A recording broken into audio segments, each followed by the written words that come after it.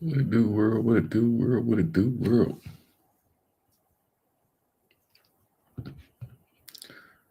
Oh, shalom, beloveds. What's going on, family? Hope everybody out there is doing the good. Probably gonna need my glasses for this today. So, not in a good way, though. It's always a good break on my screen a little bit. But hope everybody out there doing good right now. So we are literally live on everything. We're on TikTok, we're on Facebook, X, uh, Twitch, Kick. We're on YouTube Live. So shalom, everybody out there. I hope everybody doing good. It's the 27th. It's been ticking. It's been ticking, y'all. You know what?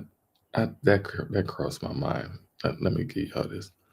So many of y'all might not be knowing that had this 2024 like list of agendas that we wanted to go through, and so some I kept the covenant, some I did, and I know that I plan on whooping my ass about that. So it's time to get that together. But hey Siri, how many steps have I taken so far this year?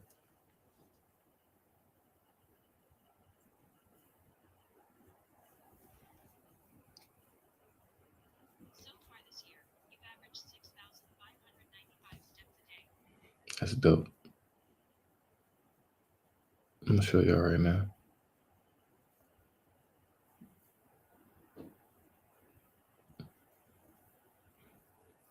I don't know where it went, but shalom everybody out there popping up. Got a nice treat for y'all today. I live in Harrisburg, Pennsylvania, and the Gentiles are losing their damn minds. Yes, I know they are. I worked in Harrisburg. It's a pretty interesting city, beautiful.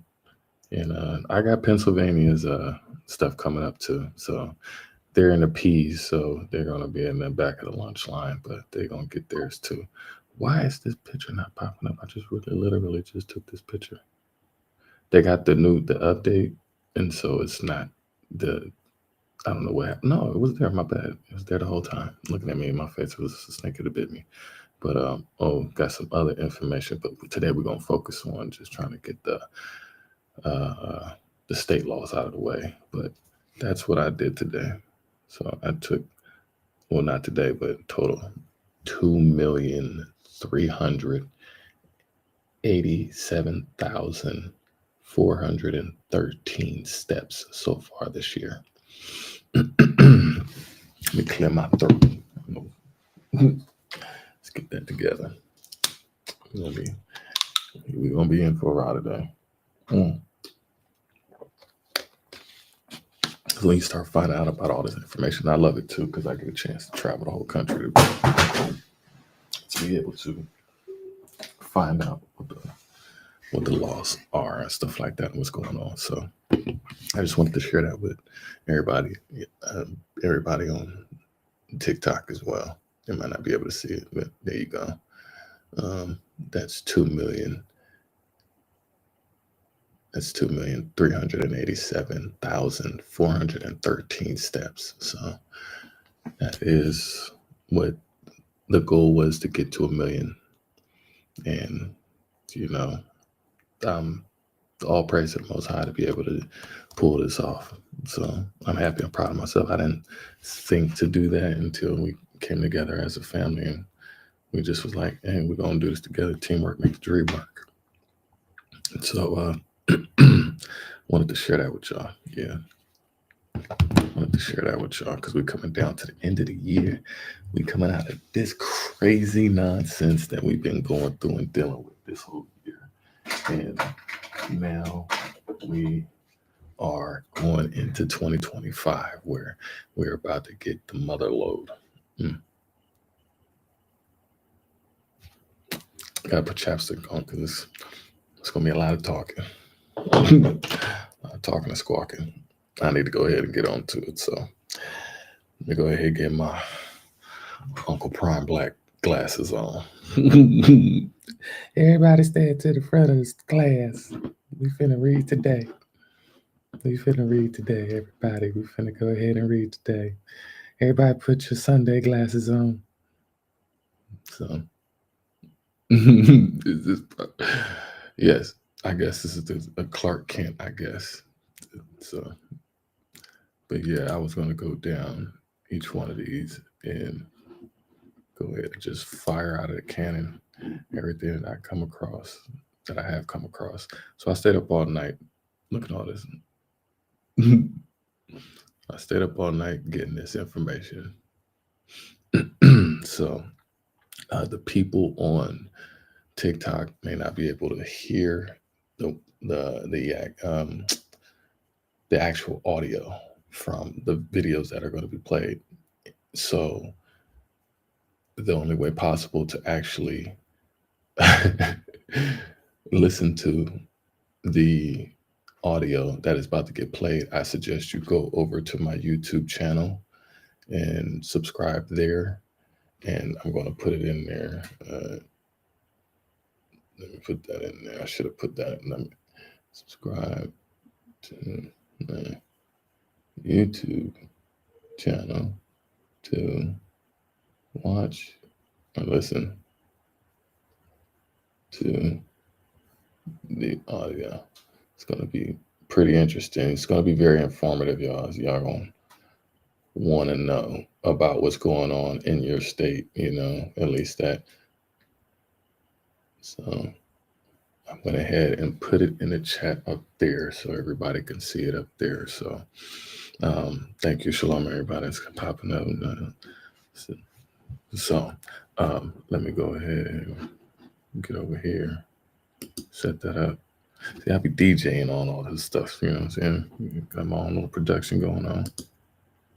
Own little production.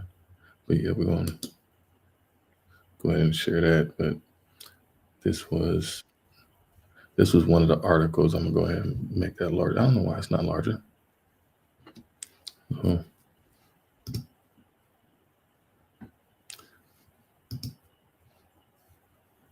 There we go. So I guess that's the best it's going to do. We're going to work it out.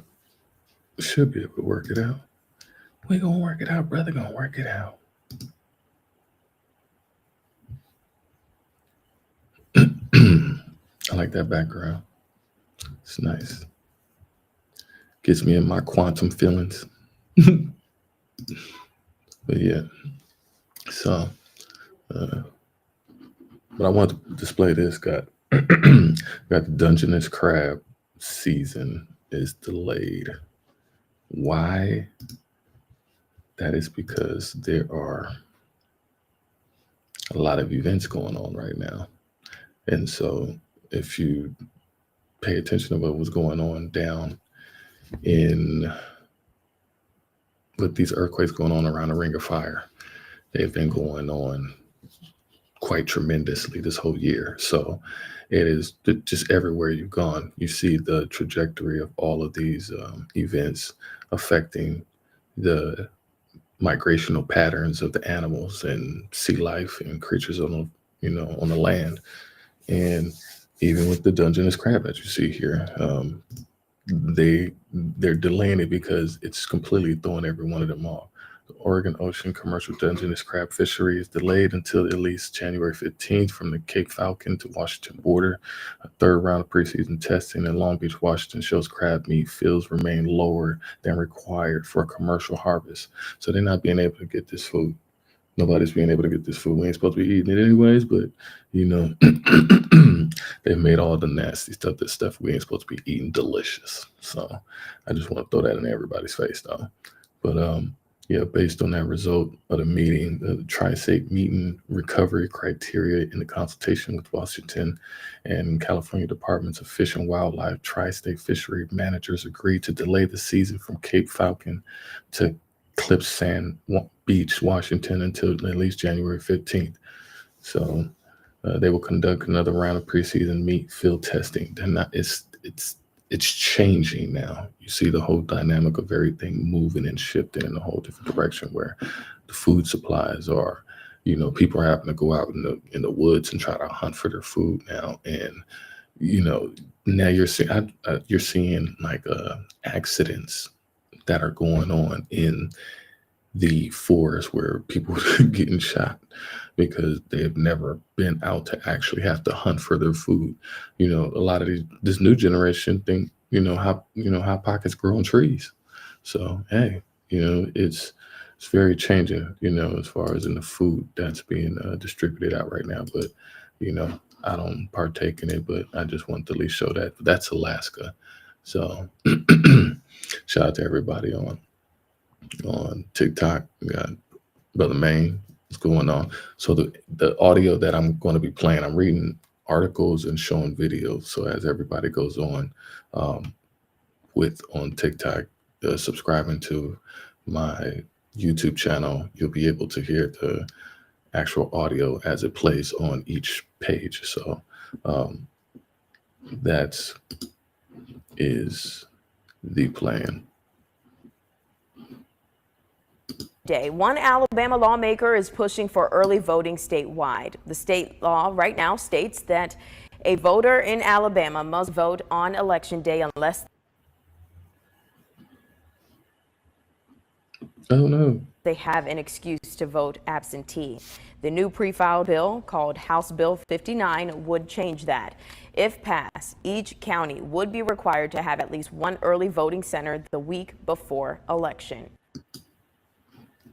So they on some other stuff. But what's interesting about that is that you're seeing the full blown as far as in us getting back involved in all this stuff. It's like, no, we leaving all this stuff alone. They're trying to get back into changing. It's the shuffle again. We got to pay attention to that. There's so many people getting caught up in the conversations with this. It's like, no, we're not involved in any of these conversations. So just need to be mindful that this Alaska abortion and zoning, short summaries of every bill in the 33rd Alaska legislature. Alaska Beacon is maintaining an updated list of what legislators and government might propose. So keep it short and sweet and run through all of this stuff. So early members of Alaska introduced hundreds of bills, but which one's really getting passed? So the big job right now is that they got 686 bills going to introduce to the 32nd legislature. So the House bills, you got so many of these people that we know who have been trying to come into the community and talk to us, and this is not paid off. And even then, Alaska looks at it's like the lower 48. So the state will not have contractors use who refuse to do business with Israel. See, I'm showing this because it's like what a tangled web that is weaved. It's like the more and more of things that are not having to deal with the actual practicality of the sustainability of livelihood and the betterment of the people in all general. So I had come across these things, it's like, okay, why? You're trying to protect everything that it's falling apart. So create another layer of pillows or netting to try to buffer that. That is falling right through it, and now all of the things that they champion pushing as far as climate change or whatever like that, and electric vehicles and electric bikes and stuff like that. You have so many things that's getting regulated with that. Like you guys are regulated from the beginning. When you come to talk about your lithium and everything like that, you guys set your guys' self up to where now a lot of these companies are just, I ain't even got to that part, y'all, about the companies. That's a whole nother video we're going to do. This one is just comprehensively, I just wanted to go down the list of a lot of the different legislation that's going to be getting passed during the soon as January 1st. January 1st. So we'll go ahead and set up the next one.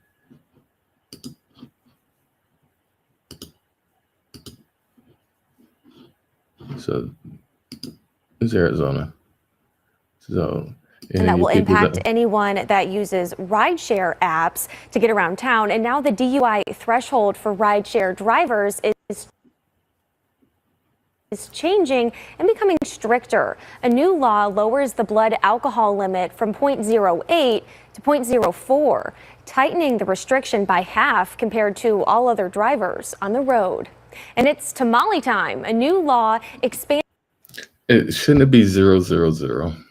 Am I bugging? Am I bugging when I say that?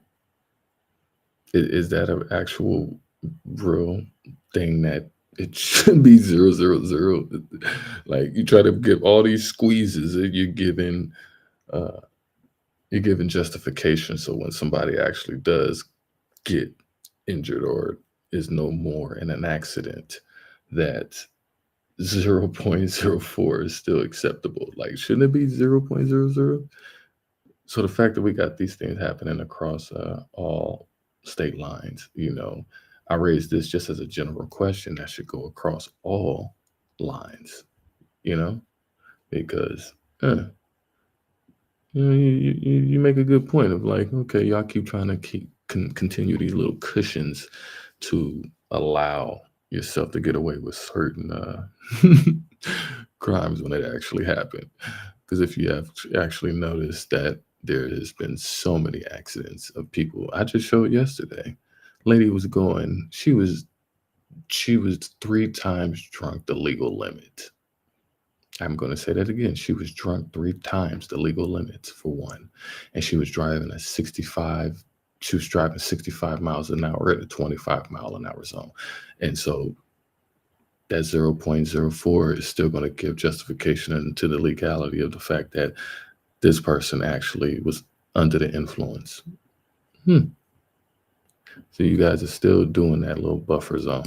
And what food can be legally sold after being made at home beyond things like baked goods and treats? Cooks that register with the state health department and pass a food preparation course can now sell products with meat that they make in their personal kitchen, but it must be packaged with a label and a disclaimer. Governor Katie Hobbs signed off on the. So they're saying in Arizona that people that make their food at home, like the food you bring to church or anything like that. Well, the lady's talking about tamales in Arizona, but she happened to be making food at home. You got to have it packaged now. I mean, if you're going to have your own business running out of home, like, man, I understand that. I appreciate the humble push, of making you step your game up. So on that aspect, The change this year after she vetoed something similar last year. And there's no foul play for Arizona homeowners looking to raise chickens. Now you can have up to 6 chickens in your backyard without fear the local government will get involved. But no roosters are allowed. And there are some. Okay, so in Arizona, you can have 6 chickens of your own without getting messed with by the government. But you can't have no roosters. That's what they're saying. So you got. I'm sorry, people. I'll be laughing at this. I'm laughing at this. Yeah, congressman killed a brother drinking and driving years ago here and never served a day in jail. He got so-called house arrest. The fact that this person, you get a chance to get away in some capacity. That's why it's like there's no moral code. There's no moral compass within the legislative body anyways, with the people that are the moving parts within that, where you got the attorneys are the part of that part. So a big responsibility on that, but people have been flag shippers for the labor of the law, the letter of the law. So it is what it is. I mean, that's why we have the country that we have now, so everybody to an extent is trying to follow the law and law and order. But here you got where, say, a couple of brothers and sisters in Arizona that want to grow their own chickens or have their own chickens. You can only have 6 without the government looking at it like, hey, what are you doing? You trying to study your neighbor? It's like how many eggs does a chicken hatch within a whole year? It's another high question of mine. I know I have a lot of them, but you can't have no roosters. So how you gonna have more chickens? You've got, I don't know. See, Rules and regulations, like how close the coop can be to homes, and neighbor buy-in is needed depending on where you live. I spoke with one former chicken owner in Scottsdale who's happy more neighborhoods will be able to experience the farm animals. I think it's such a great thing. Like, we hatched our chickens from eggs. They became part of our family. They were just so nice, and we enjoyed having the fresh eggs, and we shared it with our neighbors, and we kept them kind of quiet and clean, and so it was a nice experience. I think it's a good thing that more people have the option to have this. And coming up. I agree. Yeah, but y'all made it so freaking difficult for us to have it. Do you not understand that, folks? Y'all made it really freaking difficult for us to even. We would have enjoyed that. I had no problem. I would have loved chasing chickens around and getting my little exercise in. Would you not? I would. Who you telling? But that's what they're saying. Like, how you gonna have more chickens without a rooster, though? That's what I don't get. It's always some extra on top of just let it be as it's supposed to be, without the extras. And so you guys keep tangling yourselves up in these webs y'all weave, man. It's just y'all not making no sense, and it's just blatantly being exposed now.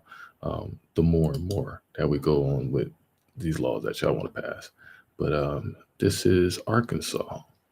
So we got Arkansas in the building. Any family members that live in Arkansas? So I guess these are some of the laws that I was reading it. So what new laws in January take effect in January 2025. So here are the new laws. So we got the AKA LEARNS Act, which was signed into law 2023.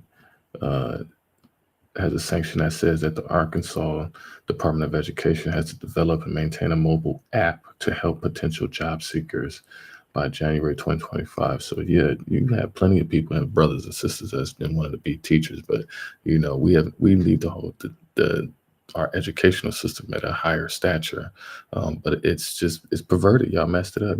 Y'all did this. Y'all created this, and now it's just expensive for no reason with the most horrible curriculum that you can have out there. I've never ran into so many students that wanted to get a PhD in grasshopper reproduction.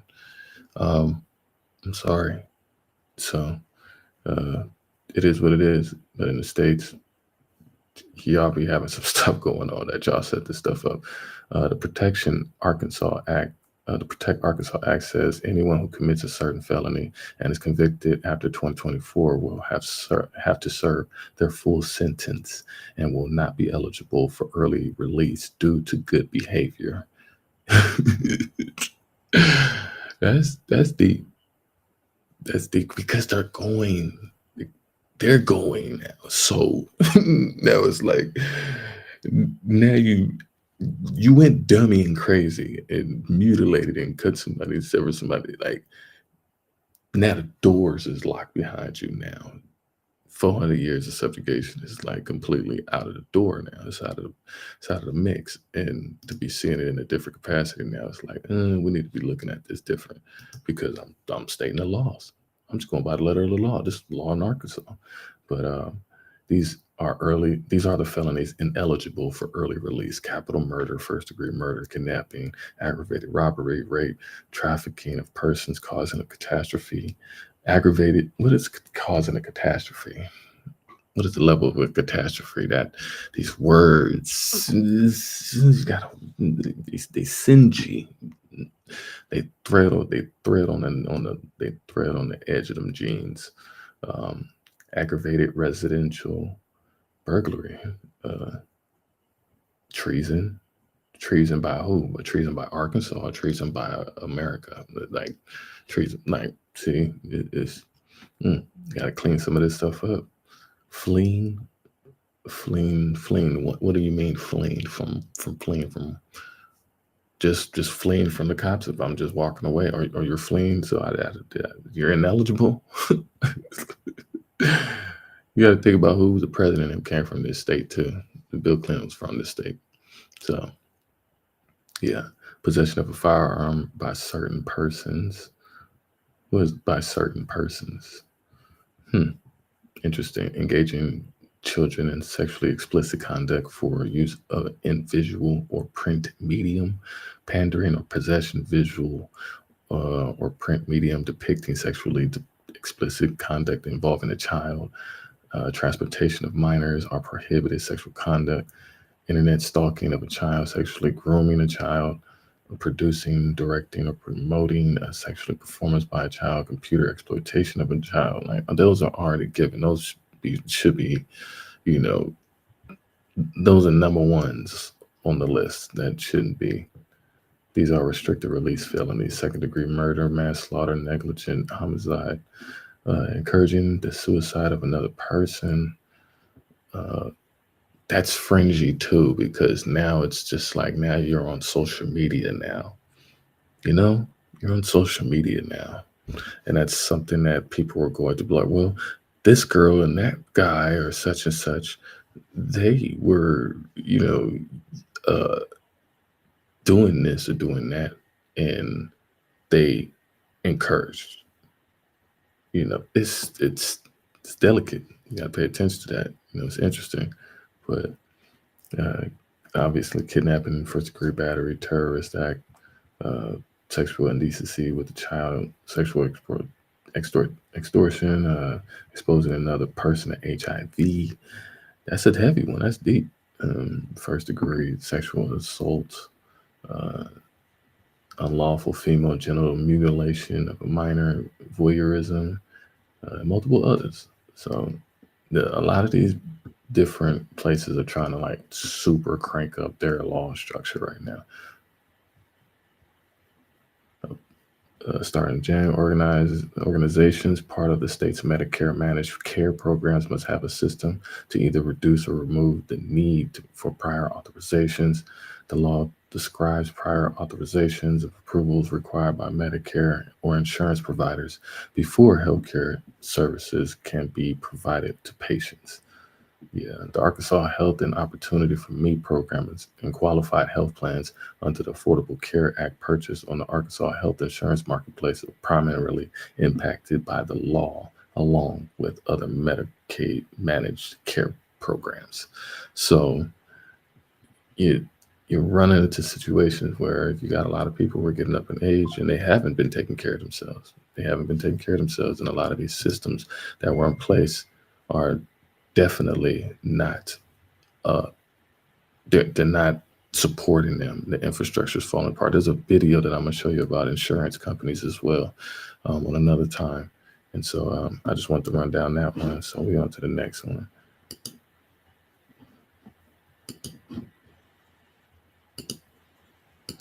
I'm going to run through these a lot faster. We got 50 states. 50. So new laws in California, these new California laws. So shout out to everybody that's in California. This will be pretty interesting for everybody to get down with. So let me go ahead and post that up on there. Lighting. With a new year, January 1st, many new laws will go into effect in California, impacting everything from your bank account to housing and much more. Let's start with a law that's already been in place for more than a year, but come January, you'll be fined for violating it. ABC 10's Devin Truby explains daylighting. With a new year brings new laws to follow. It feels like that pedestrian came out of nowhere. We've all said it, and this law, commonly referred to as daylighting or crosswalk parking restrictions, is designed to keep pedestrians safe. It took effect in January 2024, but only warnings were given. In January 2025, you can now be fined for parking in prohibited areas. Here are the rules of daylighting. You can no longer park within 20 feet of a crosswalk. or 15 feet of a crosswalk with a curb. An important note, this applies to the area leading up to the crosswalk. Once you drive through it, you can park along the street next to it. This new law starting in January 1st, people who park within that 20 feet can be ticketed, even if the curb isn't red and there's no signage. If you want to see an example of changes made for the new law, look no further than the Broadway corridor, 20 feet of red painted curb before you get to this crosswalk. The city of Sacramento says this is just one of the areas in the region that's already received the new treatment in order to increase safety for pedestrian and cyclists. More room for pedestrians to come out and see cars coming, and more room for drivers to see the pedestrians. Jennifer Rubin is with Safe Kids Sacramento and believes this law will help keep pedestrians safe. Kids are just shorter and smaller and harder to see, and also less predictable, right? They're more likely to run out or not be paying as close attention. And so as much as we can do to teach kids to look both ways and pause for traffic, it's also good to give drivers a head start to see them. The move to start fining violators also comes at a time when Sacramento City Council declared a state of emergency regarding pedestrian safety after a report revealed in the last decade there have been over 5,000 collisions involving people and at least 264 preventable fatalities. Is a traffic violence epidemic. Kendra Ramsey with the California Bicyclist Coalition says she met with the city of Sacramento and was told their public works department was working to make the necessary changes. This is one of those systemic measures that is applied throughout the entire roadway system. No one wants to see a traffic collision. Reporting, Devin Truby, ABC 10.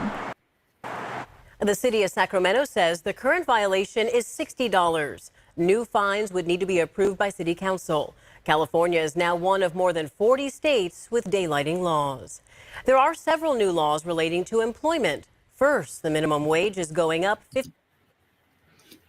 So everybody on TikTok, they was just stating about the, parking and stuff like that. They're trying to work on that. But, you're dealing with Uber drivers, people that are door dashing and all type of stuff. So they're going to be hiring people to be trying to ticket these people. They definitely have people out here who have wanted to, get jobs, like scoping and watching people like with intention to try to get them, with the most minute of things. So, you deal with a lot of traffic stuff out here in California where, you just try to, you just can't do that no more. Anywhere you park out here, they are watching like a hawk. 50 cents to $16.50 an hour. Also, employers can no longer require you to use up to 2 weeks of vacation before you can start to use paid family leave benefits. And paid sick leave is expanding. People can use their sick time for time off if they or a family member are the victims of a violent crime. When it comes to housing and homelessness, Governor Gavin Newsom signed several new laws requiring cities and counties to better plan for housing for very low-income people. And as ABC 10's Jeannie Wynn reports, expanded some renters' protections. 32 bills will be pressed all across the spectrum around streamlining, transparency, accountability, renter protections. Of the dozens of bills signed by Governor Gavin Newsom, a portion of them addressed housing protections for people living in rentals. We believe that they did provide a balance and in some cases are positive, certainly for both landlords and tenants. The California Apartment Association provides education and legislative affairs for rental property owners and tenants. Some of the bills impacting the CAA, Assembly Bill 2801 regarding security deposits. While the CAA says it's already existing in the law, this bill allows for more clarifications. What it will require rental property owners to do is do some proof. So when the tenant moves in, they're going to take pictures of the unit to show the condition that existed. Assembly Bill 2747 will allow tenants with good rental history to be reflected in their credit scores. Down the line, the next landlord will know that this tenant was a good tenant when it came to paying rent on time. So it's positive for both landlords and tenants. Senate Bill. Do you know how much that would have changed so many? But so on TikTok. So the renters' rights, they're trying to do something like your living history. instead of your credit score. If you were a good tenant, then you'll be able to pretty much get into a place in comparison to like if you had horrible credit or your credit went bad, like a lot of them have right now. So they're pleading like, oh my goodness, I had great credit for such a long time, but now it freaking sucks. But now I need you to just look out for me because I really was a good tenant. But they can get all type of hustled up referrals. One of their homegirls or something like that could have been working at an office previously like that and been like, hey, can you get on the phone or horn and you need to get in here or something like that. So a lot of this little wiggling and weaving that they're trying to do right now, and they're trying to make it lawless. That's the crazy part about it is that, I couldn't imagine how much that would have been the case for even like my mom. She would have been able to have that type of luxury. We didn't have these luxuries. So even then, you're still trying to even create these luxuries. But anyways. 611 prevents landlords from charging renters a fee if rent is paid by check. That, quite frankly, is something that we agreed with, and that's not necessarily a negative thing for rental property owners. We already have the right to charge a fee if the check bounces. Lastly, Senator Tom Umberg's Senate Bill 900 addresses people living within a homeowners association, providing them protections regarding issues with utilities like gas and electricity. What SB 900 says is if the homeowners association board doesn't act, then the management company can start to act so that people aren't left in limbo. Lawmakers and the governor say the point of these bills is to provide affordable housing options for Californians. The housing crisis continues to be a top priority for the California legislature. Governor Newsom signed dozens of bills set to take effect in the new year. ABC 10's Devin Truby looks at two of them that'll make an impact locally. Building anything in California is difficult. The housing crisis continues to be an issue across the state. One solution is accessible dwelling units or ADUs, but building them is no small task, according to local contractors. Building a single ADU is also, California's done better with making it more streamlined, but it's still very difficult. SB 1211 was signed into law and takes effect in January to streamline the process. Currently, you can have no more than 2 ADUs on a property. The new law increased the limit to 8. It's up to legislators to balance how that's all going to work with the communities. But for us in construction, obviously, we want to build. That's what we do for a living. So anything that helps us build is going to be good for our industry. It also streamlines the process by having less restrictions from local agencies on things like design. More homes at a more affordable rate. Family members can afford to move closer to home, and it's more work for contractors. These new laws meant to help the housing market and the economy. We have a massive housing shortage in California. It's why Democrat Senator Scott Wiener is one of many legislators to author housing bills like penalties for cities not complying with housing laws. Some cities, not most cities, but some cities have refused to follow state housing laws. And the existing law really doesn't hold them accountable because they can force a lawsuit from the state, and if they lose, there are no consequences to losing other than having to follow the law. The senator says sadly there needs to be consequences. SB 1037 adds enforcement actions. If the attorney general has to sue a city for not complying with housing laws and the city loses come 2025, the city can be fined. Fines range from $10,000 to $50,000 a month plus court costs. That money then gets allocated for affordable housing in that area. Attorney General Rob Bonta released a statement back in September thanking the governor and the senator for the new law. With SB 1037 violating our state housing laws and delaying or denying the homes that Californians desperately need can lead to more serious consequences than ever before. And let me be clear, my office will not hesitate to pursue those consequences when appropriate. Reporting, Devin Truby, ABC 10.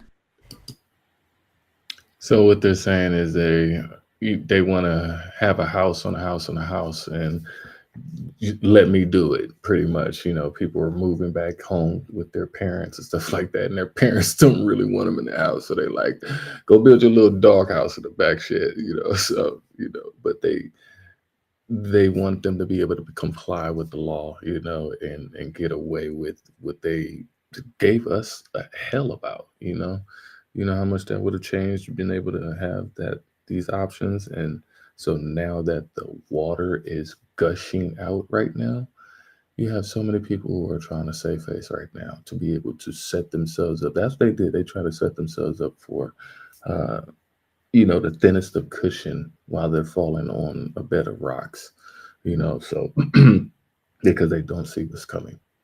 They're still oblivious. It doesn't matter. It doesn't matter. All praise to the Most High. Both of these laws go into effect January 1st. Combating retail theft has been a top goal for lawmakers this year. Now they hope 10 new laws will do just that. The laws give law enforcement more tools to push back against organized retail crime. We see it across the state. Retail theft hitting stores large and small. But on January 1st, 10 new laws will take effect aimed at cracking down on smash and grabs and closing loopholes. And they will address the challenges that are well outside the purview of previous initiatives and laws like Prop 47. Among the new legislation, a major crackdown on theft rings, allowing district attorneys to add up the value of thefts from different stores in different counties to reach the $950 threshold for grand theft, which McGeorge School of Law adjunct professor Chris McKaylee says will bring a stiffer penalty. They're also trying to basically aggregate where somebody has engaged in retail theft in multiple jurisdictions, that they can aggregate those offenses and prosecute them in one county. Other laws create sentencing enhancement for selling stolen property valued at $50,000 or more and allows law enforcement to arrest a retail theft suspect without actually witnessing the crime. Perpetrators who are looking to skirt our laws and exploit potential loopholes, those days are over. Those loopholes are closed. Another law increases penalties for car break-ins and auto theft and creates a new crime for possessing stolen property taken during a vehicle theft or unlawful entry of a car. These 10 laws address gaps that made it more difficult for law enforcement and prosecutors to bring perpetrators to justice. In November, voters approved Prop 36, which is also aimed at tackling retail theft. ABC 10's Roxana Elias tells us why Sacramento County leaders believe this will actually make a difference. Proposition 36 goes into effect on December 18, 2024. We will be measured and fair, but make no mistake about it, we will hold people accountable. Proposition 36, in effect Wednesday, allows for felony charges and increases sentences for certain drug and theft crimes. Sacramento County District Attorney Tin Ho says it will mark a new era for law enforcement dealing with retail theft, drug addiction, and homelessness in the county. About a month ago, California voters approved Proposition 36 by nearly 70%.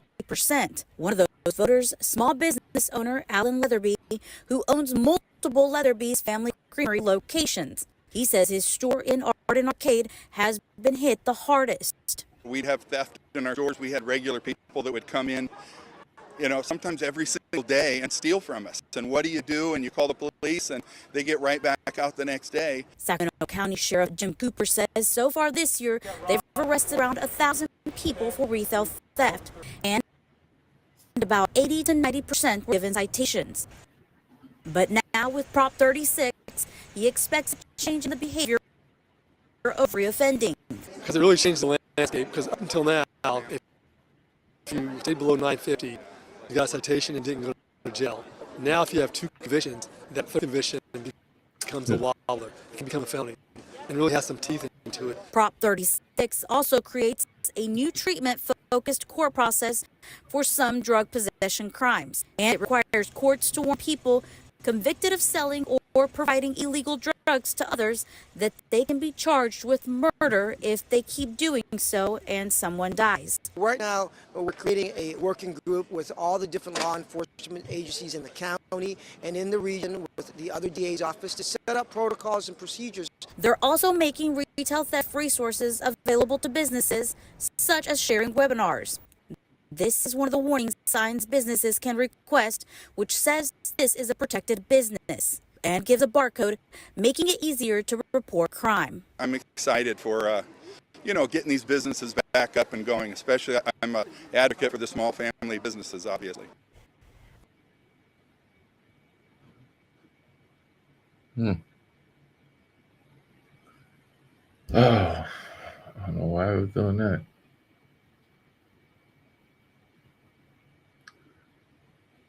My bad, y'all. It's over here talking about the smash and grabs.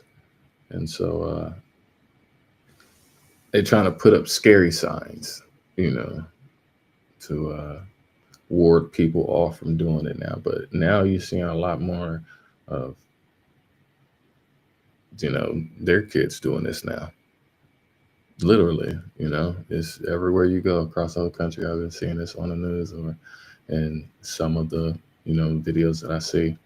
It's people that don't look like us that much. It used to be, people got tired and they was just doing whatever they was doing, just rebelling. But, you got to a point now to where people are trying to protect whatever investments that they have, but you just, you brood your own monsters and you brood your own demise with a lot of these things that are going on right now. So it's unfortunate that these are happening right now. So I don't know what just happened right now, but we're just gonna freaking do this. Yeah, I was tripping for a good little minute real quick, y'all. So give me a second. There's so much going on in California, so it has to roll out so much information. So, but as I'm doing this, I'm going through many different videos. So I'm trying to just get it all together on there. Shalom, beloved, shalom. Appreciate everybody tapping in from all over the world. But man, I'm gonna go back to where it was at. Hopefully it goes back to where it was at. So it's kind of a long video. I didn't realize that.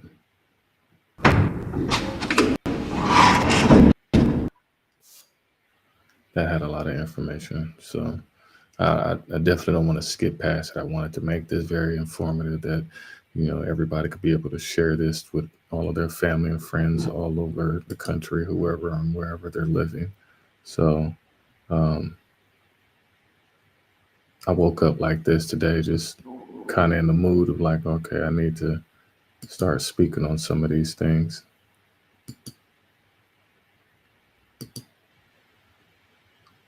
So yeah, we're getting past that part.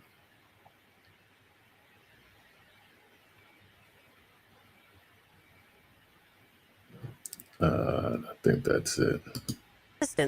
We have a link on our website, abc10.com. There are several new laws that'll affect your bottom line, from overdraft fees to subscriptions, even medical debt. Here are more laws to look out for in 2025. The Consumer Financial Protection Bureau estimates 23 million households pay overdraft fees each year. If I overdraw by 25, I don't just have to get the 25 back to even. I have to pay 25 to get it to even and then an extra 35. As you can see, that can really put somebody even further in the hole than they already are.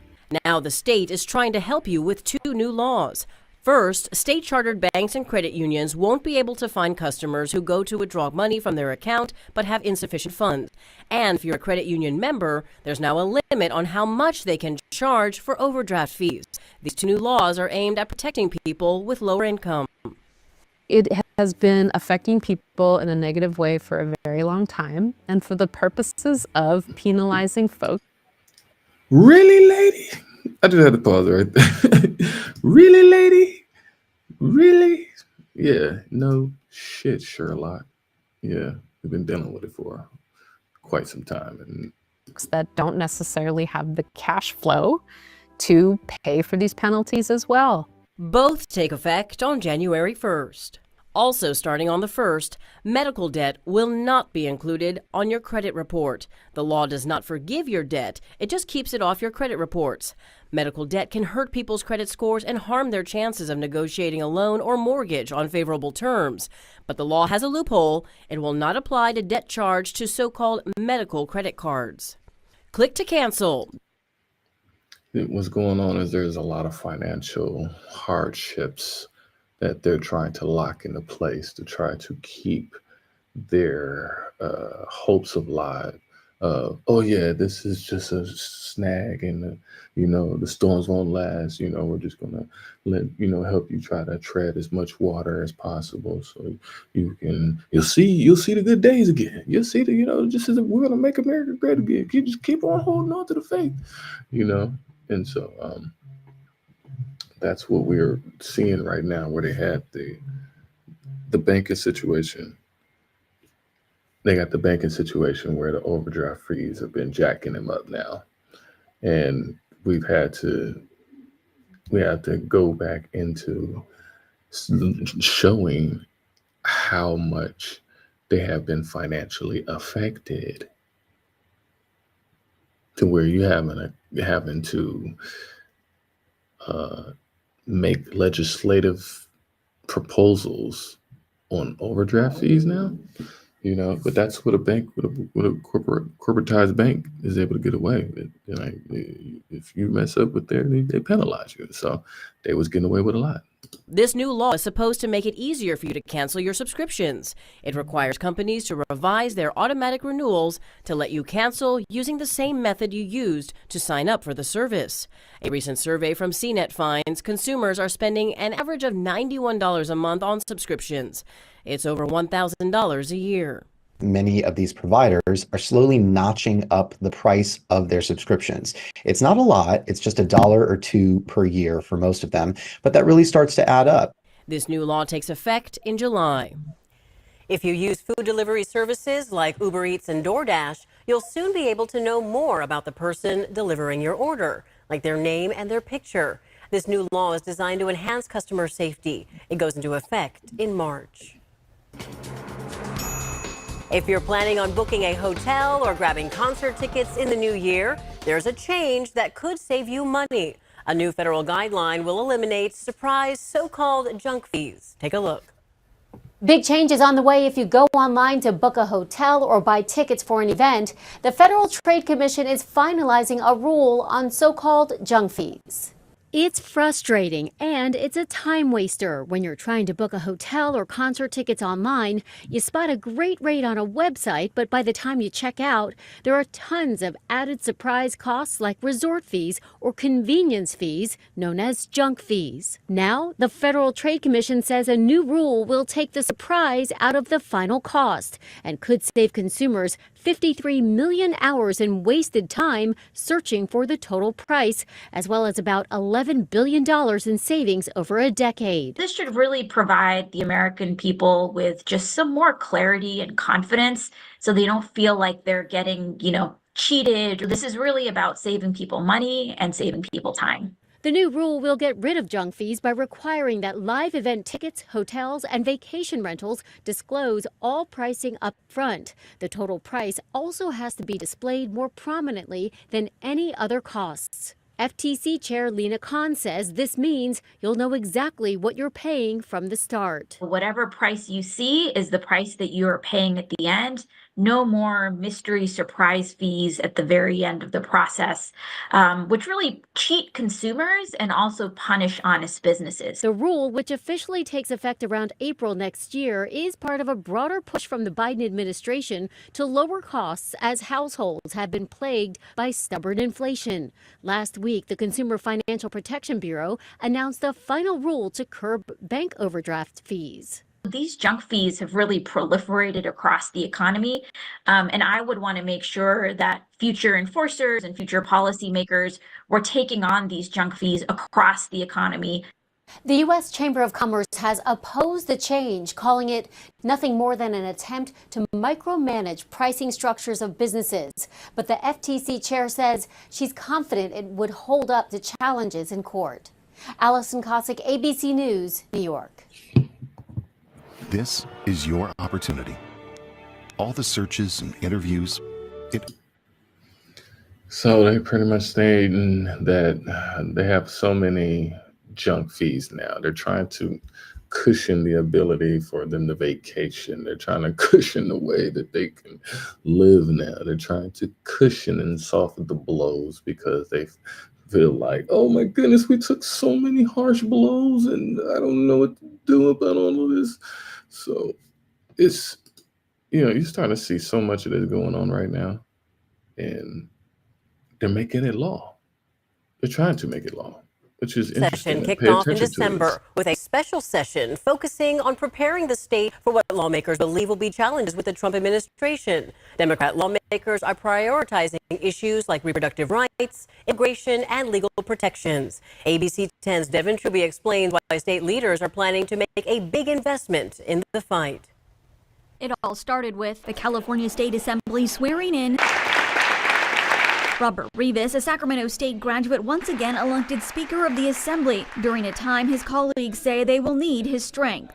Especially with changes in Washington that will put to test our shared California values. New rules adopted at the start of the session limits the number of bills Assembly members can introduce from 50 down to 35. Rivas promising the session will focus on the cost of living and audit of every department that has anything to do with housing. This is also the start of a special session called by Governor Gavin Newsom, who says it's to protect Californians from potential federal overreach ahead of the Trump administration.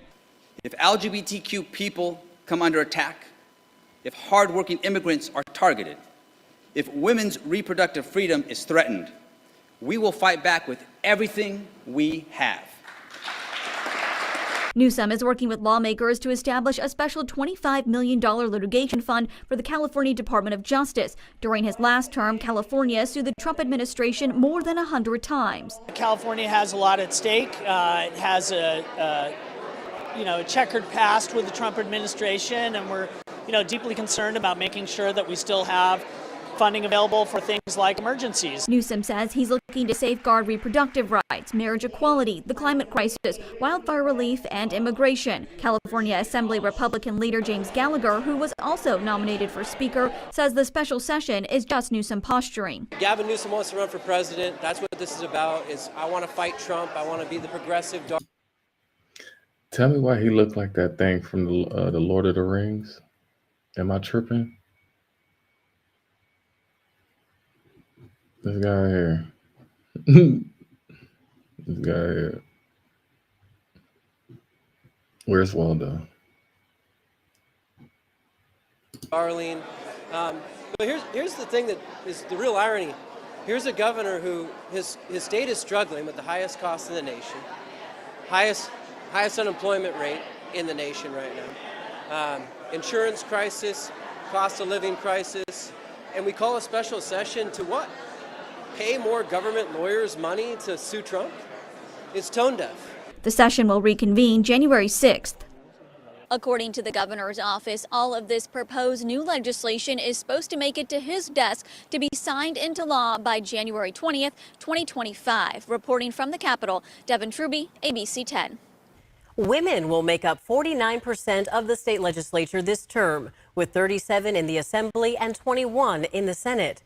Also making history, California State Senate Republicans will be majority women this year. Thanks so much for joining us. Remember, you can watch us anytime, any day on your schedule, free on the ABC 10 Plus streaming app, wherever you stream. I'm Laura Painter. See you next time. This winter, let's hit the... That was a lot. That was a lot to unpack. California got a lot going on. They're trying to cater to so many different people and doing all this, and at the same time, they just don't get much done. It's still on the aesthetics, it's still on the surface, it's still not legitimately taking care of things. Like, I'm going down each one of these, and they're perceiving it as it's taking care of the issues, but it's actually going to make the problems even worse. I'm just telling you right now. That's why I'm just trying to even bring this to attention right now, because it is definitely not going to make this better. It's definitely not going to make this better. So we're moving on to the next. I know there was a lot in California there. There's probably a little bit more, but we're going to move on to Colorado. So anybody, the families that live in Colorado, share this with anybody that need to hear it out. But it's New Year, New You. Okay. So they got a new hands-free driving law Out of all the laws on this list, the hands-free driving law has probably received the most media coverage thanks to the Colorado Department of Transportation's awareness campaign on distracted driving crashes. All drivers must refrain from holding or touching their cell phones until parked. Violating the law results in a $75 fine and 2 license suspension points for a first offense. A hands-free accessory for your car is a must, especially if you depend on Google Maps for your life. Yeah, I mean, that should be something. Oh, that didn't work. Hold on one second. Shout out to everybody on TikTok. They be trying to mess with me on TikTok, y'all. They be trying to mess with me. Anyways, but on the reading, so it should be hands-free anyways. And you shouldn't be driving with your phone in your hand anyways while it's freaking snowing out there. Like, that snow ain't nothing to play with to be holding no phone. I've never held my phone while I've driven in any of these places where the conditions were not as friendly. Cage-free eggs. Then we're running into these eggs things again. I just saw another video where they were talking about bird flu and all that stuff, talking about it killed like 10 cats up in Washington, Oregon. I think it was Oregon. I believe it was Oregon. But this bird flu is they trying to bring that out, but with these eggs, they're trying to regulate because they can see the trajectory of people actually trying to go into their own farming aspects. No matter how big or small their living conditions are, they may allow people to have chickens inside of their apartments. You see what I'm saying? So cage-free egg law, the government is cracking down on habitat standards for hens. Commercial farms with over 3,000 egg-laying hens must have 1 square foot of usable floor space per hen. As with any law, there are exceptions. The new regulations won't apply to hens that are to be slaughtered or being used for medical research purposes. So, yeah, you run a thin line between a lot of these different things. Child seatbelt laws. Strap in because this is one gets a bit technical. Children must use car seats up until the age 9. We know what number that is. We know what number that is, right? Thank you for the follows. Appreciate it. Thank you. Share this with the family out there so everybody can see it. Up until 9, an increase from age 8. Is that a child? Are they, when they're 9 years old, are they a child? What kind of child level are they? Are they a child to be in the car seats? But yeah, seatbelts.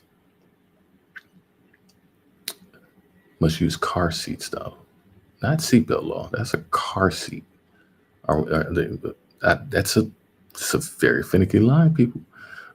Babies must stay in a rear-facing car seat that is secured in the back seat of a vehicle until the age of 2, and increase from the current age of 1 or older if they are under 40 pounds. It's a big baby. It's a big baby. The law also says everyone in a vehicle has to wear a seatbelt until the age of 18 and increase from the age of 16. In other words, I don't care what age I'm at, I'm going to wear my seatbelt regardless. I'm not going to get in no vehicle. I don't care where I'm going. I don't care if I'm just pulling out of park. You do not put that vehicle in drive without putting your seatbelt on, people. To all my young brothers and sisters out there that are trying to be all GTA 999 out there, no. Be safe, not stupid. Pass it on. Anyways, in other words, everyone under 18 must wear a seatbelt in the vehicle regardless of where in the vehicle they are sitting. Past the age of 18, you legally only must wear a seatbelt if sitting in the driver's seat or the passenger seat. But please wear one in the back seat too, because no one wants to see you get hurt, obviously. So a lot of these states are going to be going up on their minimum wage. So The state minimum wage is increasing from $14.42 an hour to $14.81 an hour. The tip wage is rising from $11.40 to $11.79 per hour. In Colorado, the minimum wage can vary and change on its own timeline depending on the city or county. Denver's minimum wage, for example, is increasing to $18.81 per hour beginning on January 1st. Minimum wage increases are due to inflation. So, yeah, passes on to your peoples. Gun storage. For gun owners, if you carry a handgun in your vehicle beginning on January 1st, when leaving your vehicle unattended, you must keep it in a locked, hard-sided container, kept out of view, under the seat, hidden under a blanket, in the trunk, according to the bill. The vehicle must be locked. You do not have to have a concealed carry permit to conceal your handgun in the vehicle. This type of lockbox can be purchased on Amazon or found at most hardware stores like Lowe's or Home Depot.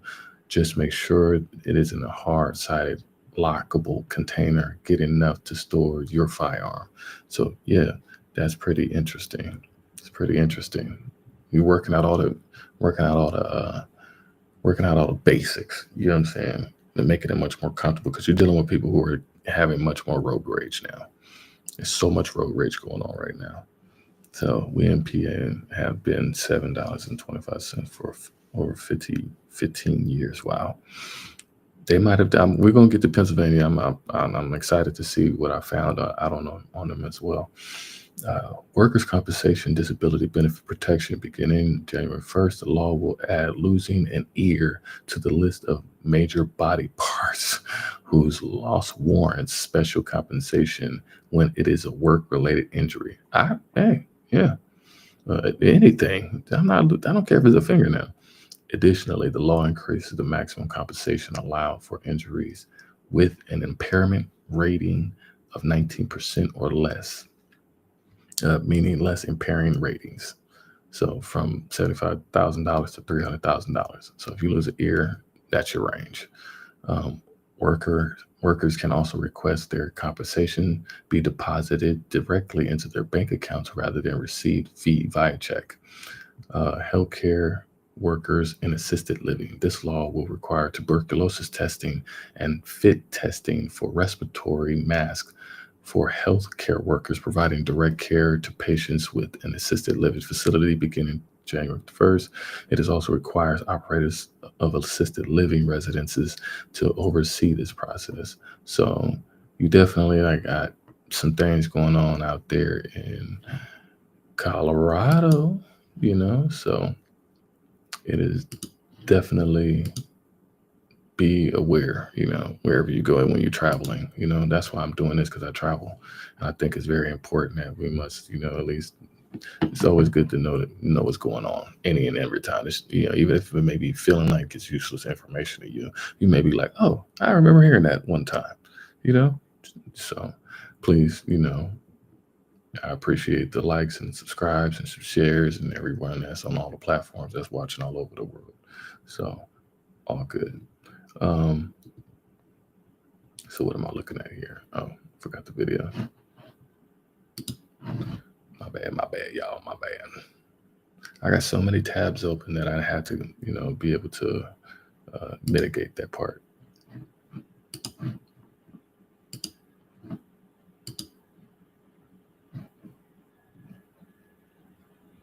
Yeah, when you're doing 50 states, that's, 50 plus tabs, obviously.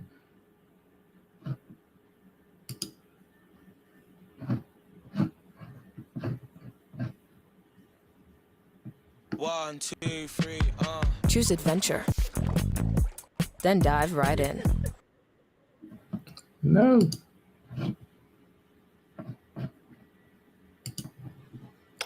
Gotta watch out for the ads. The ads will get you,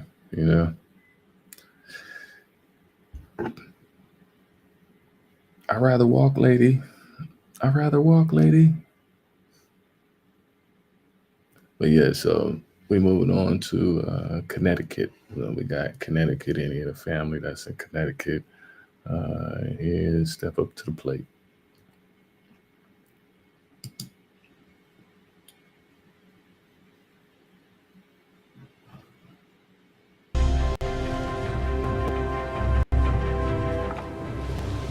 Several new laws are set to take effect after the holidays in the new year. Yeah, some of the big ones deal with Connecticut's paid sick leave law and Did he have just such a twinkle in his star? election security. Fox 61's Angelo Bavaro is in the studio with the details. More than a dozen new laws are set to take effect. One of those is an expansion of Connecticut's paid sick leave law, which will happen in phases. So starting in January, nearly all private sector employers with at least 25 employees must give workers at least 40 hours of paid sick time each year. That bill does exempt seasonal employees and certain union construction workers. Connecticut's minimum wage, that is also going up again. I had to pop up on that real quick. So the paid sick leave thing, they're expanding it because a lot of people got sick. We read the leaves. A lot of people got sick and they couldn't be compensated. So they complained about it. They couldn't get compensated for all them times they got sick. All the Jabberwockies that popped up, all the extra symptoms. Like the curses are upon all of these people and they paying attention to it. Like everybody's in judgment. We all in this cafeteria line getting these cold potatoes. We went through it for 400 years. So now you're getting all these people screaming and rambling and running around asking for all of these extra cushion pillows, these pillow cushions. They extended it when it was never extended for such a long time. So you're raising everything because people actually got to get back out here and work. A lot of people lost their investments, y'all. A lot of people lost a lot of money. The money is really speaking right now through all of this right now. It's very, very clear and clear as day. And that should give you a lot of solace and peace and, clarity on things. Anyways, each state is going up a minimum wage. Let's go ahead. And on January 1st, from $15.69 an hour to $16.35 an hour. And this comes after a state law from 2019 requires that minimum wage to be adjusted every year based on the U.S. Department of Labor's calculation of the Employment Cost Index. There will also be changes to Connecticut's cannabis industry. Starting on January 1st, cannabis establishments or people must hold a certificate of registration from the Department of Consumer Protection to sell products with 0.5 milligram to 5 milligrams of the total THC per container. And Connecticut will also tighten security surrounding absentee ballots in the shadow of that high-profile ballot box stuffing scandal in Bridgeport. A new law requires absentee ballot applications to be designated for a specific year. The Secretary of the State is also required, rather than allowed, to search for duplicate registrations every year. And that law also limits the number of ballot applications a town clerk can give a person. The town clerk must keep a log of people who've requested those applications as well. Other new laws include more safety protections for home health care workers, relief for victims of coerced debt, and an expansion of the student loan payment tax credit for qualified employers. The Connecticut General Assembly reconvenes on January 8th. That's interesting. The last little part he just brought up right now with the safety of the healthcare workers, because you got a lot of these people were angry. This was a very angry, very emotionally driven, insecure election year. Just so many different dynamics of downfalls have happened, and so you had people who were working in a lot of these different fields who. Many people got affected by, being attacked by their patients. You got a lot of these angry people. Our people don't live out in these areas out there. I've been out there. Our people are in very, very small hot pockets. But you're running into people where they're angry. They're watching TV all day, and their safety is always at stake. I remember seeing that. Work. I worked at a convalescent hospital. I done been in senior citizens. I've been around a lot of my elders and OGs. And a lot of the treatment that they did get, definitely not up to par. I know all the ones that I treated, they had no problem with me. They passed away with a smile on their face, knowing that somebody was there and was rocking with them and I cared about them, regardless of who they were and wherever they came from. I'm a love pony. I'm a no guide. I'm a Sagittarian no guide. These are things that you must know in a family, everybody that's out there. For the most part, dang, I can't say. I'm gonna have to set up. I was funny because I was doing all of this, but I'll be able to start showcasing some of the things. Anyways, I got some stuff for y'all. Anyway, but that's Connecticut for y'all. You know, the marijuana laws. You're looking at the mafia type of thing. You're looking at the type of people that are trying to get into other industries because they're trying to get a leg up on it. They're trying to get ahead of it, and so they're trying to make it as easy as possible to be able to get other abilities to be able to capitalize right now, because whatever they were doing before, it ain't cracking off no more. You see that whole pendulum change real quick. You see that change real quick. Oh, the labor laws. Oh, the tip laws. Oh, there's another. Even with the tip laws you just saw right now, lady just stabbed a student. Shout out to New Bleed.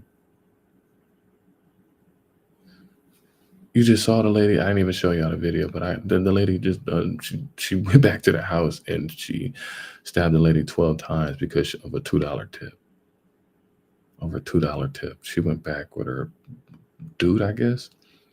I'm gonna bring that video up after, but the money aspect where people were like, I just that extra ego on top of that work. Like, I've been working for this many hours to try to pay for my nails that cost $300. Just like, you need to go to CVS and get you some clip-ons then.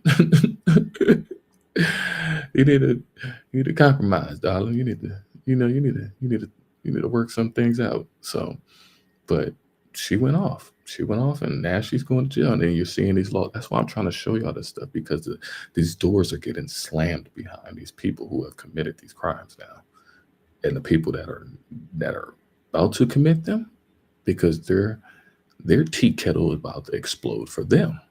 You see what I'm saying? This year is about to be a lot of tea kettles exploding. So I'm trying to showcase something where it's going to be a drastic change with people. You're going to see a lot of men get locked up. You're going to see a lot of women get locked up. It's going to be very funny. It's going to be very funny. You're going to see a lot of these things going on. Anyway, so where are we at right now? So that was, what was that? That was the old one.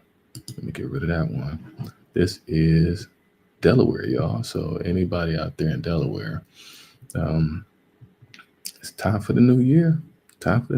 So paid leave, they got their paid leave thing going on out there. That's Joe Biden's, stomping grounds. He will make sure he look out for them and stuff like that. You already know. But because of the new law, some employees will be able to get up to 80% of their wages to cover care for a new child or family member with serious health conditions, a serious personal health condition or injury, or assisting while family members are overseas or military deployment.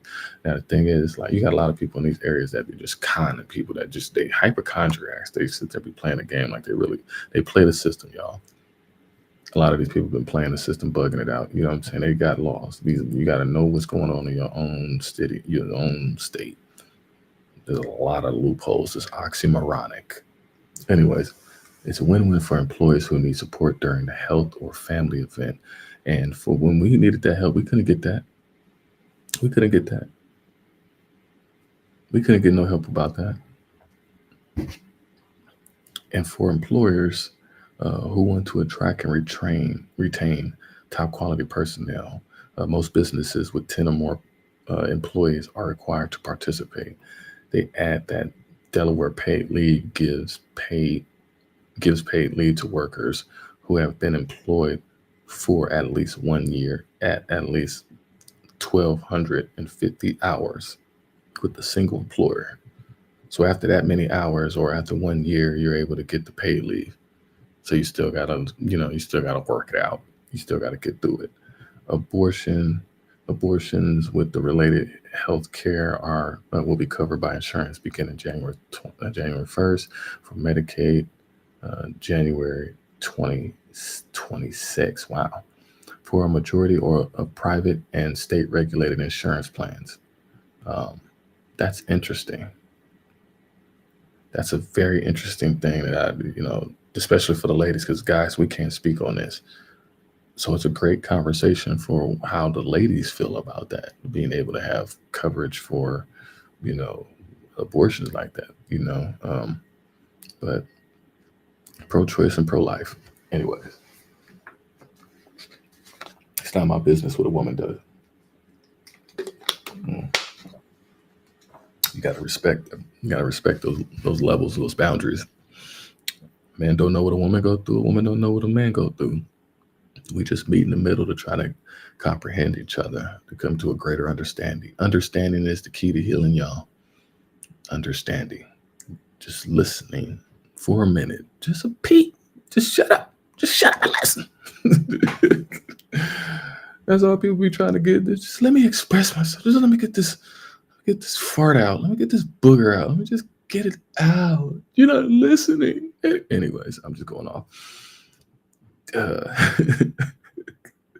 According to the bill, which is the first introduced, all health benefit plans deliver an issue of Medicaid to cover services related to the termination of pregnancy. The bill adds that coverage provides under this section is not subject to a deductible, insurance copayment, or any other cost-sharing requirement and must cover in full scope of services permissible under the law. The new law also adds a definition of religious employer, which is defined in the bill.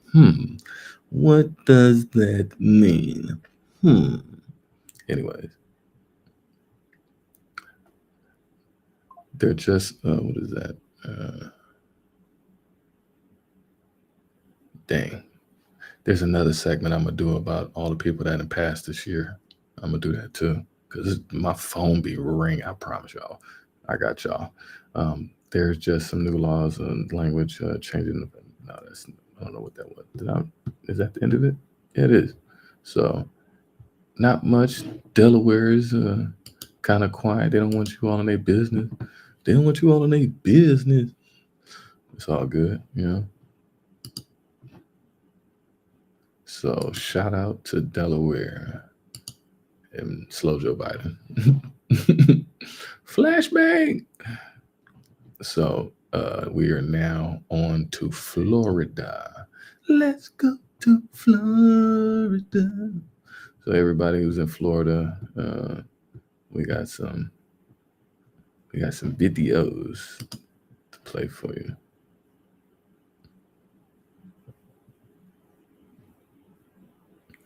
At New South, But yeah, shalom everybody that's out there, all the family out there. Thank y'all for sharing the video and liking and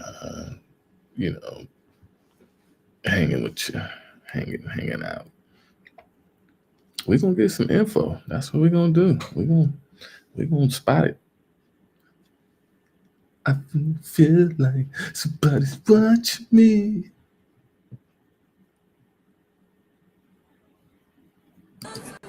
When the ball drops in NYC, new restrictions pop up for kids on many social media sites here in Florida. The new law targets platforms with, quote, addictive features like infinite scroll, data gathering algorithms, even those like buttons.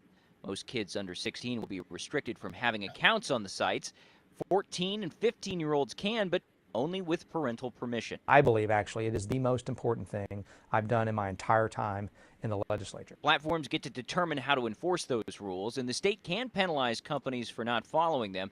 Parents can sue. The way this bill is structured is not engaging in any regulation of speech. It is basically identifying functionality, that is causing harms, the addictive features. SB 184 prevents a... I didn't. Did you understand what did he say? I didn't understand a damn word he said. He said a bunch of bubble shit. He is slick. I see why they like him. He's slick. He's slick. It's crazy because how you gonna sue Facebook or sue any of these companies? You the one who got the kid the damn phone. You the parent. Is this what these parents is built like right now? They ain't got no responsibility, no accountability for their little Chucky doll that they spit out. So ain't nobody gonna be held accountable for their little Chucky doll. I'm not getting that part. That you can sit here and sue because you didn't give them the phone. All right, let me Person just. from coming within 25 feet of a first responder after being told not to approach. Violators could face a $500 fine and up to 60 days in jail. It does seem like a lot, but when you've got a camera and you actually measure it and you can see what you do actually end up recording, it's vivid. House Rep Alex Rizzo came up with the idea as a way to protect first responders from harassment and danger, jotting his first draft on a napkin. There's a little stick figure in the middle of it with the circle around it, and it looks like a big halo. If you want to change your party affiliation in 2025 and beyond, well, you're going to need to do it in writing. This bill came up after a glitch was discovered in state software used when renewing driver's licenses. This is a bill that I found while campaigning that there was an IT glitch at DMSMV unknowingly for 7 to 8 years, which reverted people's designation to NPA if they did not punch the button for Democrat or Republican. The glitches have been fixed. Finally, SB 556 aims to reduce the financial abuse of vulnerable people. That's as stats show up to 5 million older Americans are abused every year, with losses around $36.5 billion. Wow. Specifically, Florida's new law allows financial institutions that suspect fraud to delay payments, create new training to educate staff, and give lawsuit immunity to those institutions acting in good faith. Lawsuit immunity for those institutions acting in good faith. How do you know they've been acting in good faith? How do you know? Wells Fargo, we thought they were acting in good faith back in the housing crisis in 2018. They were giving subprime mortgages for people that were working at McDonald's. They were giving $800,000 homes. So how do we know that they were acting on good faith? They were acting as a good institution. Look at Bernie Madoff. Look at ING, that later on became Voya. Come on, y'all. This you ain't fooling me. I guess I smoked too much weed back in my day. Back in old Uncle Prime's day, I didn't lit a couple forest fires. Anyways, the Florida. Are you allowing the person to sue the company because you got that phone? Kids should be outside playing, and the parents should be outside watching them. Parents can go get a breath of fresh air while them kids are running around the block, and they can be able to watch who's watching. Anyways, oh man, people. We going into Georgia now, y'all. We going into Georgia. Database is scheduled to launch December. The retirement savings lost and found database is scheduled to launch December 29th. Right now, the Department of Labor is trying to get as much information from employers and account managers as they can. Well, happening next week, new laws will start to take effect here in Georgia. One law is aimed at making the state's tax system more transparent by requiring reviews on the impact cost of tax breaks. Another law modifies how elections are handled. Instead of probate court judges, county boards will now take over some of the tasks like voting, registration, and absentee ballots. Well, another law, the Georgia Promise Scholarship Act, provides up to $6,500 for private school tuition, homeschool, or other education expenses for students at certain schools. To read more about each of these. Tell me, why does it just sound like it's just such a struggle for the government or these states to actually, these things should be mandatory. Like this should have already been signed, sealed, and delivered, already fixed, and it should be foolproof. This is the system that y'all created and designed, and y'all sitting here trying to plug up holes and put Band-Aids and bubble gum over shit. That's all y'all freaking trying to do. It shouldn't be no problem with the way that we vote. It shouldn't be no mail-in ballots. It shouldn't be no absentee ballots. You get your ass up and everybody get in line and you make your vote if that was the case. It shouldn't be no electrical. They do it over in the Middle East. You dip your finger in ink. They know you voted. But you run into containers that are filled with devices that were, not working, or they were hidden as far as and out of it. You guys set up a lot of that stuff. That day should be a national holiday.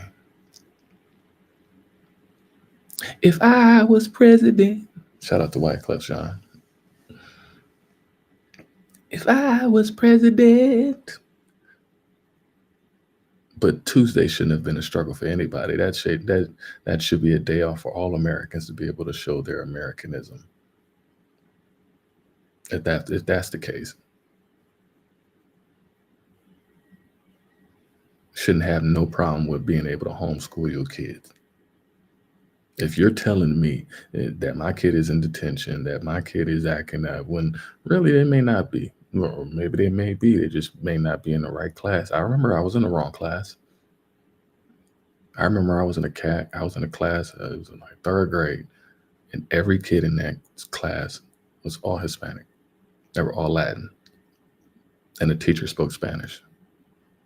So how am I going to learn it as a 3rd grader? I was learning, picking up on, I was picking up on it. You know what I'm saying? Tienes novio. Hola, bonita. But no, trying to figure out all the kids. Sometimes not everybody is fully equipped to be able to read and register every kid out there or know anything about kids, period. Some just go to work in these classes and work in these schools just for check. Some people work as a doctor just for the check. And like most people really are not passionate about what they're doing. And most of the time they're not even fulfilling. They don't know their gifts. They don't know their mission. They haven't gotten their whole full spiritual background check. And these kids are lost too because they don't even know this information. I would love to have an institution that would be able to have our kids where they all have had their spiritual background check from the moment that they're born. And they know everything and they have everything at their disposal. They have all their, I'm not even going to say too much on here, but yeah, they would have all of their tools readily available. They can be able to roam free and be free as much as they want to be and not feel restricted. They're going to be told what to do. You got to follow, But just like my mama told me, go be great. Go be great. I ain't gonna hold you back. I ain't gonna stop you. You gonna bump your head. You gonna find out if it's good for you or not. She used to tell me who you hang out with. I'll tell you who you are. You hang out with a loser, you're gonna be a loser. You hang out with broke people, you ain't gonna get no money. Because they're gonna be always begging for you like Felicia. Watching that movie Friday was religion. Craig. And still to this day, people still be trying to ask and beg. Man, people ain't. Shut your mouth. Anyways, but we shouldn't be having no problems with our taxes. We shouldn't have been having no problems with our election processes. We shouldn't have been having no problems with none of these things.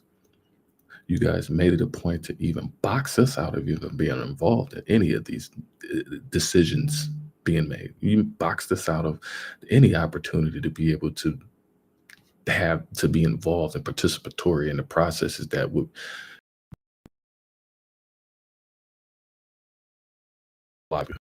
everybody's kids, everybody's family. The process, how many black men, black alpha men, intelligent men like myself or many others who could have been actually guiding a lot of these young brothers and sisters in the proper direction. But then you got to be all over our damn shoulder at every job. Every job, y'all got to be over our shoulder just looking, oh, what kind of cookies are you making? What kind of cookies are those? So how do we do better and get better when constantly making a point? Okay, the only one I have to find that I'm gonna just leave it alone for now, but I'm gonna skip past Hawaii because the videos I had for it, I don't know what happened. Anyways, but that's Georgia. They didn't really break down too much. I know I can find a lot more because I know a lot of family and friends live out in Georgia and stuff like that. So, that's something to pay attention to. Oh, good old Idaho. Good old Idaho.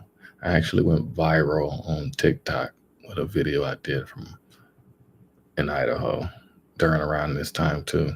But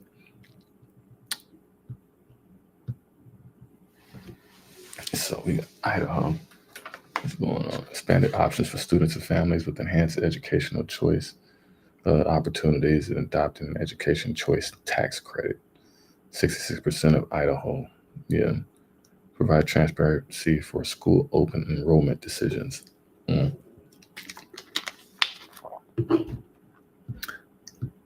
They're realizing that their kids are not that damn smart. So you're seeing that there. You're like, damn, I really raised a damn ass. I really raised a sloth, a three-toed sloth. So I'm trying to make all these ways for this budgeting and taxes, and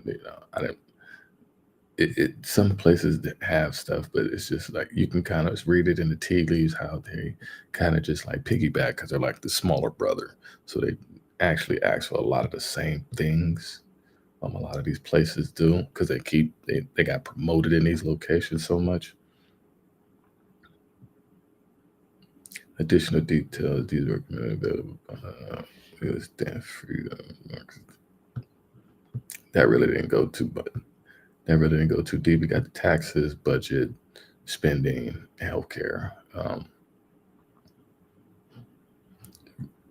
They really didn't go too deep on it. In Illinois, so all of my family out there in Illinois.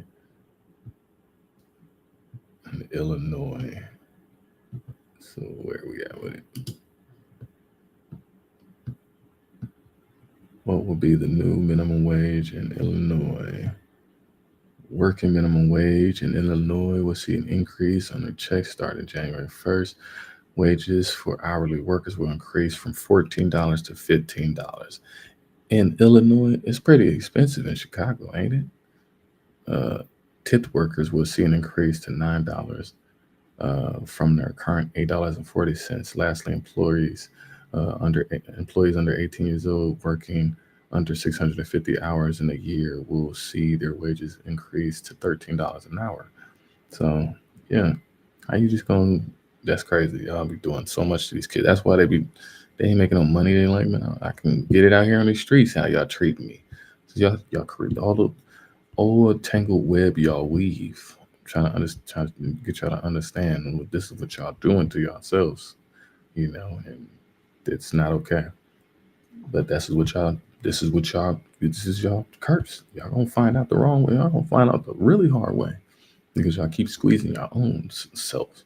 So anyways, sign legislative law that will increase minimum wages each year with the final minimum wage of $15 starting at the beginning of 2025. No other wage increases are set to take place under that piece of legislation. So they're trying to cap it out at $15 an hour. They don't want no kid making more than $15 an hour. They don't want no kid making more than somebody who, I promise you, because then these kids would be stunting on them. You be feeling all extra insecure. People, this is insecure. This is a national insecurity temperature check that I'm giving right now. We'll be paying attention to. Changes in pay transparency. Those looking for jobs in Illinois will have an easier time knowing what compensation will look like when applying. Starting the new year, employers with 15 or more employees will be required to include pay scale and benefit information on all job postings. Those employers need to also inform current employees about open job positions so they can choose to apply. That should be a given with all corporations. Like, you would want to allow your people to move up. I would want to create a system that would allow people to move up, on a yearly basis. be able to elevate yourself. All of us grow on a yearly basis. Even if you grow, you may not grow and excel in a certain department, but you may have excelled in something else that may bring you in the direction that you needed to go to. So, anyways, residents can carry digital driver's license. Outlines using digital versions of driver's license and state IDs.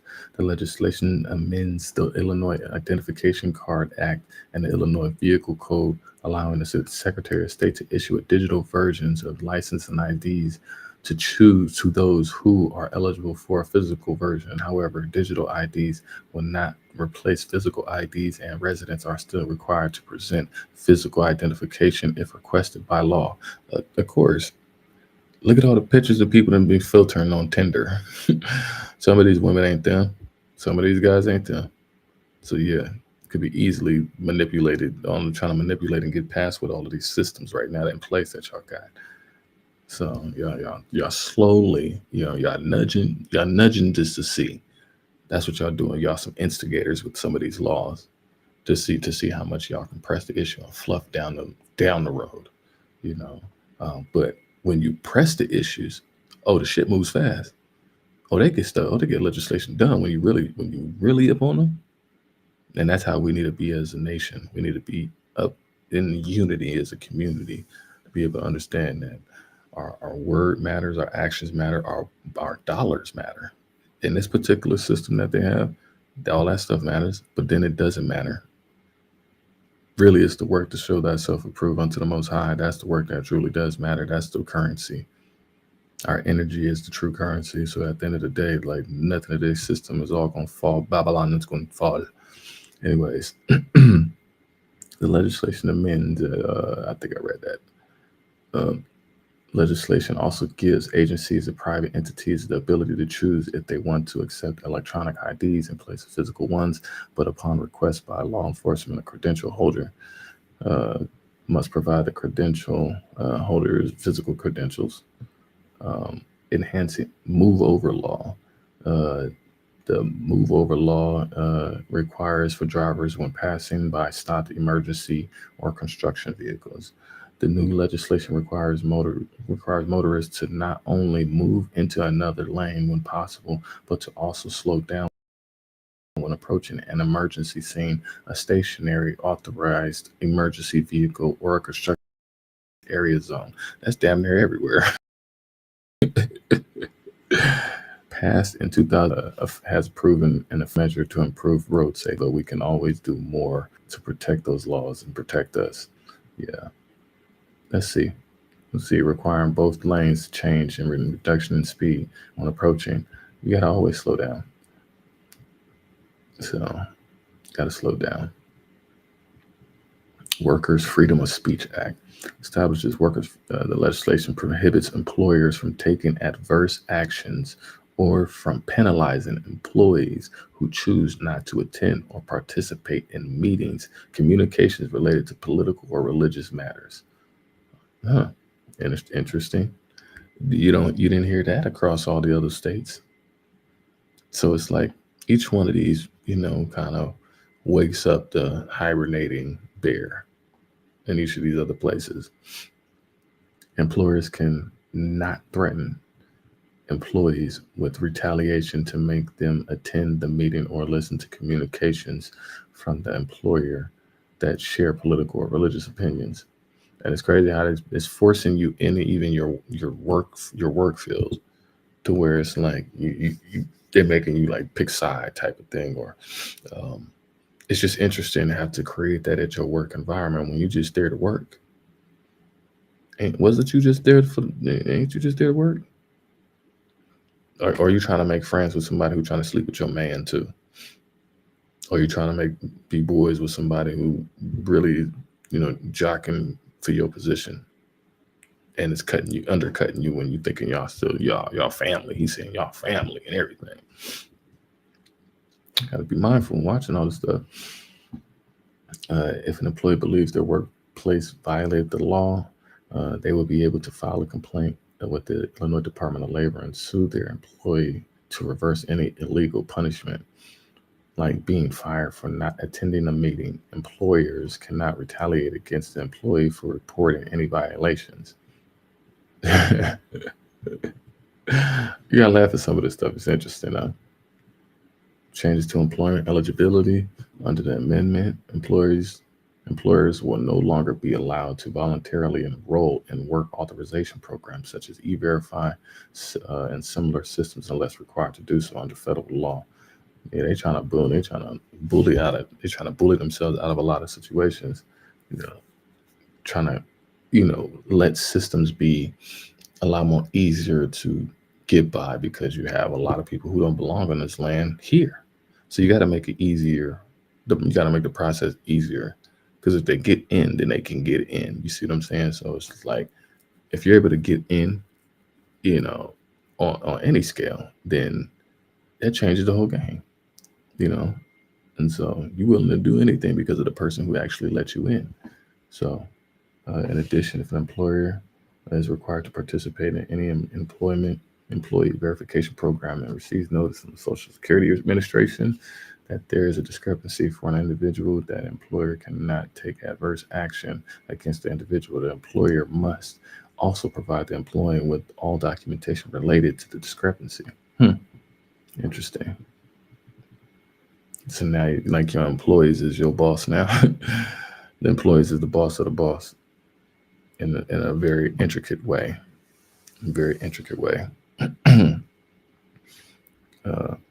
Prescription coverage changes. They're going into that. We're dealing with a lot of the generic stuff, stuff that's not even really changing. People got in these lines for, irrelevant. I wouldn't say it's irrelevant. Things that really need to be taken care of, they're not focused on that. Y'all spent the whole year focused on the smallest, minute things when y'all could have done so much greatness in every one of these states that I'm going off and labeling right now. So, autism informed training for law enforcement, because there's been times where, these law enforcement then shot somebody who may have been, mentally special or autistic in that capacity, some type of mental disability. And so emotional disability, psychological disability. And they may have had headphones on, like on some Ed Sheeran stuff, and, you shoot the brother. So, it's a lot of things that, don't get really explained the right way. Anyways, recycled metal dealers must keep records on catalytic converters. That's a big one, because you got to look at all these major cities. This is where it's happening. You got all the GTA heads that are going around and doing this and getting away with it in every single major city, and you're making it much more easier because it's a whole ecosystem. So it's like you got to fluff the ecosystem as much as you possibly can without breaking it at the same time. So it goes a long way. It's like you got your catalytic converter stolen, and you got a boot on your car and a bunch of tickets. That's what Chicago and places out there then turned into, because I believe they did sell their parking, like their Department of Transportation. I guess they were going through some stuff and sold like the licenses or the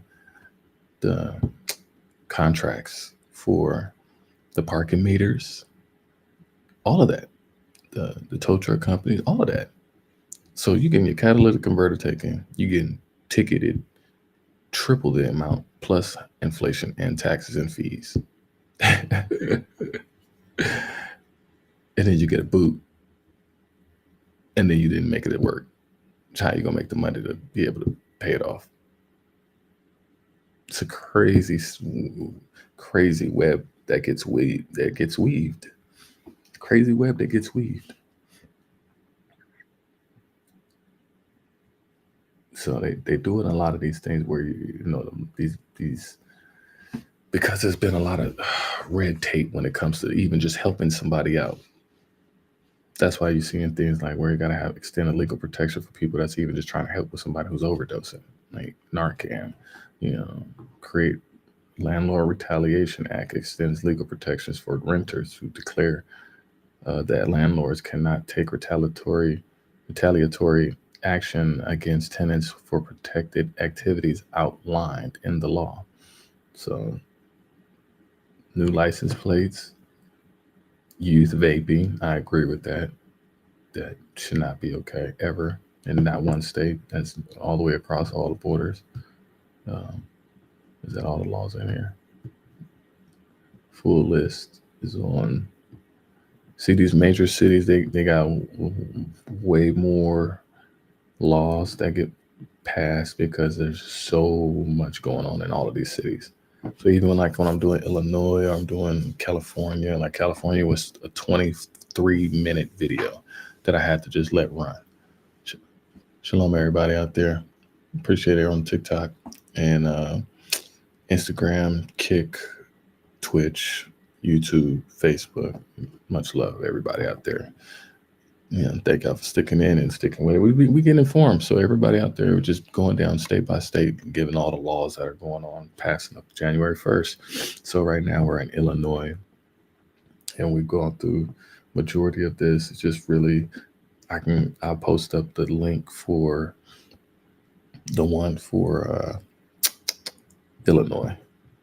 So everybody will see it there. And I believe on that one. So with all that being said, that's half of the list. I have to switch it over, figure this out, get this together. I didn't realize y'all could see my face. See, you haven't seen my face. But no, I had on this computer the advertisement I was going to do. But as y'all can see, I got some of my sister Lisa Cabrera's beard oil in, doing the thug thizzle. But yeah, I think I got some of those in here. See, I have them in here, but I don't have my scenes. But I'll at least put it up there. Got that. So anybody want to grab that, you can grab that. It's Lisa Cabrera's products right there, her code. And Brother Big Levi, the handbook, spiritual handbook, get your spiritual background check done. Everybody is on all the other platforms, so get a chance, scan it. Be a great birthday and present and holiday present for winning everybody. Quit buying them all. I got a video too that I found. That's why I'm put that up. That's why I put that up there. It's like people that got so pissed off at the gifts that they got this year. People got pissed off at the gifts that they got this year. I'm talking about peed off. I seen videos of people throwing stuff away. And I got so many other tabs. It's crazy. I'm gonna get to them. Anyways, let me get off of this one. And I need to show y'all the other one. So the one that I really wanted to show y'all is on this computer now. Yes. So we're going to leave all these alone. And we're going to switch to here. Appreciate everybody. It's so, I have the book I'm saying. Going to be going over it. Oh, yes, definitely. Oh, also, Brother Nathaniel and Sister Denise Smith, their Mind Water service with the ozone. Worked on their website, and we'll be working on finishing up a commercial for them as well. They'll enjoy that when it's done. So everybody gets a chance, they can check that out if they can. So, and then we'll get back to these other videos real quick. Let me move this out the way. Which one is this? This is, wait, what state were we on? We're on Illinois. Gotcha. So we are now. No, I'm going to delete that one. So we going. We going to the nope, that one. So we'll save that one. That's the next one. 1 second, y'all. I got y'all.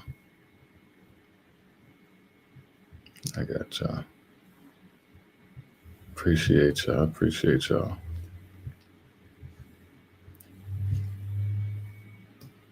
So, all right, there we go. I got it. It's about to pop up right now. Wait, hold up. What's the name of the video? Oh, it's Gator. Gator don't like no mess. There you go. All right. Got the one? Yep. So we in Louisiana, y'all. Make sure y'all can see me. Can y'all see the picture? Can y'all see it? Let me know y'all can see it off of this computer now. Wind up shutting down this one. Do I need this one up right now? I don't think so, but I can always come back in here. No. Let me stop. I ain't gonna touch that. Mess around and mess something up real quick. Anyways, let's go back to there. So we got that set up. All right, we good. So Louisiana, we in Louisiana now. Let's see where we at. Well, 2025 just around the corner, and new laws take effect in a matter of days. From hemp products to homeowners insurance, WDSU investigative reporter Cassie Sherm is in studio to help get you the facts. More than 30 laws will be going into effect, and I'm taking a look at what laws could impact you. The first one that has some homeowners concerned, but lawmakers hope will bring more insurance companies to the state, is House Bill 611. Currently, insurers are prohibited from discontinuing coverage for homeowners who have policyholders for a minimum of 3 years. But this bill eliminates that unique 3-year safeguard. And then there's House Bill 525 by Representative Matt Willard. She looked like the lady that, my bad, y'all. She looked like the lady that was on the Total Recall movie with Arnold Schwarzenegger, where he was dressed up as the lady, or she looked like the bigger version of a white chick's sister with Marlon and Shawn Wayans.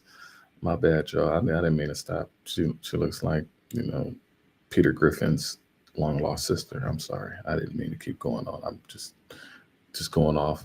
It makes sure any bill from Sewage and Water Board to a customer will be an exact bill and not an estimated one.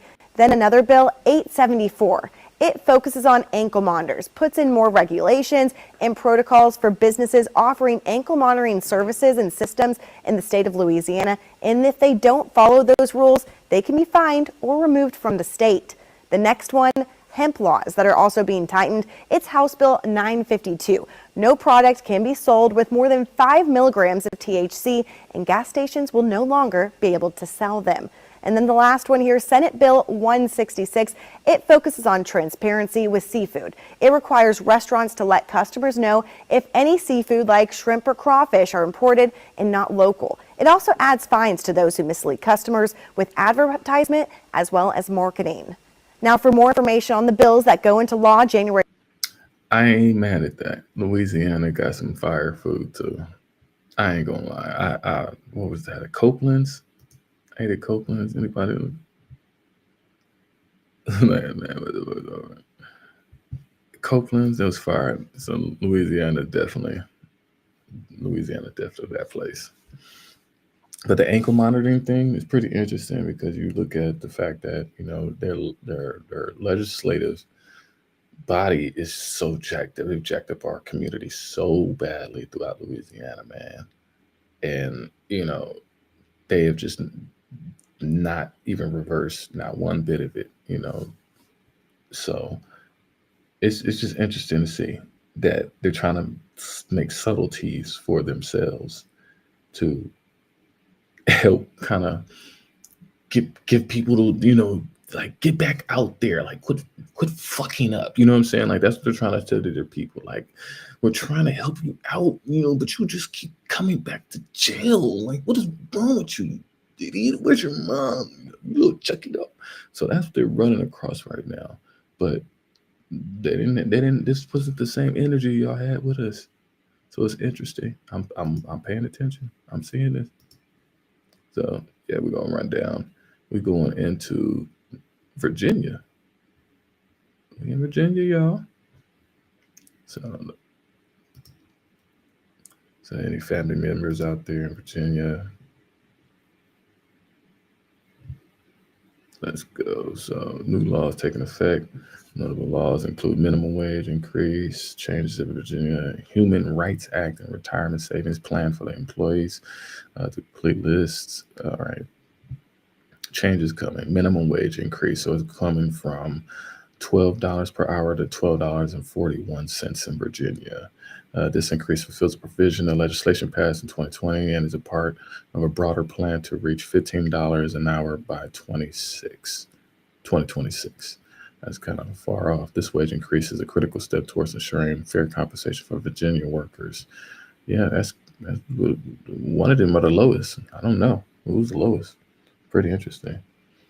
The Virginia Human Rights Act has been expanded to prohibit discrimination, harassment, or retaliation based on an employee's ethnic origin. Wow, interesting.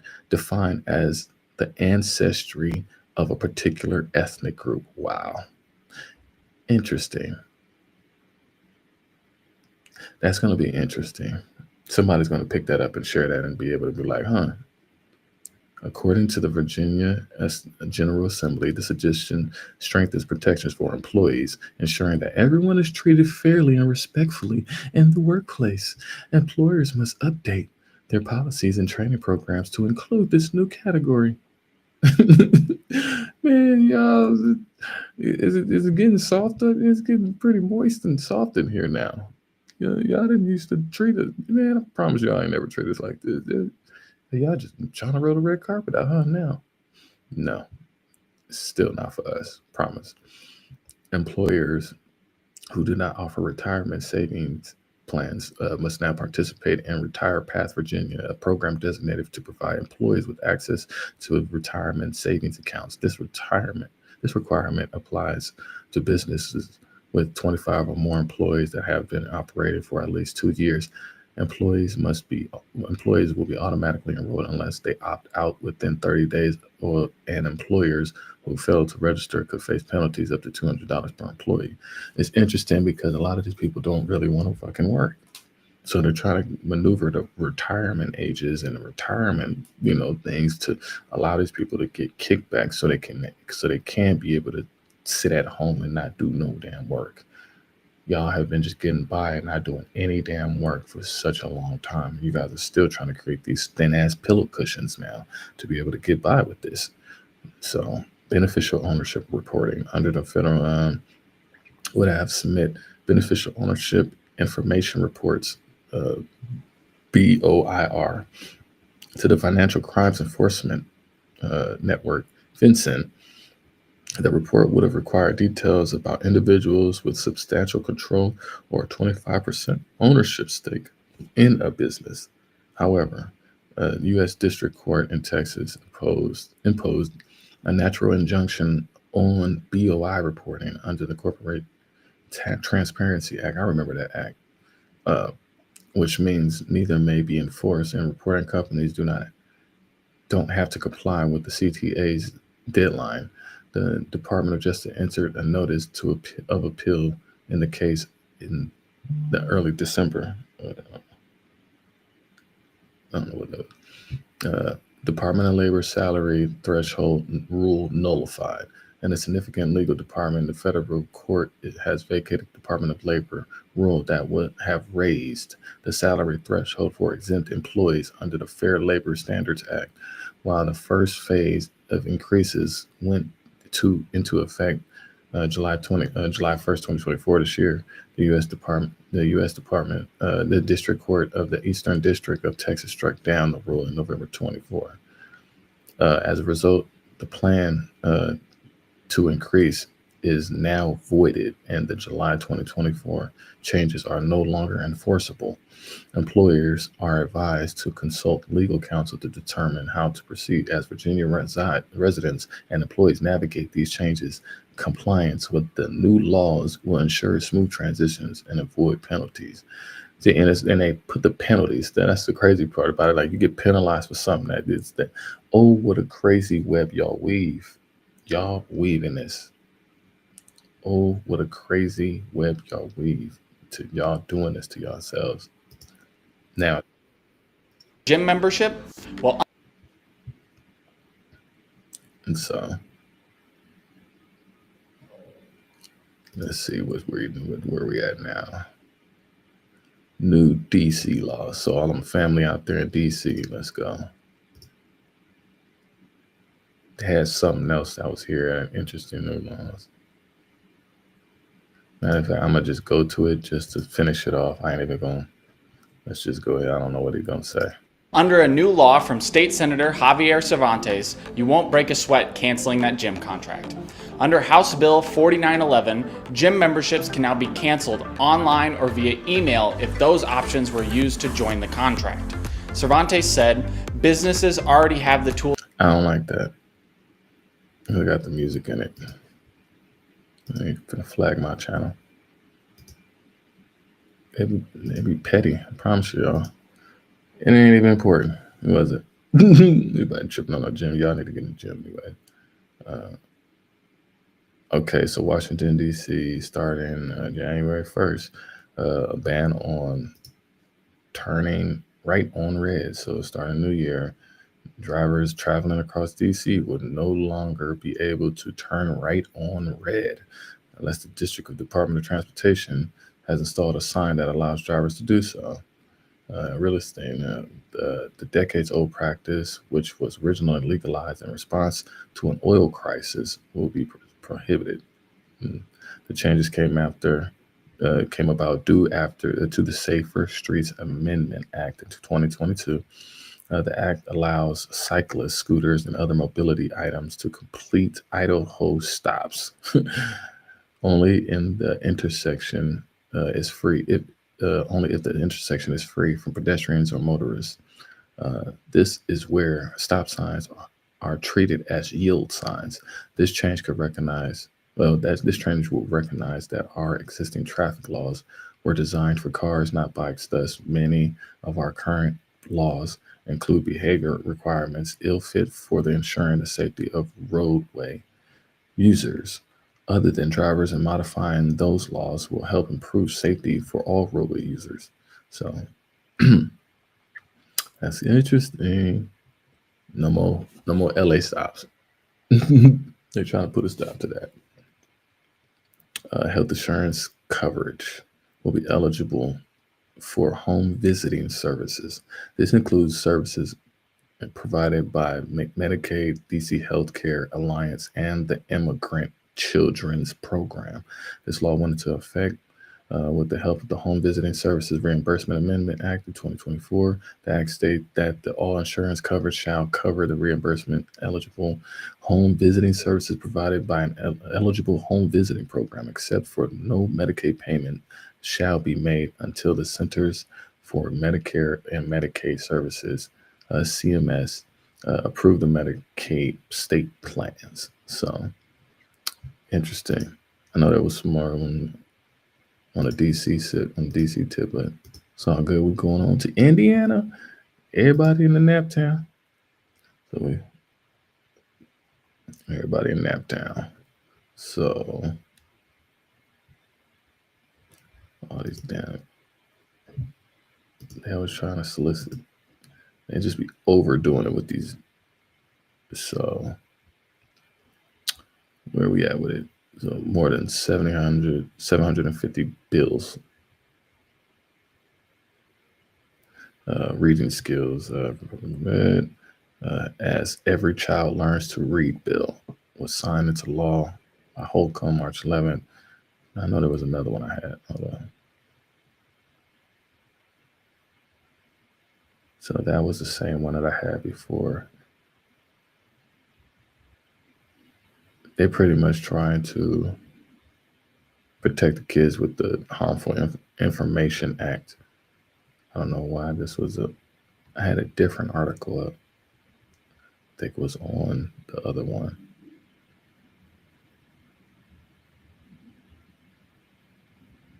The wetlands. think this is an older article. I don't want to give y'all an older article that was already. Yeah, this was posted a while back. Yeah, my bad, y'all. I'll get Indiana right. I'll get y'all right, Indiana. I mean, we can still look at those, but you know, a lot of those laws have already been in a place. They went into effect on July 1st. So, you know, it's a different time that they upload theirs. Anyways, I'm gonna come back to them. So I got Hawaii and Indiana to come back to. I got y'all. Iowa laws.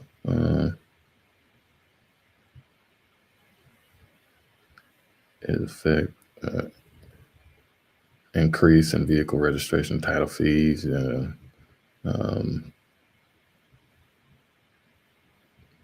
And it's not that difficult to be driving out there anyway. Consumer data protection. This was another one that I was seeing across a lot of places too, because you're running it. And that this one was in New York, I believe. That's why I think I'm paying attention to it right now.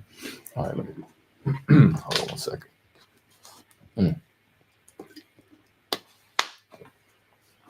So the piece of legislation outlines that consumers have rights to personal data that can be invoked at any time. Controllers are defined as a person that alone or jointly with others determines the purpose and means of processing personal data are subject to consumer requests. Consumers may submit requests asking for information on how that controller uses personal data, along with a copy of the consumer's personal data that the controller has. According to the Iowa General Assembly, any person conducting business in Iowa whose business annually controls or processes personal data of over 99,999 consumers, or control or processes personal data of 25,000 consumers with 50% of gross revenue derived from the sale of the personal data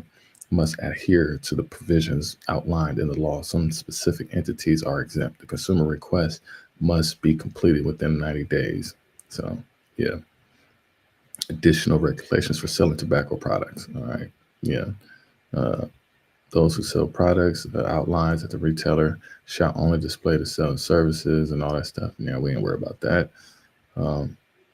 So Iowa's they a lot of these places are small. They don't get moved. They follow behind some of the other places to be able to get their information. But I did find another one about Iowa. Hold on one second. Governor Kim Reynolds signed nearly 200 bills into law this year, and some are taking effect on January 1st. One raises fees for certain vehicle registration and title applications by $10. Another law outlines consumer rights to personal data, and there are also more regulations being put in place for selling tobacco products. A law requires retailers to have a permit to continue selling their products. For more details and a... She just said the same damn thing I just read right now, so... Look, let me go open up the next one.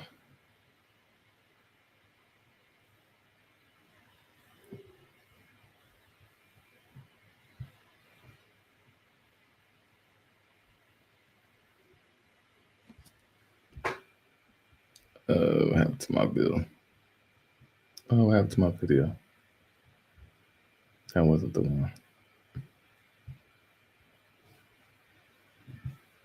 Next, starting on January 1st. Citizens will soon get more relief at groceries soon. In fact, it's all because the state food sales tax will officially be axed starting on January 1st. It drops to zero. Kansas lawmakers and the governor worked out a deal back in 2022, and since then, the state food sales tax has gradually been phasing out. It dropped to 2% this year, more than 4 points down from 2022. There's also more laws taking effect in January, and also coming up with a long list of changes. So for a full breakdown, make sure. So yeah, that was I don't know what happened. Hold on one second. All right, I see it. Okay, so wild geese and duck got to the cross gun. There was another piece I had that was on Kansas that was pretty interesting too. I have to look at and find it. But some of these bills are just like, some of these bills are just really, makeshift. They just hold placeholders for a lot of different things. So that was Kansas. They didn't really have nothing popping like it did for some of these other places. Some places they really don't even really, talk about it openly like that, which they should. But you miss out on a lot of key components. It's just, I'm doing this kind of like to just spark people up to just be like, hey, you need to go and study your information that's going on so you don't get pulled over and be like, oh, I didn't know that was, oh, well, this, the law went into effect this day. It's just like, dude, they will find a way to get past on you. Is that it? So that is Kentucky handful. It could take effect new year. Legislation more than bill passed. So medical marijuana, it would no longer, it won't be long before some Kentuckians can possess medical marijuana to treat certain chronic illnesses. Licensed dispensaries will be able to start selling medical. However, since Kentucky's medical cannabis program requires that all their products must be grown in the state, it's likely that it will be available at all start of the year. It's interesting. So it's like they're trying to create an in-house commodity, and that's what I think everybody's trying to bridge to try to find their identity as a state, and find out what their export is. So if they're able to do that and be like, oh, they'll be able to, distribute to that whole region. So you see what I'm saying? Like these people are trying to jockey and see what they can pull off. Anyways, qualified patients will also be able to apply for cannabis card January 1st to be eligible. Driver's license renewal change, vape products. I don't agree with none of that, especially during the youth. Most of it is just fill-in.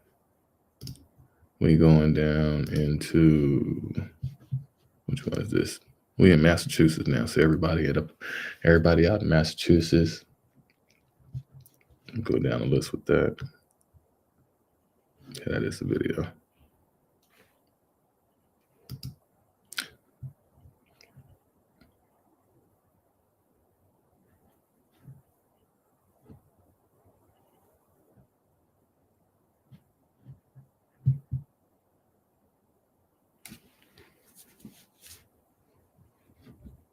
Taking effect here will be some new laws taking effect here in Massachusetts next year. So we reached out to the governor's office to get a sense of what to expect. Some of the biggest changes will be from the Affordable Homes Act.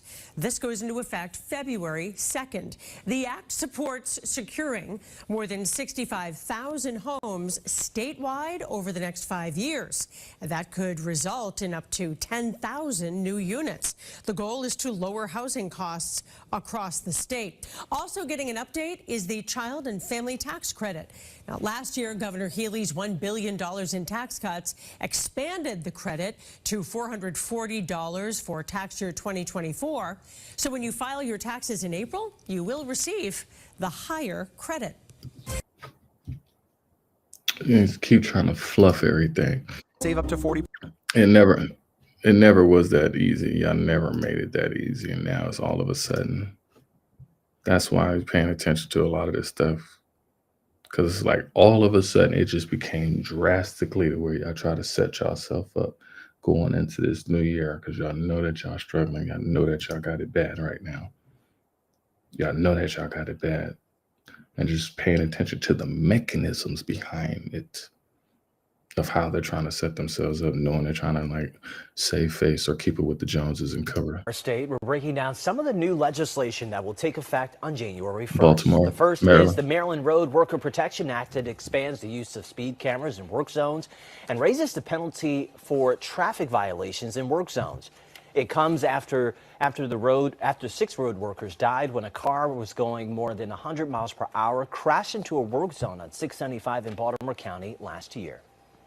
Another law requires hospitals to follow specific protocol when treating opioid-related emergencies. Mandates include requiring hospitals to use uniform practices for screening and diagnosing opioid emergencies. And through the Housing Expansion and Affordability Act, Maryland will have more tools to address the housing supply issues in our state next year.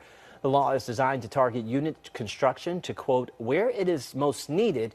It does so by stopping jurisdictions from denying construction of manufactured and modular home construction in single-family zones. Manufactured homes are constructed off-site and then transported and assembled. It's interesting. Right at about It's always some. You keep trying to save face, really trying to save face. Oh, this is the same thing, I think. I don't know why it's giving me that. Yeah, it gave me the same thing. Security guard licensing requirements, because you're running into situations where they need licenses for these people now because of all of these smash and grabs. So they're trying to get people legitimate behind the law right now because they need people's bodies to actually stop these people from actually stealing stuff. So it's like, but are you willing to be top flight security of the world, Craig, and get shot by them, beat up by one of these people? So, it's pretty interesting that there's certain things that they're trying to do because of these particular regions are going on. And most regions have always been used as a kind of a jump start or a jumping ground for the next place. So, and now you got the plastic bag reduction, the plastic bags, which should be, because that stuff be all over the place. But that's kind of the same video that we just watched. And so now we are Massachusetts. Did we do Massachusetts? I think so.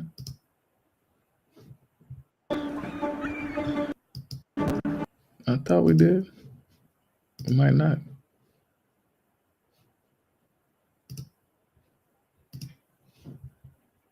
Employers are one step closer to being required to post salary ranges for jobs. A bill passed by both the House and Senate aiming to provide better wage transparency for employees is heading to Governor Maura Healey's desk. Despite the fact that we've made so much progress, we're still seeing that there are gaps in wages. Rep. Brandy Fluker Oakley drafted this legislation. She points to data which show women make significantly less than men, and for women of color, sometimes half as much as their male counterparts. I always think about what if that range had been posted when I first applied for that job and got it and had the ability to negotiate, and then I think about the earnings that are lost. The bill would require Massachusetts businesses with 25 employers or more to disclose those ranges. It builds on a 2016 law which prohibits prospective employers from asking a candidate's previous pay. The business community generally subscribes to these aspirations. The Greater Boston Chamber of Commerce collaborated on the bill. They helped give employers 48 hours to rectify any mistakes if those ranges are not initially disclosed before facing penalty. So it's simple things like that you may not think of when you're writing a piece of legislation, but the people that actually have to implement it do think about these things. Now, the bill also just pertains to straight pay. It does not include things like benefits, commissions, or tips. The governor has 10 days to sign that bill into law. Live on Beacon Hill, I'm Peter Leopoulos, WCVB News Center. That lady was finna run all the way into that dude. She was like, the look on her face was like, "You're in my fucking way." Hold up, let me get Miss Piglet. Into law. Oh no, Live she's on blind. Beacon My Hill, I'm bad. Peter Leopoulos. I'm so sorry. I did not see that. I knew I had to stop. Like, hold up. Why is she about to run right into this dude? She can't see y'all. She can't see. I'm sorry, lady. She's gonna run him over. But yeah, so they always finding a way to mess with everybody's money.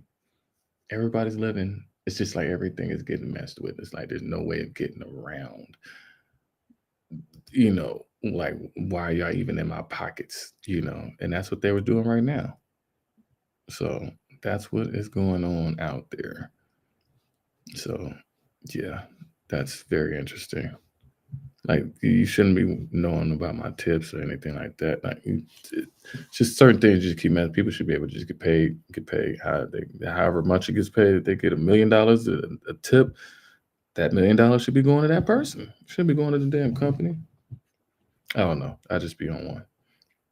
But yeah, we finna do Michigan. So let me pop that one up. But yeah, she was about to run right into him. Then I seen the stick. I was like, let me watch what I'm about to say. See, that's why I had to look back at it, because I was like, well, let me investigate this.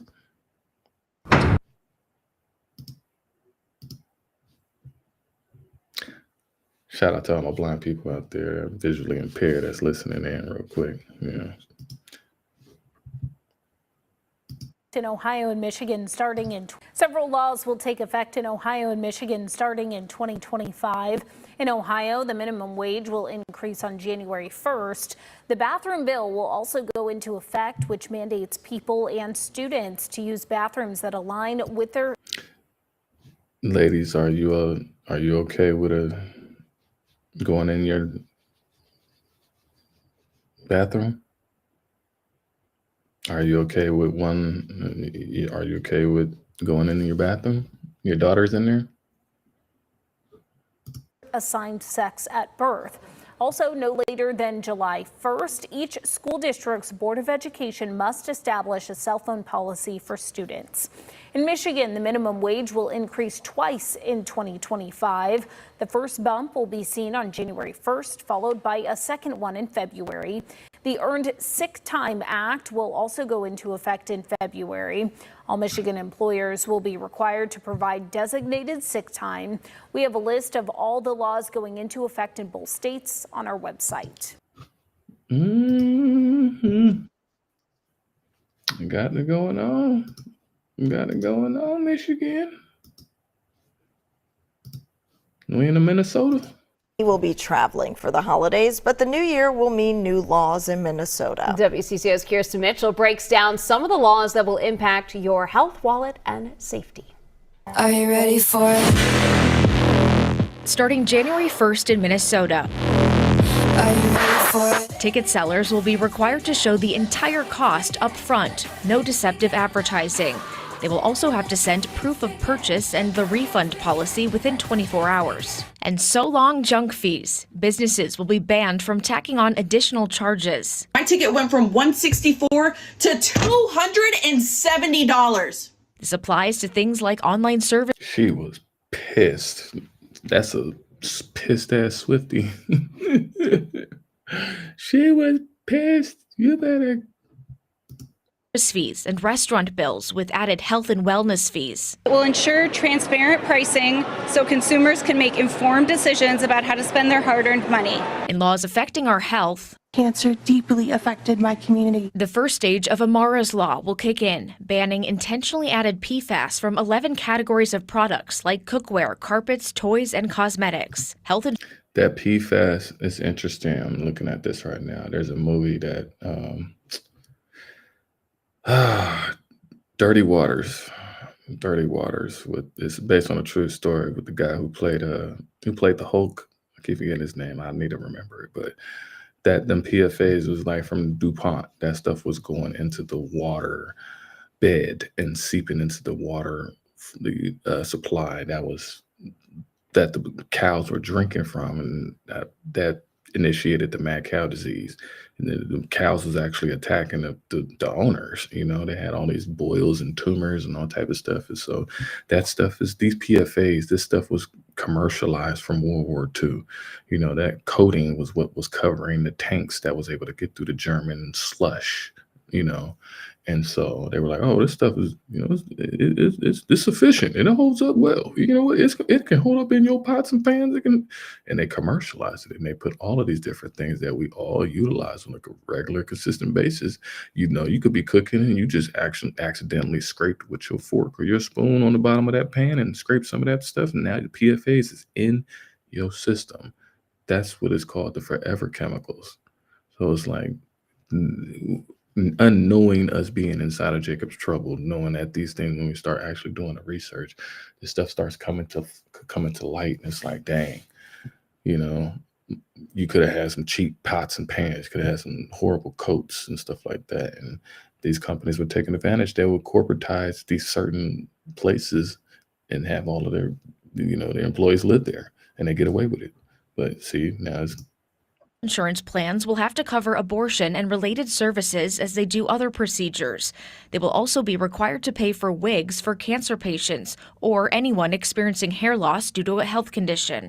Buying a gun for someone who is not legally allowed to have one, known as a straw purchase, will become a felony.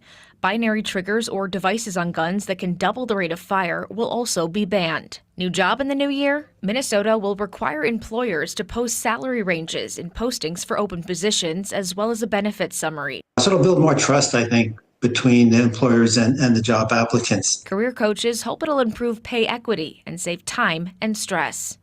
Actually just make things so much easier and clearer for job seekers, and particularly help out, as I say, for the kind of equitable workplace situation for within people already working there and for women and minorities. Renters will have more rights in the new year. Landlords will have to offer alternative housing or the right to end a lease if construction delays tenants from moving in. They'll also be prohibited from retaliating against residents who want to organize and create a tenant association. In Minneapolis, Kirsten Mitchell, WCC. Ooh, Minneapolis ain't playing. Minneapolis ain't playing, boy. Yeah, y'all go ahead and do that. Which one is this? Oh, wait, where is this guy? Where is this at? Is Illinois? Longer empty your pockets thanks to State Senator Michael Halpin's new law. No, we already did that. Nope. So we in Missouri.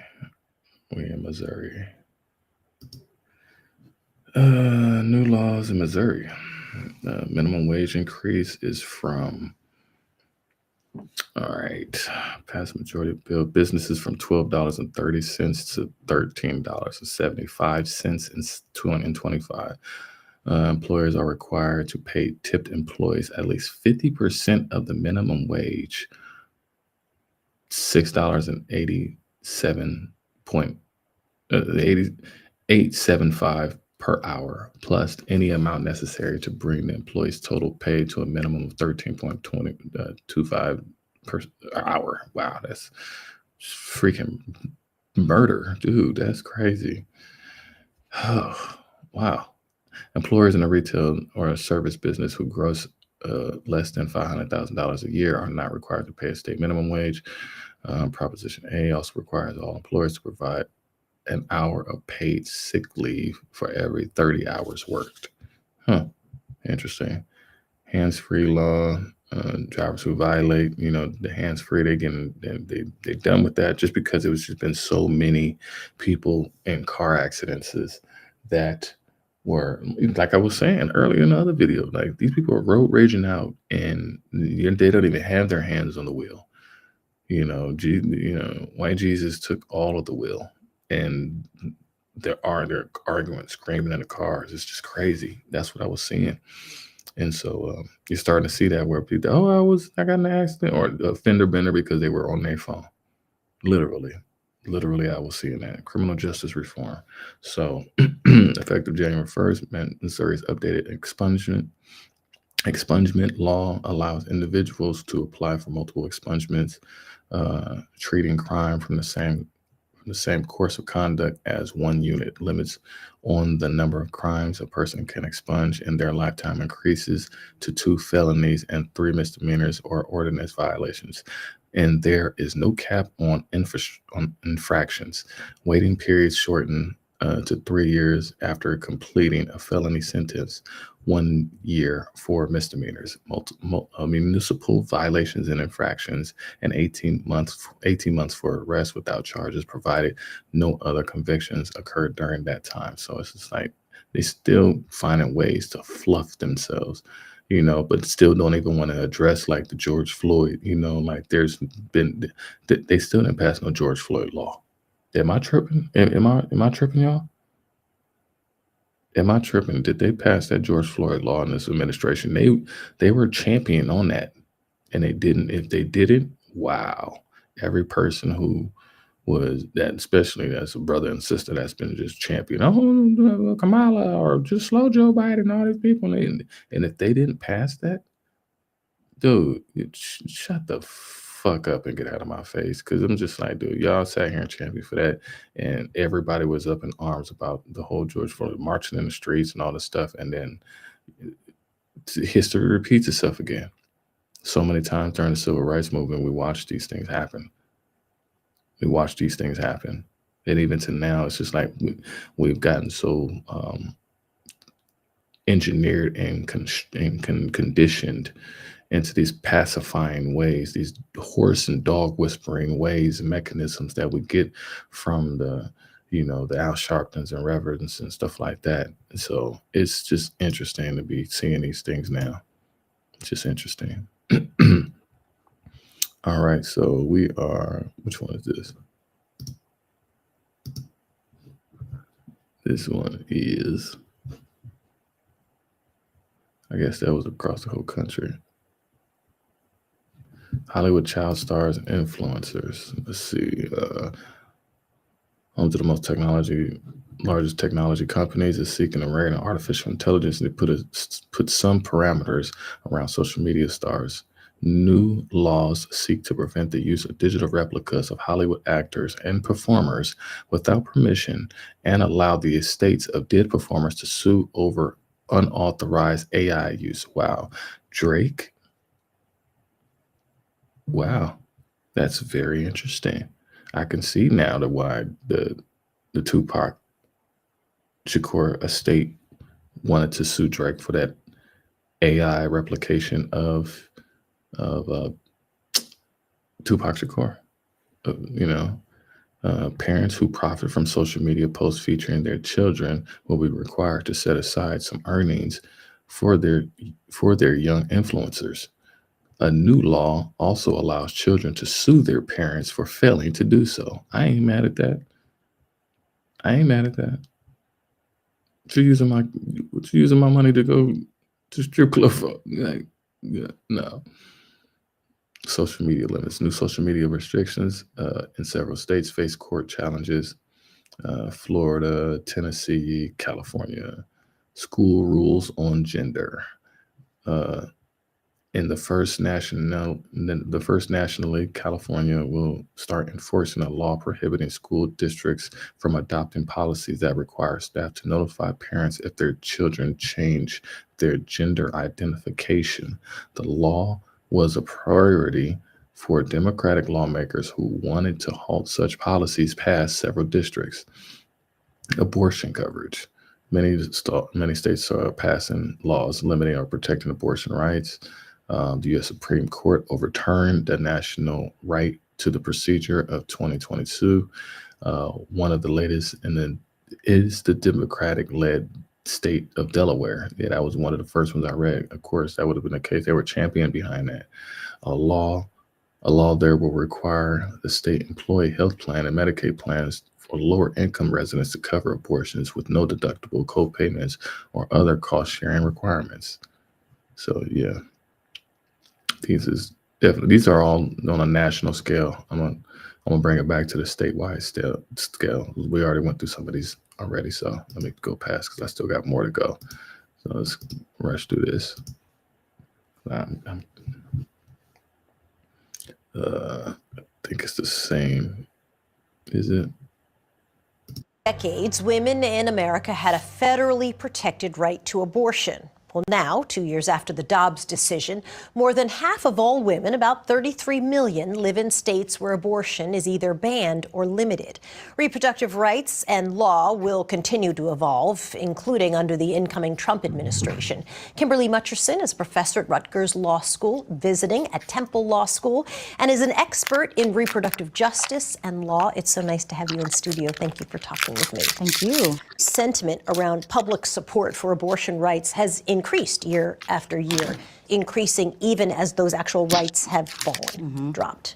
I find that very contradictory. I'm not sure that it's totally contradictory. It's true that people will protect abortion rights, but often only to a particular degree.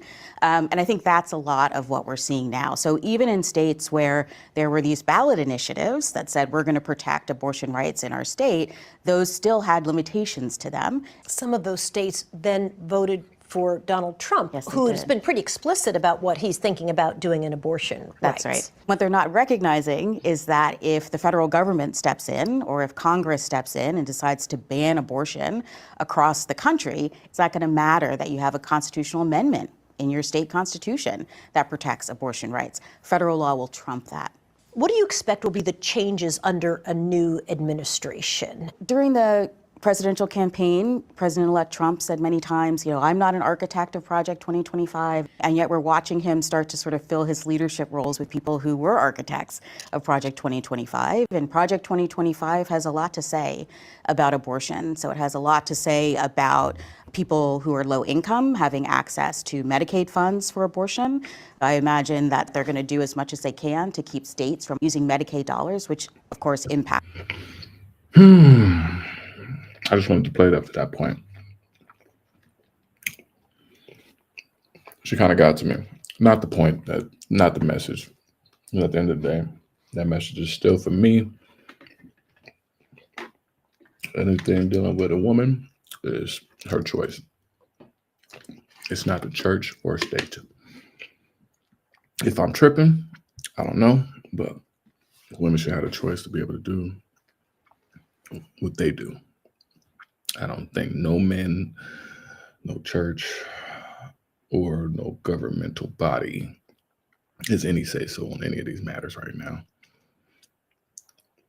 The fact that we even delve in this far, the sister feel like this, I know she's 83. She probably tell her, I don't know where she looked like she's from another country though. I don't know. It just feels weird because we got so many people who speak up on representation of who we are in this country, and they look like us, but she just reminds me of just the movie Get Out, her sitting in that chair like she's in a sunken place. She damn near looked like the dude.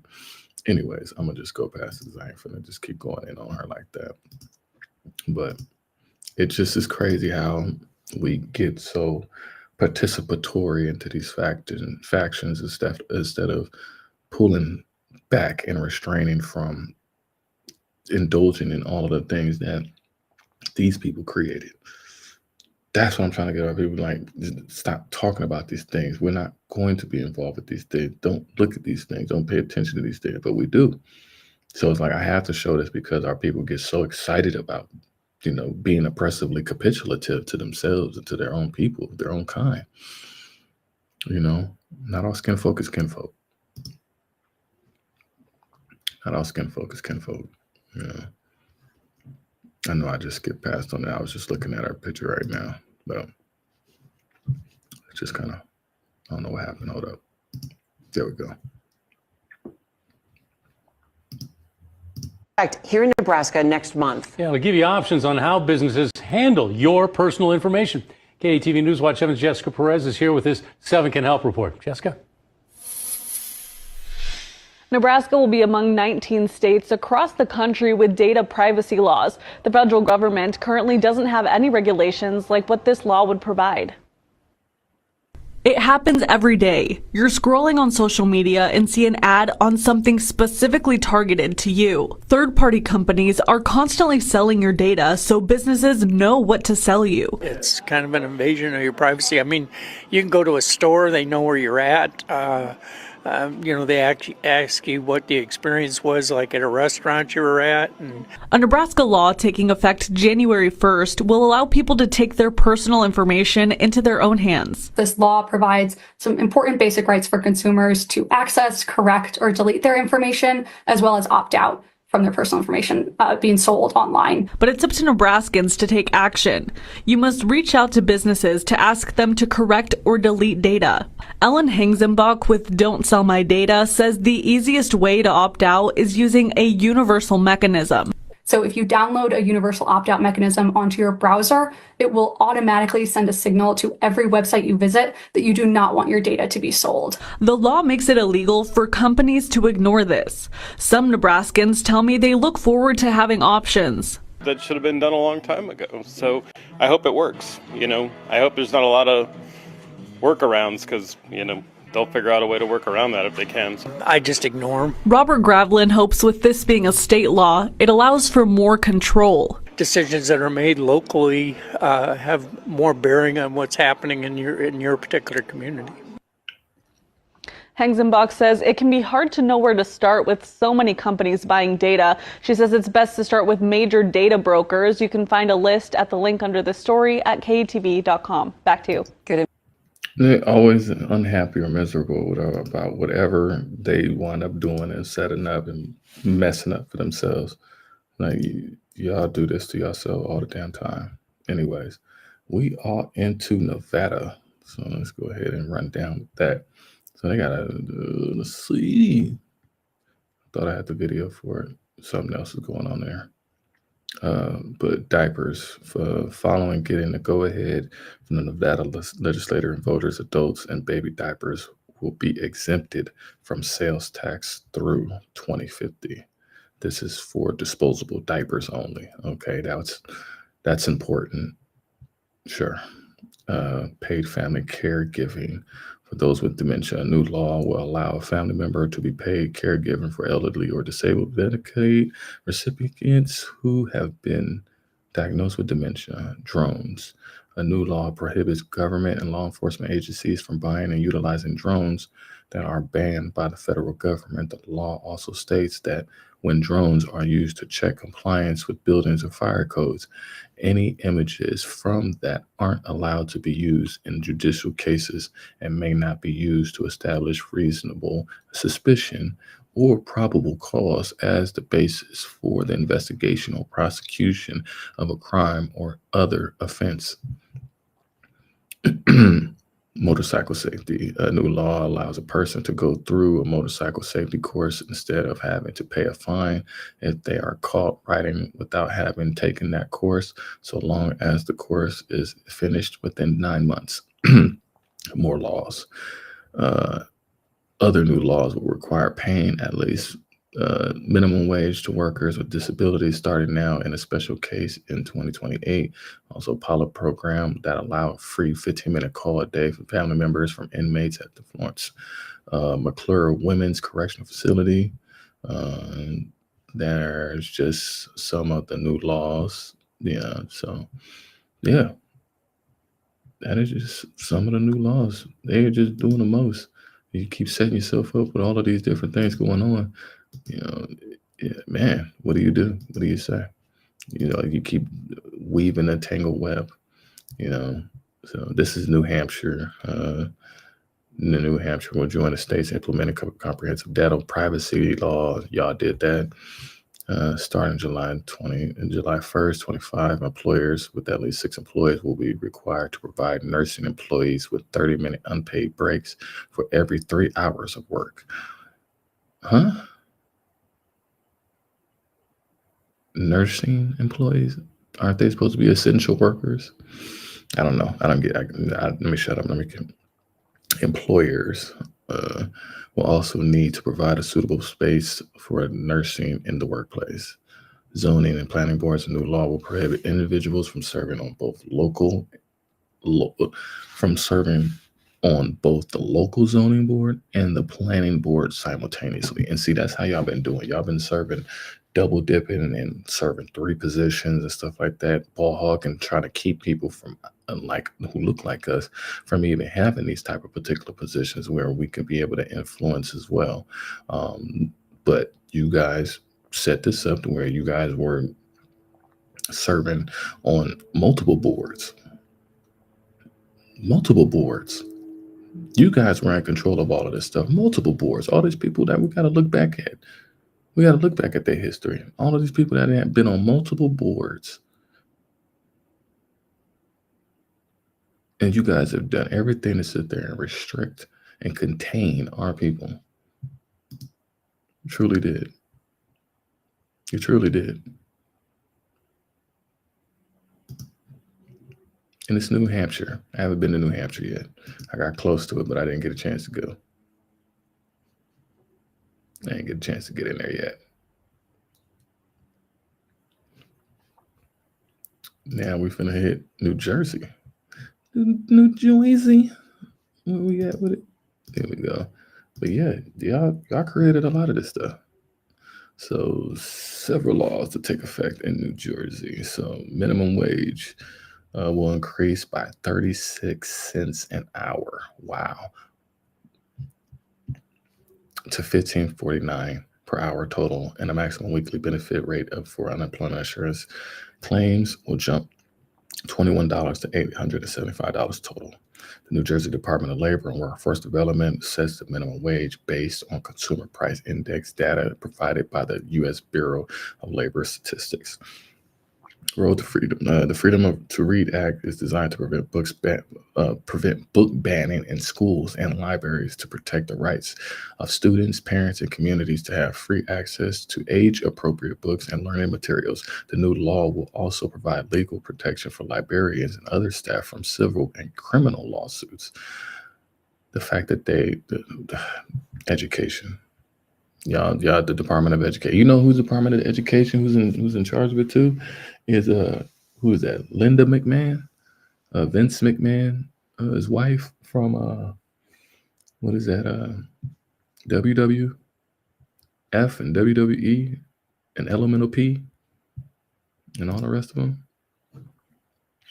But this is what they were doing and getting away with. She's no different from who is that? Margaret Hatcher, the lady of the Planned Parenthood, I think, or the lady who was involved in the educational curriculum. Y'all think these white women got away with a lot of shit, man. Got away with a lot of shit. New law, okay, expanding affordable housing. Establishes a system of municipalities to meet their Mount Laurel affordable housing obligations, replacing the current process that exists entirely in the courts. This process will replace the role previously played by the Council on Affordable Housing Act, which has been defunct for over a decade and will now be formally abolished. The law is designed to streamline compliance and reduce litigation-related delays for the construction of new affordable housing, giving municipalities and developers more certainty and control over where housing should be built. The rights of sexual assault victims. New Jersey's Sexual Assault Victims Bill of Rights will be expanded in 2025, requiring sexual assault victims to be notified if a DNA profile of an assailant is obtained from evidence in the case. Wow, that's big. That's why I'm doing this stuff, man, because this just ain't in New Jersey, y'all. Great glory. Or if a DNA profile of an assailant is entered into any data bank for retention or comparison of evidence, a sexual assault victim must also be notified if there is a match between the DNA profile of the assailant in their case to a profile contained in any data bank. The updated law also requires victims to be notified if evidence from their case is submitted to be submitted to a forensic lab. That's why you got a lot of people moving out into the desert or moving out into the forest, moving out on seas, in boats, stuff like that. Because they don't want to get caught with evidence. They don't want to have to go into a forensic where they have to give away their DNA or anything like that. So people are being much more cautious about this stuff. But the systems are getting much more sophisticated. And we got AI, y'all. That angelic intelligence is definitely whooping that ass. It's whooping that ass. And so these systems, these databases, you could be involved with any type of crime now at this point with dealing with them. And then if one goes, they all snitch you. You think that just the white sugar ain't sweet, and they'll dime it out too. So it ain't sugar, ain't sweet. Shit. Okay. Teacher certifications eliminates the requirement that a teacher candidate complete a basic skills test. Wow, y'all, this is crazy. This is crazy. New Jersey's Board of Education will be prohibited from requiring certain teachers to complete a commissioner-approved test of basic reading, writing, and mathematics skills to become certified. The idea is to increase the teacher pool in New Jersey.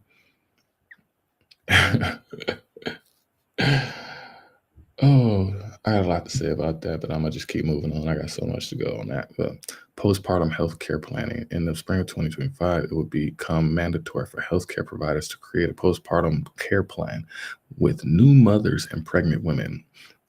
This review must include information about the signs and symptoms of postpartum depression, anxiety, breastfeeding, support services, contraception options, upcoming future health care appointments, and recommended testing or procedures for any ongoing health issues. Salary transparency and opportunities. Starting June 1st, companies in the Garden State will be required to make reasonable efforts to announce opportunities for promotion that are advertised internally or externally to all current employees in the affected department prior to making a promotion decision. Salary information must be disclosed. Medical debt protection. Part of New Jersey's Medical Debt Relief Act will take effect, offering enhanced safeguards for consumers starting July 1st. All notices of patients about medical debt and billing must inform them about their rights and interests on medical debt will be capped at 3%, and debt collectors are banned from garnishing wages of lower income earners. It's interesting. These things are interesting because it's a mycelium. It germinates on across all these platforms. All these people meet up. They all hold each other's asses and have these conversations on, hey, bring this over to my state or support me in my state if I do this, if I support your. So it's a game, y'all. It's a crazy game. So yeah, but I show these things because just because it may be in one state does not mean that it's not on the ballot. Just because I'm not going down all of the information does not mean that it's not on the ballot or in conversation for all of the different places, however wacky some of this stuff may be. So however wacky some of this stuff may be. So we in New York. So all of my people out there in New York, this is definitely for y'all. Minimum wage increase by 50 cents to $16.50 per hour on Long Island and in New York City and Westchester County, and $15.50 in the rest of the state. Wow. New York will now require 20 hours of paid sick leave, specifically for prenatal care, separate from the existing paid sick leave. Employers can't ask for private health information as a condition, and workers are protected from retaliation from using the sick leave. See, and they use that too. They try to use that against you to where you can't even leave. They're like, oh, like they try to do that with my job. So it's like, yeah, they do. It's a lot of bullying tactics these people try to do. Paid family leave benefit also increases, with eligible employees receiving up to $14,127.84 annually, or $1,177.32 per week, covering 67% of wages. Health insurance to cover neuropsychological tests that diagnoses dyslexia. Requires health insurance plans to cover the cost of at least 2 epinephrine injectors, EpiPens, per year, and caps out-of-pocket costs at $100. Lets all workers, not just police, firefighters, or other emergency responders, apply for state workers' compensation coverage for post-traumatic stress or other mental injury incurred on the job. They are finding every way to make sure that these people can get compensated. You see what I'm saying? You see what I'm showing? They don't want any of these benefits to dry out and get, because everybody's dipping in the pot now because they didn't have too big of a pot and everybody was dipping in it. Now you want to restrict and constrain all that. And it's y'all funny. Y'all are funny when I'm watching this. Voids contracts that includes digital replicas like hologram, deepfake, computer-generated image, or AI rendering of someone's voice or likeness. So requires insurance policies to cover pasteurized donor human milk for at-risk babies who has specific medical conditions expanding eligibility beyond inpatient use. I'm not mad at that. If a woman has breast milk and she can help a baby who needs breast milk, then we got to save the titties. We got to save the titties. But anyway, bans hotels with under 50 rooms from using small plastic containers for personal care products like shampoo. Hotels with more than 50 rooms were already subject to this law signed by N21. Requires insurance policies with drug coverage to include prenatal vitamins when prescribed by authorized healthcare providers. When a lease expires a motor vehicle that's not damaged, the miling unit prevents predatory charging of administrative handling or clerical turn-in fees. Requires health insurers to let pregnant women, pregnant people, pregnant women. The wording, that's why I got to read this carefully, y'all. Women are the only ones that get pregnant. Am I lying? Am I wrong? Am I tripping? Am I tripping, y'all? Am I missing something? Is it people or women? Penalty free during the special enrollment period with coverage dating back to the pregnancy certification month. Requires employers to share all records and communication with employees before medical exams and provide full documentation when claiming an employee can't do their job. Requires insurance to cover nipple area tattoos done by licensed medical professionals as part of breast reconstruction surgery. I'm not mad at that because my mother went through that. So many things that could have helped out, and y'all chose to just take the money and straw shake us, shake straw us. Requires high-rise buildings to have an emergency evacuation plan in place for people with disabilities. Oh wow, Greg Gumbel died.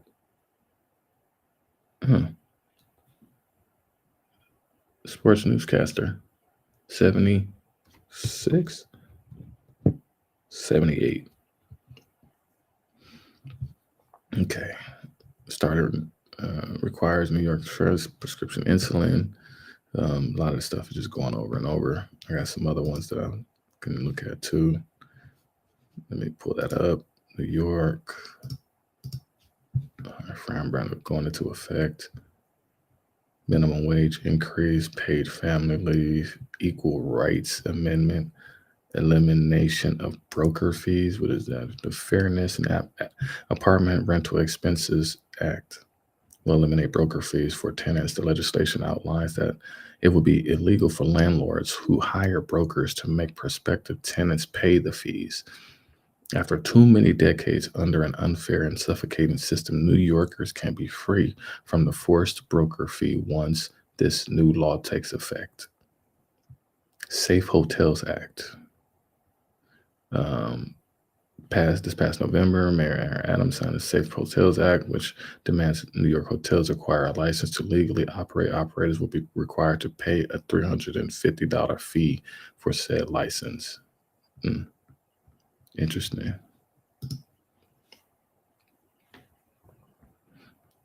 Let's see the next one.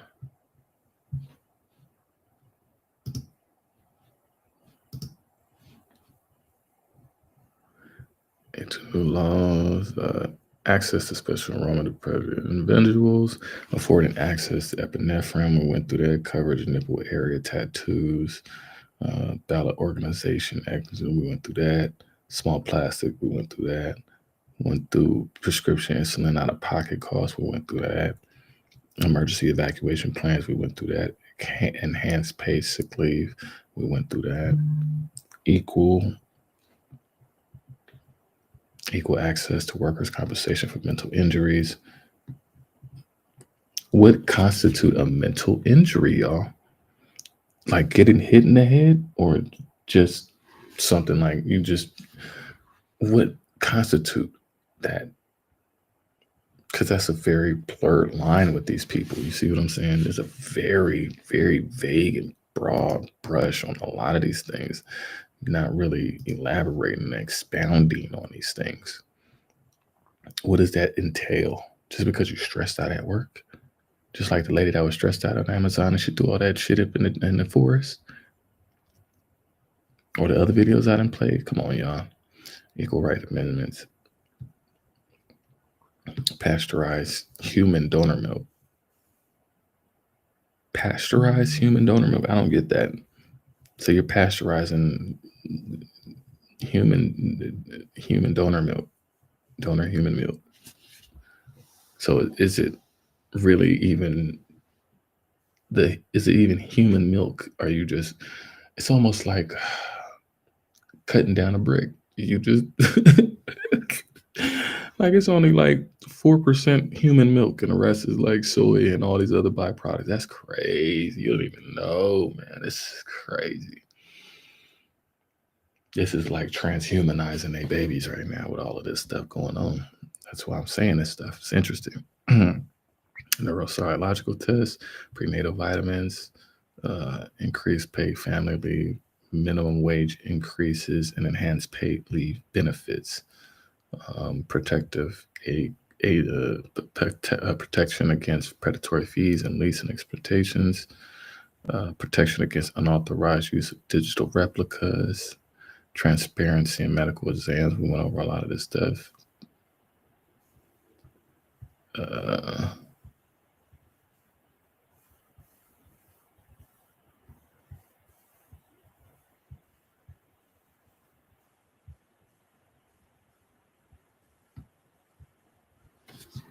Oh, so these are like the different things about what you can and can't do in New York with your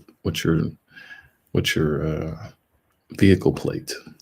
So yeah, so everybody been doing all type of shit up in New York that they gotta make all these extra laws. So you gotta keep it right side up. You gotta remove the snow. Frames are okay with an exception. What do you mean exception? It's perfectly legal to put a frame around the license plate in New York. However, the frame cannot cover any part of the letters or numbers. This includes a portion of the plate that reads New York. Some of them actually do. They cover it because you gotta bolt them down right here. You gotta bolt them down.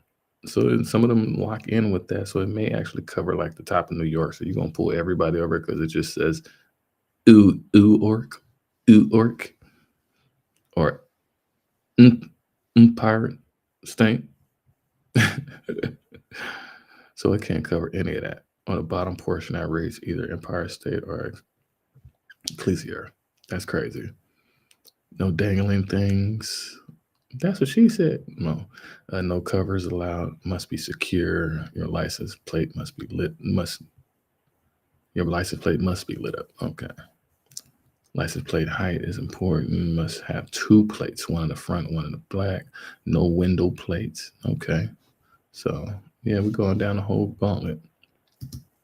So this is deep, y'all. It's heavy. It's definitely heat. I've been on here for a minute. All right, let me finish up with the ones that I do have. Thank y'all for rocking with me. Let me see what golly, damn. I didn't think I was. I thought I was home. I thought I was close. No, I am though. Let me get this out of the way. I'm just gonna run through them all though. I keep saying that, and it's just like it's 50 states, y'all. I'm trying to cover all of it. North Carolina. So we got North Carolina. Okay. Is this it? No, it must be something else. Hold on. I think that was, no, this is it.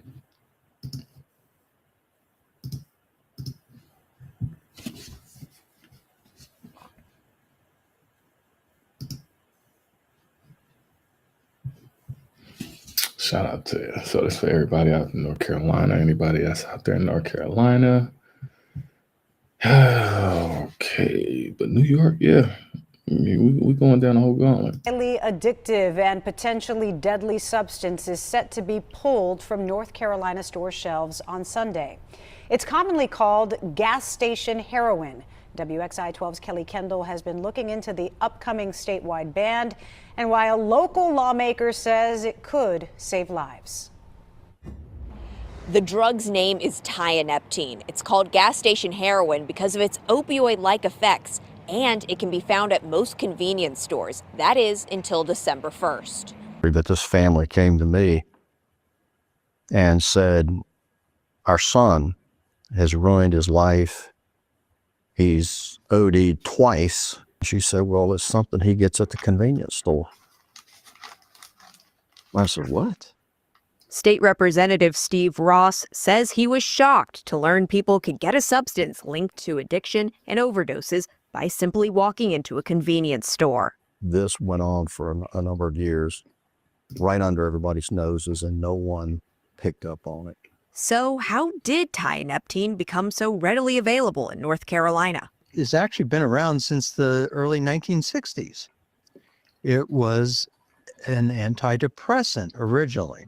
It's available in about 70 countries worldwide, but safety and efficacy weren't there to the satisfaction of the FDA, thankfully. And so it never made it to the market as a prescription drug. UNC Pharmacy and Medicine professor Dr. Timothy Ives says that's how it ended up as an unregulated dietary supplement.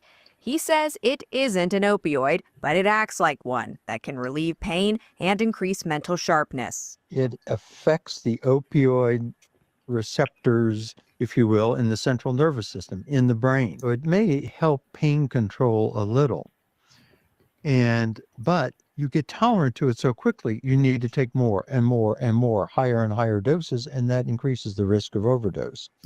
That's why I love my mama, rest in peace, because she always told me that there ain't no hustler's remorse, because this same motherfucker that's looking you in your face is still asking, please keep taking it. Please keep taking it because I need you to come into my office because that's so I can get paid. So it's just a horrible, stupid ass cycle that is going on. Y'all allowed this stuff to keep happening. Now the fact that y'all children aren't getting affected by it. We didn't know that this was going under the radar. No, y'all see, y'all never act like y'all did. Plausible deniability, denial of survival. Y'all pull this shit off all the time where y'all act like, oh, this is all y'all just act like y'all dumb and gullible and oblivious, like, and y'all just act like y'all can get these sympathy points anymore. Y'all not getting no more fucking sympathy points no more because of what y'all doing. Y'all have put these things in the community. Y'all are the ones who have created these companies.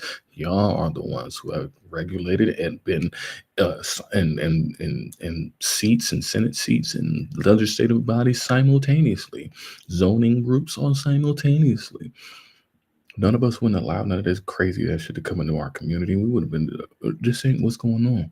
Y'all allow this to be regulated, and we don't sit here and be like, yeah, we want that in our community. No.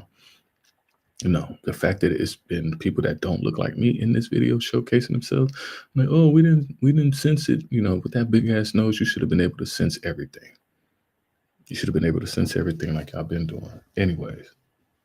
Sherry Bridges knows the risks of tianeptine all too well. The longtime Kannapolis nurse is a mother of 3 adult children, including a son who during college began struggling with alcoholism and tianeptine addiction.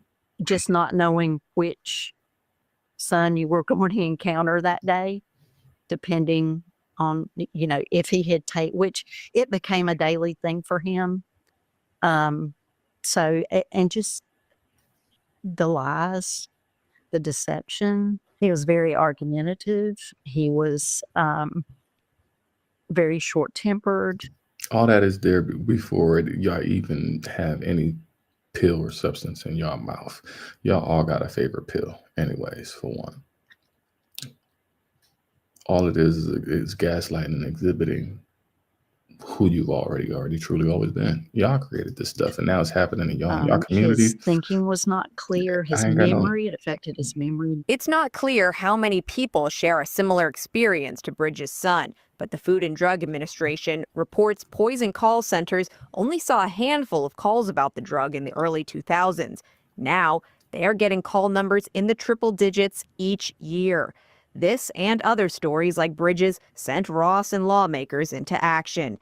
Ross chaired a House Select Committee in Raleigh that looked into Tyan Epting. The information he learned from medical experts and impacted families led him to one conclusion: Tyan Epting shouldn't be sold to the public. When we got into this particular substance, I said, I don't want it to be a slap on the wrist and they go right back to selling it. You know, we need to do this in a way that this is just fully, you know, has to be removed. And so that's why we decided to schedule as a substance or substance schedule 2. Coming up on. Oh man, these people, they just don't get it. They just don't get it. Just keep doing it.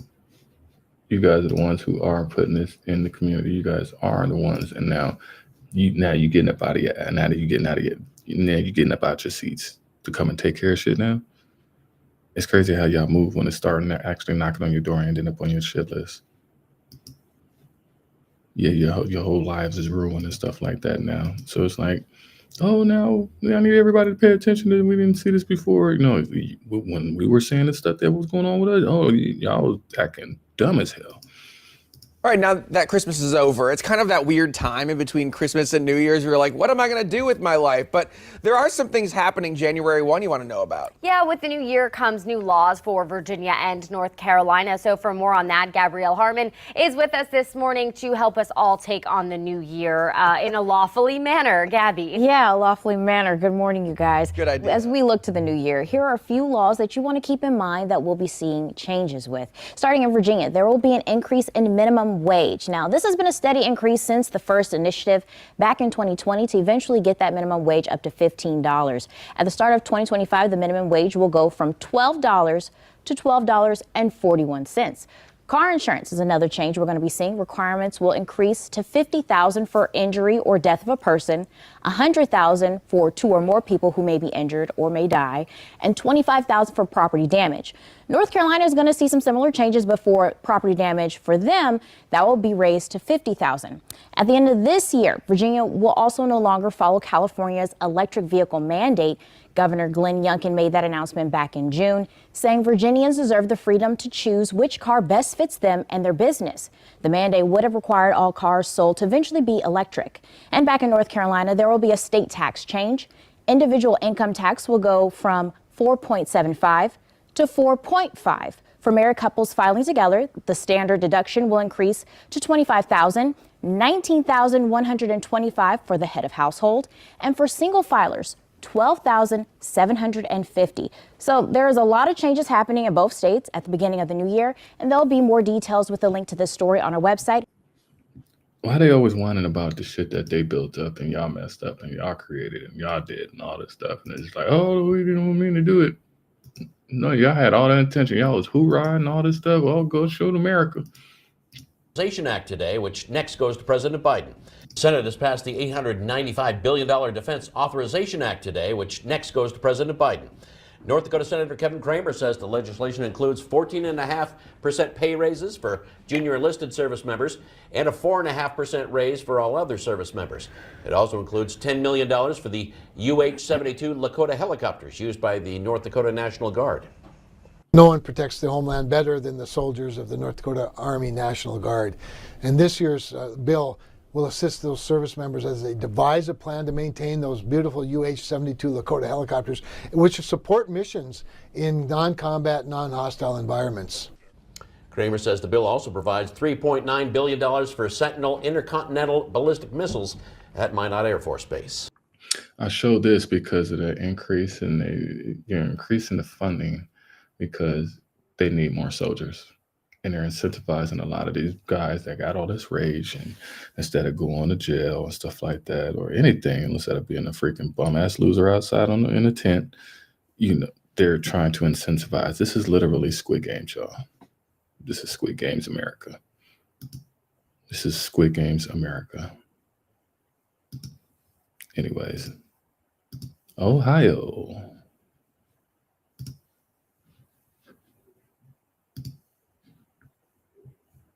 Where we at with it? Is this it? Is that it? No.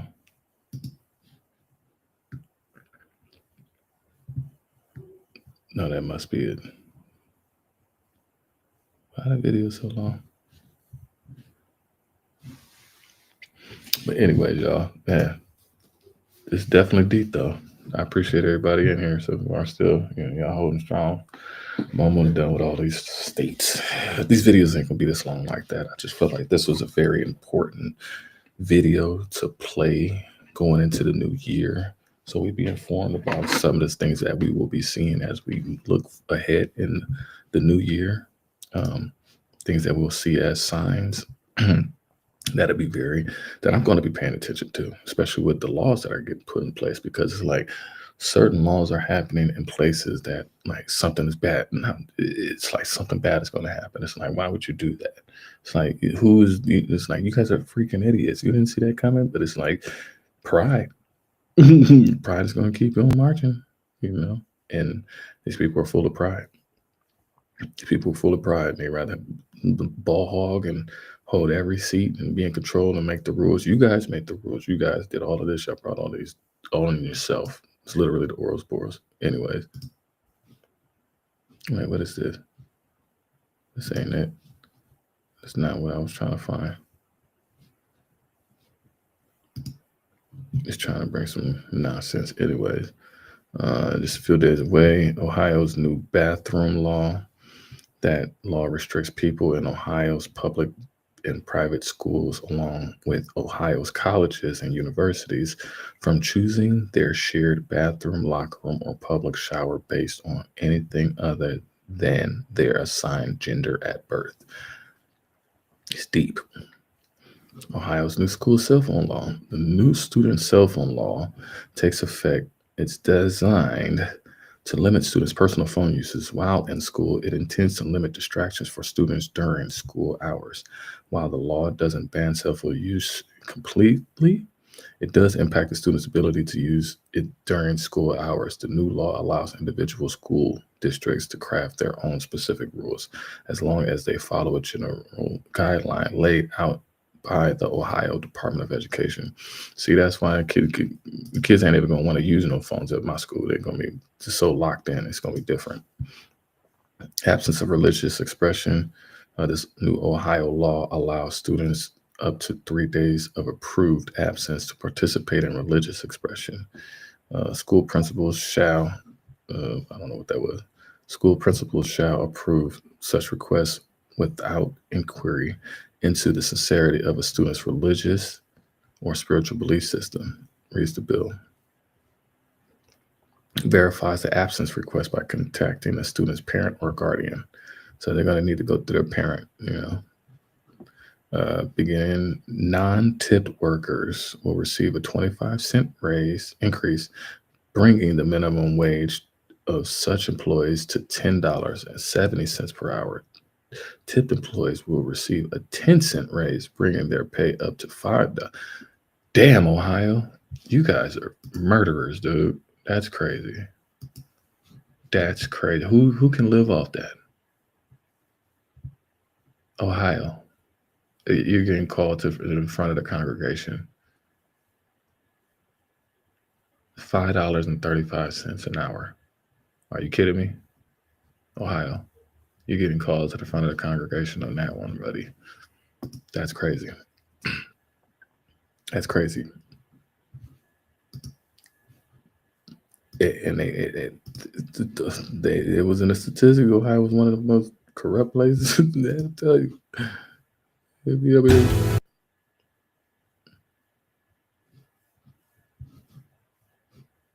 Let's put this. It's been a marathon week of sessions at the Ohio State House. Tonight, we are taking a look at some of the state's new laws and others that are still waiting for the governor's signature. Matt Rascone reports. Consideration of Senate amendments, reports of conference committees. In the final hours, the Ohio General Assembly pushed through bill after bill. We will take care of our kids and we will punish the criminals who deserve it. House Bill 531 enacts Braden's Law, named after Braden Marcus, a 15-year-old who took his own life after a scammer threatened to release images of him. The bill will make sextortion a felony. This legislation still remains ironclad and sends a message, a strong message, to evil perpetrators walking among us in Ohio. Today, Governor Mike DeWine signed Senate Bill 109. It gives more authority to the state medical board to hold sexually abusive doctors accountable. With 83 affirmative votes and 0 negative votes. Other bills are more controversial. Per the usual, during lame duck session, we're saving the very worst piece of legislation to the middle of the night where everyone has tuned out. If signed, House Bill 8 would require educators to let parents know of any change in their students' physical or mental health services. Opponents fear this would force schools to out a student's sexuality to parents. It's dangerous. It would have risked their safety and well-being to out them. The bill also includes an amendment that now requires school districts to create a policy to let students leave early to receive religious instruction. You're mixing religion and education in public schools. This isn't really about religion. This is about parental rights. That bill passed the Senate 24-7 and the House 57-31. Once DeWine receives this bill, he has 10 days to sign it into law or veto it, and we'll continue to follow this one and other sessions at the Ohio is definitely going through some stuff, boy. Y'all know how to put yourself in a rut, huh? I think this is the same thing. Yeah, it's the same thing. This is now, let's go to Oklahoma. Marks the start of November, which means hundreds of laws go into effect. News 4's Caitlin Ogle recaps a few making headlines during the 2024 legislative session. With the stroke of Governor Kevin Stitt's pen, more than 200 laws go into effect November 1st. One of those is the so-called Women's Bill of Rights. We're taking a stand against this out-of-control gender ideology. In 2023, Governor Stitt signed an executive order enforcing the mandate. During the 2024 session, the newly passed bill essentially codifying the order into law, making it harder to be changed. The law defines the word sex as the natural person's biological sex at birth. Females can naturally produce, transport, or utilize eggs for fertilization. Males can use sperm for fertilization. Supporters say these definitions are necessary to protect people in sports, restrooms, and prisons. Those opposed say it's an attack on the transgender community. There would have been protections in it, but it was a bill to create a separate and unequal Oklahoma. They always got somebody who looks like us. That's why she ain't showing her face. You over here flagging for some shit you ain't got. You don't even know who the hell you are. You look like you Muslim, Catholic, Buddhist. That's, oh man, come on, stop this. For trans women and girls. Friday, a law requiring age verification on pornographic website also goes into effect. Users have to prove they're 18 either by an ID or a third party like mortgage, education, and employment records. The goal is protection. Those against it say this is a serious privacy issue. The primary thing is to protect our kids. Who does this bill target? I'm having a hard time figuring out is. These men do not look. These men are not to be trusted with any of these decisions, and they are in the positions to make these decisions. Like, even that dude that was talking, he was speaking on women. Like, why weren't the women actually the ones speaking? You know, even regardless, you know. But we just got finished dealing with that. Where you're not going to take my shine. I don't care if I'm even speaking on your topic, and this is your topic and your moment to shine. But I'm just going to take your shine because that shine, that kind of infringes on the fragility and insecurity of my heart and my ego. I don't know how to take this anymore from any one of you guys. But it's deep. It's intricately woven into all of this stuff. Like, even as much as women are saying about the women's rights and other things, it's still not even allowing a woman to actually be the one to actually speak on the matters. Who are we targeting with this? Another Senate bill increases the penalty for strangulation, upping the maximum punishment from 3 years to 10. It passed overwhelmingly in the House and the Senate. However, a more controversial bill was also signed into law going into effect November 1st that criminalizes the unhoused sleeping on state-owned land. Violators could receive a fine or jail time. Supporters say it combats. This is what I've seen across the whole country, is them living on like this. I promise y'all, this is what I've seen. It's a safety risk. Those against it say it doesn't fight against the underlying issue of homelessness. You've got someone that is in a position of unsafe behavior for not only them, but also the travelers around these highways and underpasses. Where would these people be allowed to go if this is where they're sleeping? Where are they supposed to go when law enforcement makes them leave? Caitlin Ogle, Oklahoma's News 4. The Oklahoma That's what our people went through for a long time. Office I of went through- Economic Development, Growth and Expansion, also known as OK Edge, also goes into effect. It creates an entirely new agency to help bring new businesses to the state.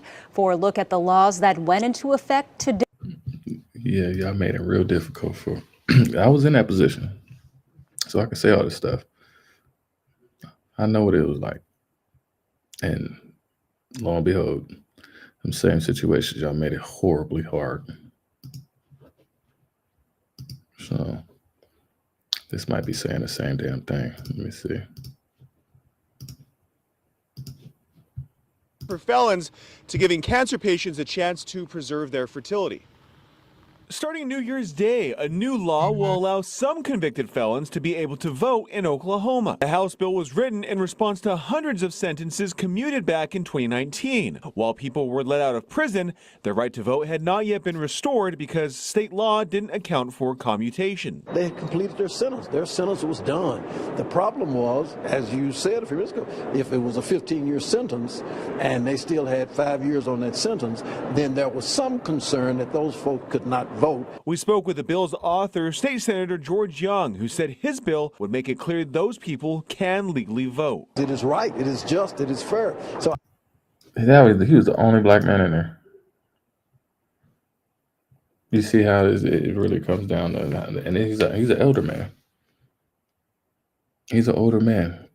If he'd have had 20 other brothers right under him, 50, 100. Because the brothers that's out there in Oklahoma to be able to stand and combat this stuff. That's the issue, that this man has to sit here and rise up against every single one of them, looking to mock, demean, insult his intelligence, his presence, his history, everything about him as a foundational black man. Even this dude way over here in the corner is looking like Popeye. He's looking at him sideways. None of them paying attention to listening to him. That's how y'all treated our people regardless of wherever we went. No matter how sharp that man's suit was, no matter how much education he had. Okay, OJ. Okay, OJ.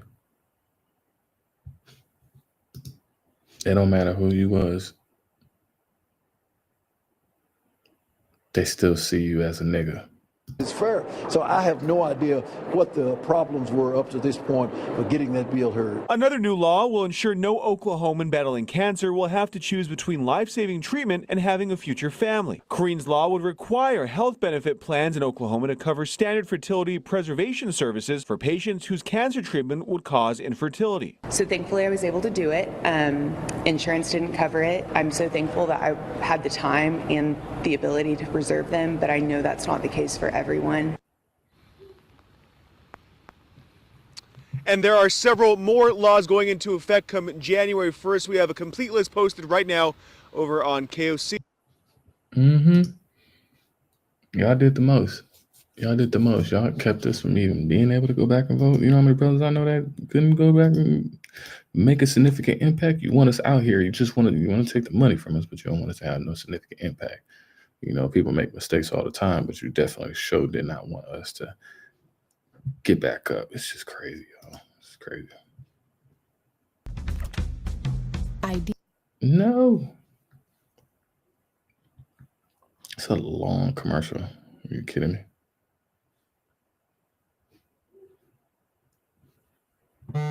Oh, no, it's not. Actor who? All these, I'm going to do a whole list of all the people that have passed away that are in Hollywood and influencers, all kind of crazy stuff. It's crazy. 2025, new laws will soon take effect across Oregon. Here's a look at some key measures that will impact residents starting on January 1st. Senate Bill 1553, also known as the law regarding drug use on public transit, introduces penalties for using drugs on public transportation.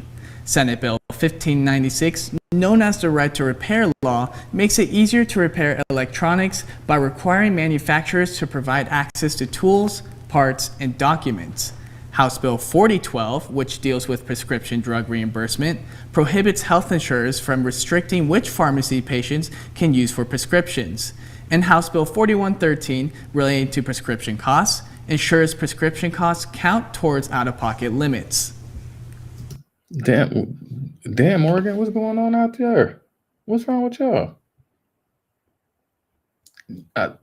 3 out of 4 of those damn laws had to deal with pills. Substance abuse. Y'all doing way too fucking much, Oregon. But that's okay. Go ahead and keep doing what y'all doing. Yeah, you gonna listen. You gonna listen one day. You gonna listen to OG Prime Black. Y'all gonna listen. Y'all gonna understand that this ain't no joke. Y'all making it so fun and festive to be able to do these things. And y'all just want to make sure that you can do your drugs in peace instead of doing it out in the open where it looks very uncomfortable with the optics. We don't want people to look at us now as evil. No, y'all did this to yourself to make yourself look like you. Other new laws, include House Bill 4083, phasing out investments in coal companies, and House Bill 4127, setting standards for warehouse productivity quotas to protect workers. Senate Bill 1502, requiring public posting of videos of school board meetings. And finally, House Bill 4147, allowing school buses to install cameras to catch drivers who don't stop for safety lights. Ooh. On a bus, intoxicated, jacked up, off of pills and shit. They all got a favorite pill. They truly do. It don't matter. That shit get marketed so heavy. We're tracking some new laws We in Pennsylvania now. That was Oregon. in the new year. Newswatch 16's Valeria Quinones in the newsroom now with a look at what's in store. Good morning, Valeria. Good morning, Carrie. Some of the new rules and regulations center around healthcare. Plus, being a politician in Pennsylvania does pay off. Pennsylvania lawmakers will see a big salary increase in 2025. The entire state House and Senate, along with Governor Shapiro, judges, and top-level executive branch officials will get a 3.4% pay raise. That's more than the 2.5% hike Social Security recipients will get. First responders, including local and state police, along with firefighters and EMS professionals, will be eligible for workman's compensation if they develop post-traumatic stress disorder. That rule goes into effect at the end of October. The Commonwealth Safe Haven law is being expanded. Urgent care centers will now be added to the list of places where a newborn baby can be surrendered without legal penalty. New Medicaid coverage allows for doulas to be reimbursed. Doulas provide physical and emotional support to expecting mothers as well as those in labor and post-birth. Advocates say the expansion will help narrow the maternal health gap for minority women. All health insurance plans will have to cover biomarker testing for cancer in the new year. The laboratory procedure helps doctors select and monitor treatments. It also aids in predicting outcomes and determining risk. Biomarker testing also helps doctors figure out if a clinical trial is right for the patient. There are other issues like the full legalization of marijuana that lawmakers could take up when they return to Harrisburg in January. For now, I'm Valeria Quinones reporting. Interesting. I play these things because it translates, it irradiates to other states as well. They do, especially with the doula. Especially with our beautiful sisters that are looking to have natural births with these doulas, and this is changing the game. So be reimbursed for being able to participate and help. Man, see. I'm telling you, there's a lot of pros and cons. That's why it's good to be informed. Chew the meat, spit out the bones. I think I got another one. He might have something different on here. Let me see. Changes to watch for in the new year. Well, it may be Christmas time in the Commonwealth now, but the New Year's resolutions in 2025 will also come with a series of new laws set to take effect on January 1st, which will affect the lives of Pennsylvanians, including several designed to protect the most vulnerable Pennsylvanians experiencing childbirth. Among those laws will be an expansion of access to maternal doulas, who can now register as Medicaid providers. It also allows Medicaid managed care organizations to enter into network agreements with them. Doulas provide physical and emotional support to expecting mothers, along with those in labor and post-birth.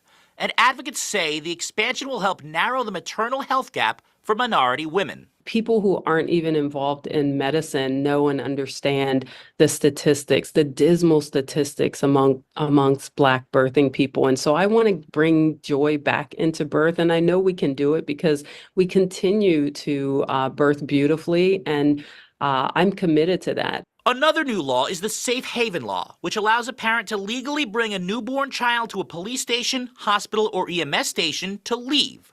More health-related laws will go on the books next year, including one that requires state-regulated health insurance plans to cover biomarker testing that can improve outcomes for diseases like cancer and ALS. And for the first time, emergency responders like police officers will be eligible for workers' comp if they develop PTSD. I'm gonna leave it right there just because that's gonna be just opening the door for Eric. Like I said, you're just creating so many different thin pillow cushions for these people to still be able to operate in the capacity that they can. It's interesting that the lady was talking about with the doulas, like in her being a sister, they always got somebody who look like us to be able to explain these things, but it opens the door for, and it's crazy because you're going to see more of them try to be following in our footsteps, but they don't have it as the woman capacity to be able to deliver like our women can. We're special people. We're special people, and they still keep trying to avoid that part, but you're going to see them try to go home and, replicate these things and epically fail delivering their babies at home. You see what I'm saying? Their babies should be at the hospital with the way they construct them. But the lady was much more complimentary to the aspect of that natural birth aspect, because that's the way it was always before we came into these different medical instruments and different medical practices and different things like that. So we have to keep in mind that we can't lose the essence of that. And we haven't. So it's good to even see that the conversation is even that it's becoming legally to where these people can be, seen as the same, reputable in that capacity of human service, biological service in that capacity, medical service. They're another form of that. And I feel like what's happening is that the medical profession themselves really don't have, the doctors don't really have, surgeons really don't have respect for anybody who's in another particular department or a lane. And that's ego. That's ego. That's insecurity. That's a fragility within that professional structure that's breaking down now, because they're seeing that miracles are happening without any of their instruments, any of their professional expertise, any of their assistance and judgment, like none of that. So they can baffle, like, damn, why is this? We thought we was killing them all. We thought we was taking them all, but they're having more and more babies. How's it happening? Because we don't die, we multiply, we babies kids. We babies kids. But yeah. And then you're dealing with the fact that with the people that are working in these, you got to protect the blue. You got to protect the badge. So yeah, like all of them have PTSD. It don't matter, like they're trying to clean up things that they took so long to not clean up because they didn't want us to be involved into it. So now that the curse is over, they have to do this now. Everything is coming out the way it's supposed to be, is planned out. There'll be plenty of hot-button issues to sort out in the new year as well, such as whether Pennsylvania will legalize recreational marijuana, to whether it will tax skill games, to whether a bipartisan budget can be passed on time by Democrats and Republicans in the legislature. So as the Yule logs and the menorahs are extinguished in 2024, the new legislative year in 2025 will be sure to heat up. Interesting. You always got to learn about something new. We almost there, y'all. We're getting through Maryland right now. So, but it's this tough sledding, y'all. It's tough sledding. We finna get educated. Especially, like I want this to be like that video where it's like one of them time capsules, like I told you so. I smell it. I seen it.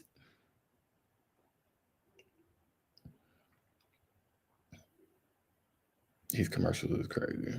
They always gotta sell you a pill.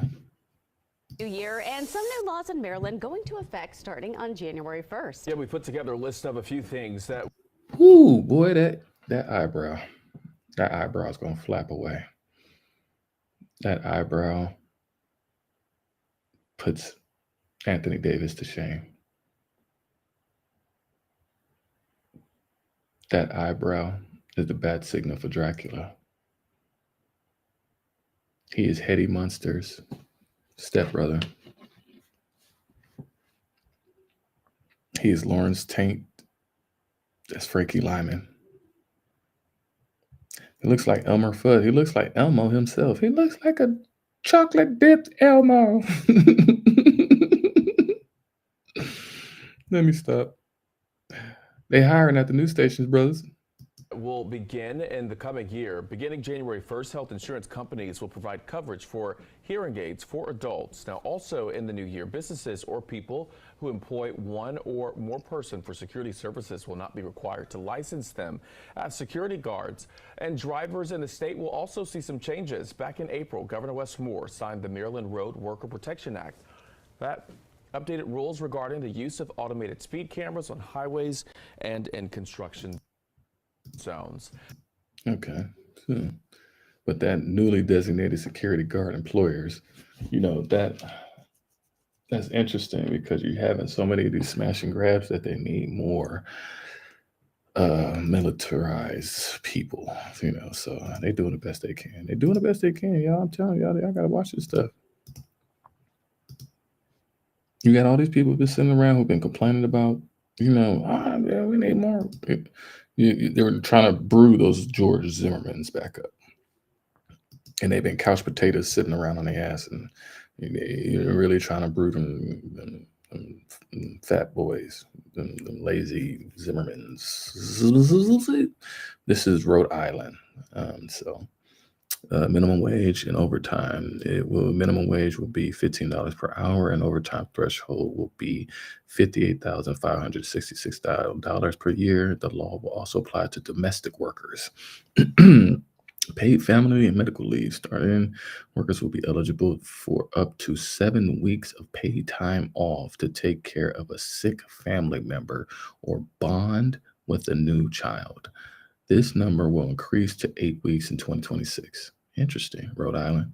Rhode Island is a very interesting state with some of their stuff. It's very sneaky in the pocket. Not even in a bad way, but it's like, I'm going to finish reading because I watched a lot of things in these states. Delaware gets away with a lot of corruption. Ohio gets away with a lot of corruption. So a couple of these states get away with a lot of corruption. All of them do. Don't get me wrong. They all do. They all have their levels. The taxable wage base for most employers will be $29,800 in 2025 and $31,300 for employers at the highest tax rate. Toxic Packaging Reduction Act. The ban of PFAS, and food packaging will be delayed until January 1st, and processing agents until July 2027. That's crazy. The fact that we sitting here have this conversation about PFAS is that means they still have not done anything about that. That they were willing to allow this to keep on going. I promise you, y'all got to pay attention to this stuff. Now, it's like because it's affecting them. It's affecting them badly. Okay. The look back period for drivers under the influence will increase from 5 years to a longer period. This law will take effect July 25. So, yeah. Like you've been driving under the influence, doing all that stuff. Yeah, you're going to find out. Other new laws in Rhode Island include workplace posters for veterans, zoning and ordinances for accessory dwelling units. Okay, so they're trying to make it better for your kids to come back and live with you. That's what they're doing because their kids realize that all that TikToking and playing around in the WalMarts and doing these pranks and stuff like that didn't bode well on the job application. They're forced to have to go back to living with mom and pops because they screwed around too much and it cost them their their legal representation. As a civilized citizen. You got people acting real uncivilized. We've been civilized for as long as civilizing has been sizzling. So, Healthcare Provider Shield Act, the arbitration agreement, and restrictive covenants for with nurses.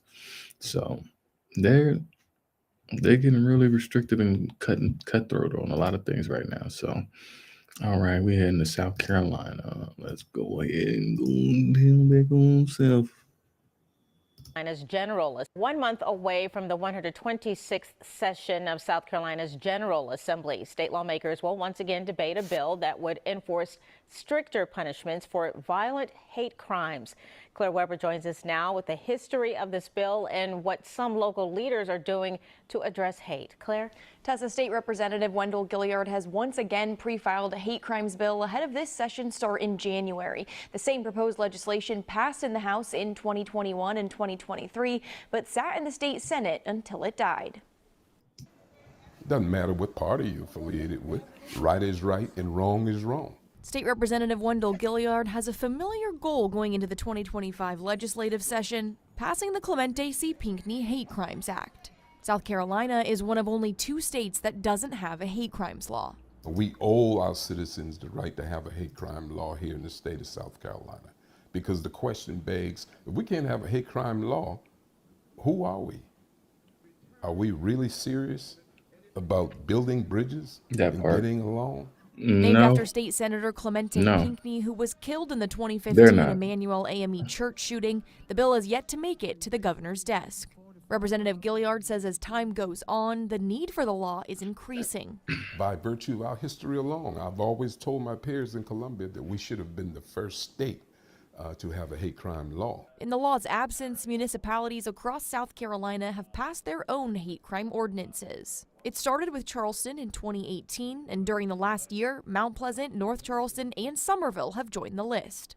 I hope that it demonstrates to the state that this is something that their constituents want. I hope it compels the state to pass a standard, as all of these municipalities are passing a variety of different kinds of ordinances to address hate. Those local ordinances have successfully increased punishments for smaller, nonviolent hate crimes like harassment and vandalism, but the lack of a state law means most incidents still aren't being reported or tracked. We don't have good data to see where in our state hate is happening. We don't have good data to see who in our state is being most targeted by hate. Yeah, you know exactly who's been most targeted by hate. Can we just stop at the Jewish guy? Can we just stop at Mr. Fish, Mr. Seth Rogen? Can we just stop at Mr. Seth Green? Can we just stop it? Y'all just want to keep doing this study and a study and a study and a study and a study instead of actually passing that damn hate crime law. The fact that it didn't get passed with George Floyd let me know, and this dudes keep trying to even assimilate with the fact of like, oh, can we just all get along? No, we can't. We ain't never been able to get along because of the people all around us don't want to get along with us. They've proven it over and over again.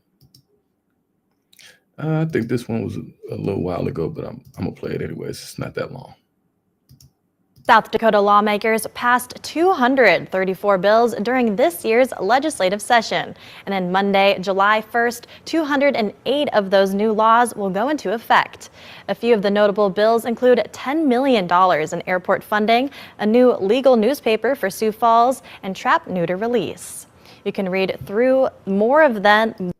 That's South Dakota. So I like watching these because this is where people that don't look like us live. And me going out there and seeing these different things, I'm like, oh, this is interesting, you know? So these are very important that we watch these because these people move out to these locations from, like, they start struggling and stuff like that. They'll move to South Dakota, North Dakota, enlist, join the oil field rigs and stuff like that. So That was South Dakota. This is Tennessee. I think I got another one. Yeah, I do got another one of that one. So I'll just keep that one for now. Hold on a second, y'all. Effect here in Tennessee. Jaxie Pigeon joins us this morning to break down a few of them for us. Well, Allie, starting July 1st, there will be a big sigh of relief for drivers in Tennessee. It's a new law that aims to crack down on illegal booting and towing across the state. It's called the Modernization of Towing, Immobilization, and Oversight Normalization, or MOTION Act. The legislation makes it a Class B misdemeanor to put a boot on any vehicle in Tennessee, and it's punishable by up to 6 months in jail. Next up, a new law will extend provisions passed back in 2021 regarding the use of drones by the state's law enforcement agencies.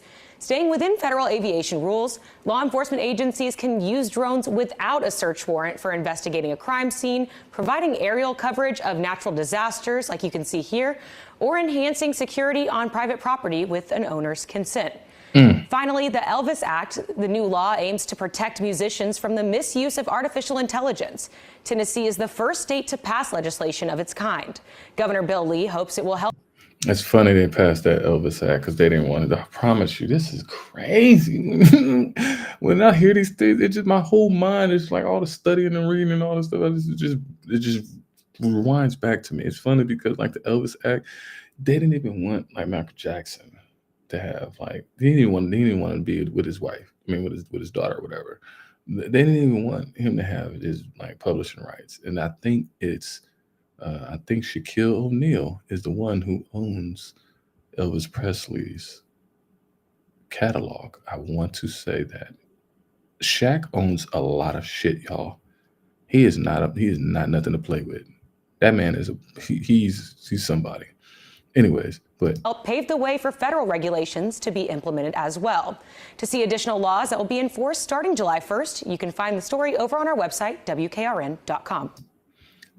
It has to be somebody who looks like them to be able to have these laws be validated, like how they always have to use, like we always had to go to them to get that approval, like a little kid who looks up at their parent, like to get that approval, like, hey, did I do it good? You know, so it's like we never were able to get that true, solid validation from them or anybody else. And we stopped doing it to ourselves. You know, we started doing it to ourselves, unvalidating ourselves because we were believing the noises that was around us. But to see that it always has to be somebody who looks like them to be the face of something that we have to be behind, you know, where it's like, well, hold up, this was happening before all of this, you know, where we're having all of those.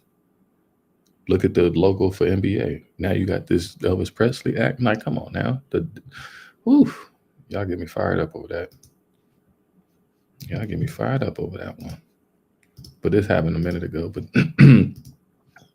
state laws are set to be enacted as we turn to 2025. News 2's Sam Sheminti tells us more about some of those laws, including 2 which will have a big impact on Tennessee children.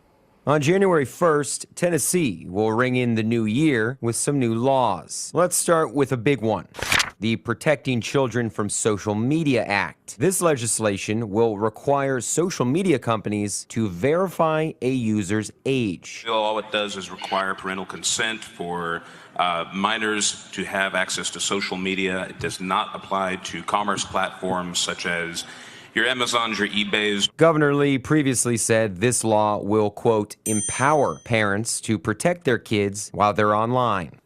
Next up is age verification for porn sites. The Protect Tennessee Minors Act will require sexual content websites to confirm in some way that the visitor is 18 or older. This bill simply puts the cyber community in concert with what we do in the physical world. We do not allow.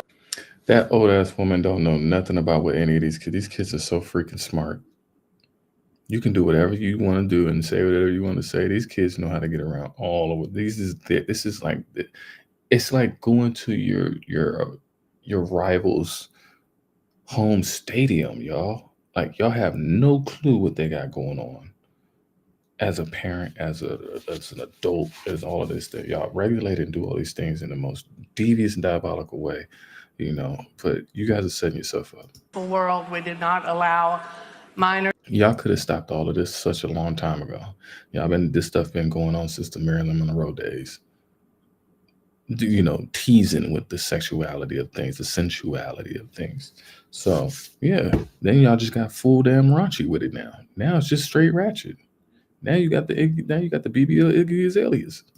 Minors to go into adult establishments. We do not allow minors access to written materials that are inappropriate. Finally, bartenders along Broadway will soon need further training. Come the 1st, all alcohol servers in Tennessee must be trained on the role drugs and alcohol play in sexual assaults. You can tell when something's off, and you can tell when maybe someone's not having a good time.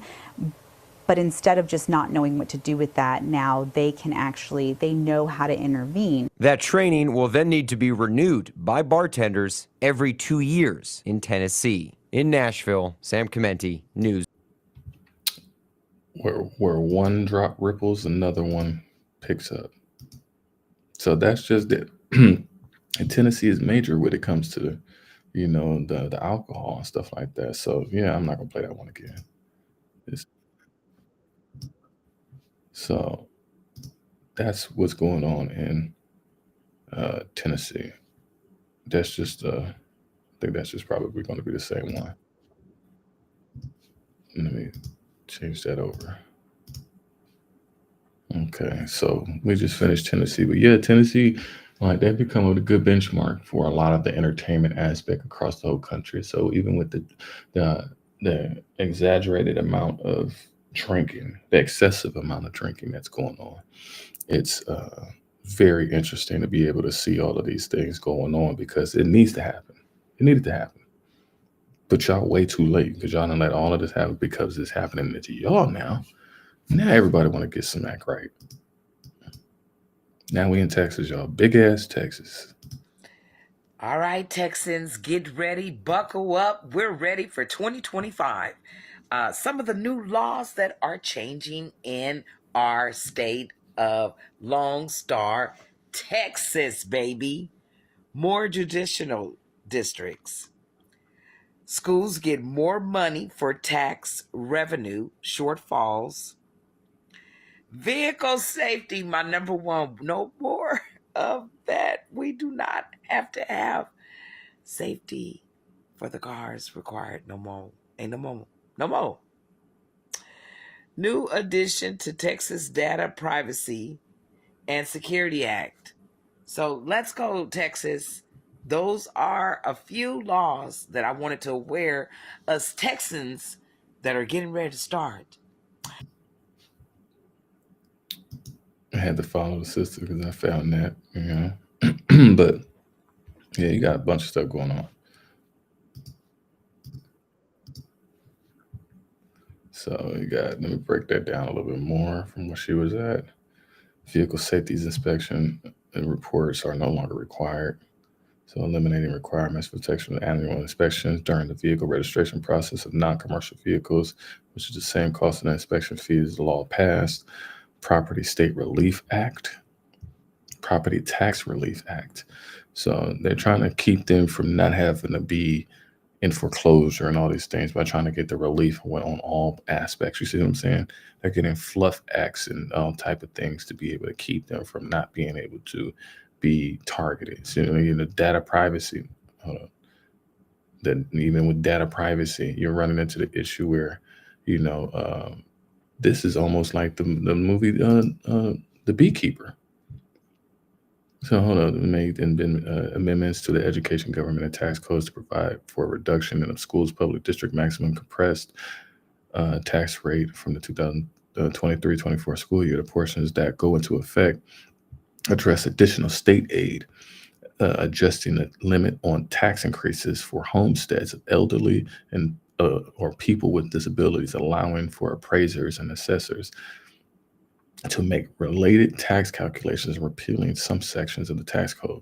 So what they're doing is like, you literally are feeding off of your own Ouroboros. Like you're finding ways to just hustle each other and break all that stuff down. What? Man, there's been so many people passing away right now, y'all. No lie, I got to do another segment of this. Man, my phone is just going off the hook with people just going out right now. Data Privacy and Security Act. It's because you got the Beekeeper movie. These people been getting like scammed and getting jacked and all type of stuff. It's crazy. San Antonio River Authority offers terms. I don't know what that is. Portion of the law going on. Yeah, whatever. Texas Government Judicial Branch, Code of Criminal Procedures, Human and Health Service Commission, Medicaid. These are all changed. I know I got another one. I had a couple other ones. Yeah, I had the wrong one. My bad, y'all. I think there's another one I had.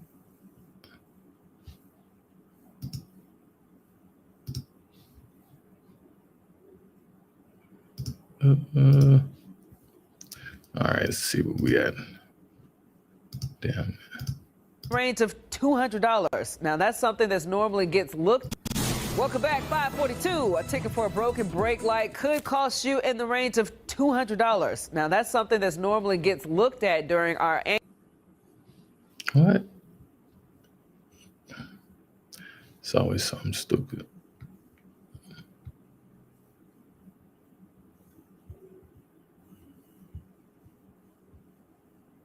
annual state inspections. That's right. Patty Santos tells us that since we're no longer going to be needing those will no longer be required by the states, we now need to be extra attentive.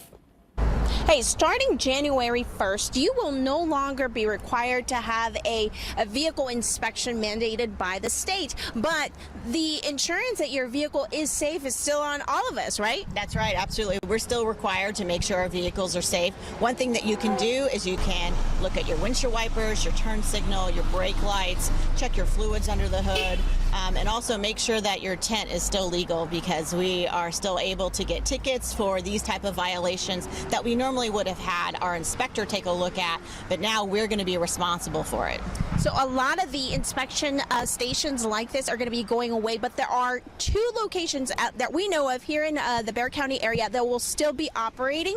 If you have any questions about maybe your car, maybe it's not functioning, or you have questions about it, you can head to ksat.com to find out where the locations are. All right. Yeah, that's still so weird to me to not have to do the inspection Yeah. and not go through that whole process. It's so funny yeah. because growing up in Arkansas, we never even, and forgive me if we did, but nobody ever told us we had to do that until I got to Texas. So either way, hey, it's an interesting change. Yeah. The new year is bringing with it some new rules to vehicle inspections in the state of Texas. Most vehicle owners will no longer be required to have an annual inspection for registration, but they will be still paying a $7.50 inspection program fee. That's right. So this is very interesting here. The changes are hurting the bottom lines for mechanic garages and vehicle inspection stations who depend on that little bit of extra income for the service that they provide. KSAT's Patty Santos tells us that they're worried for the safety, though, of their customers. I've probably been doing state inspections for about 30 years. We are a safety-based company and have been in our community for 40 years. Carissa Barnes and Alice Davis both own garages that do state-required vehicle safety inspections. I probably make anywhere from $100 to $200 a week in state inspections. So it's a lot of money. It adds up. We only do inspections, some minor repair replacement like windshield wipers, some fluids, and some turn signal and headlights. With this change, what does that mean for your business? Pretty much is going to be dissolved. Starting January 1st, 2025, those inspections will no longer be required. Carissa has closed 5 of the 7 stations in Bexar County and laid off 12 people. You're still going to have to require it to maintain your car, Yeah. even if the state doesn't require that test. You hope people will do that. But sometimes people just fix their car only because they have to. You know, times are hard, times are tight, and, you know, sometimes it's food or fix my car. Right now, having someone look over the state-mandated basic inspection costs as low as $7.50. Starting in January, having the same service at a shop might cost you between $90 to $150. Beginning in November 2026, Bexar County residents will be required to have an emissions inspection on a car that's 2 to 24 years old. That's going to mean a business shift for garages too, starting with the purchase of the machine to do the testing. Let's just say it's $10,000. To be honest with you, I'm trying to get out of debt, not get in debt.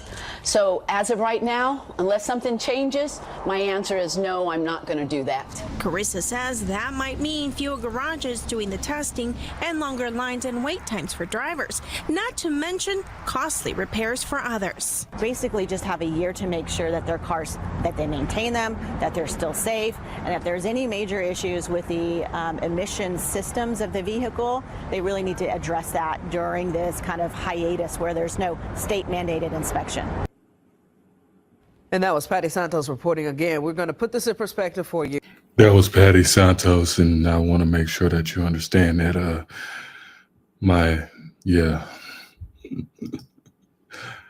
No, but a shout out to the women that was up in that shop though. They were trying to get it in real quick, under the hood.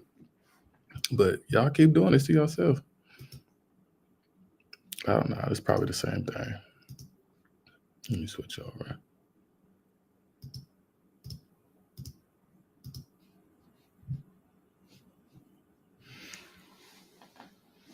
That voice got kind of deep. I don't know if she hit that and Shaquille O'Neal note, and just kind of really threw me off on the first date. I was blindsided on a blind date, but I can actually see her though. Yeah. I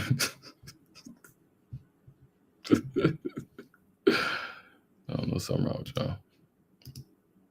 At the state capitol, Texas lawmakers filed a record number of bills, setting the stage for the upcoming legislative session. And today's the start of bill filing. Every year, thousands are filed by state leaders, and there's some pretty big issues we'll be tracking, like school choice, legal access to medical abortions, and border security. KXAN's Ryan Chandler gives us some insight into what we can expect when lawmakers get back to work in January. Well, it's a big day after a long night here at the Texas Capitol. Some staffers camping out behind the Senate chamber all night to secure a spot in line. There's no prize for first place, but it could be a sign of things to come as Republicans rally for a historic year. The pre-session sleepover, more symbolic than strategic. The legislature gives no favor for being first, but lawmakers are eager to get back to work, setting a record on Tuesday, submitting more than 1,500 bills, the most ever filed on the first day. A lot of pent-up demand for legislation. Certainly Republicans have been emboldened by the election results here in Texas. Some of the first filed on border security, aimed at restricting undocumented students from getting in-state tuition, requiring citizenship to register to vote, and allowing Texas to negotiate border security with Mexico. Democrats ambitious on abortion and voting access, filing bills to create an exception for rape in the abortion ban and to allow electronic and same-day voter registration. Typically what happens is you've got a handful of members who want to claim ownership on a particular subject matter, and so they will rush in. Is he awake or asleep? How much I want to? What marijuana and prescriptions do he got? That eye, he looked like the broken animatronic at the Chuck E. Cheese, the one with that'd be in the right hand corner. That'd be he got these eyes look like the Goonies. In order to get a low bill number. But the legislative session is designed to kill bills. What, did I just see a big ass gavel to compensate? Was that to compensate? Look how big that shit is. Don't he wish? I got a big something. You ain't got no big. He's like, I gotta think of something big when my wife is looking at me while she's over there really getting something big, sir. So, yeah. The legislative session is designed to kill bills, not pass them. Last year, lawmakers filed more than 8,000 bills. Only 1,169 became law, a success rate of less than 15%. And it'll be a while before we see the plans for the biggest items of the year, from public money for private schools to property tax cuts and the future of state-funded border security. All major priorities of Governor Abbott. The first 60 days, the only items that they can take up in a committee hearing or take any action. He looked just like the Chuck E. Cheese animatronic, y'all. I'm sorry. It's just right in my face. Killer Clowns from Outer Space. I'm looking at it right now. He looks like the Gremlins 3. Yeah. Action on are those designated as emergencies by the governor. So right now, this is more poetry than prose. Ryan Chandler, KXAN News. Comparing data from the last 10 sessions, about 6,600 bills are filed on average, and about 20% are passed, which is around 1,300. Digital data reporter Christopher Adams has a breakdown on past Texas legislative sessions. You'll find graphs with numbers from regular and Anybody worry about all that? Yeah. You finding out the hard way now. They're gonna have to find out the hard way. New state laws will be going into effect. This includes changes to the state vehicle inspections. They will be a thing of the past next year, and that means that you will not have to get your car checked. We already know about that, sir. We're gonna move on to the next. We'll run through this list. We're almost done, y'all. We're almost done. We are almost done. We got a couple more states left. We got Utah. Where's Utah at?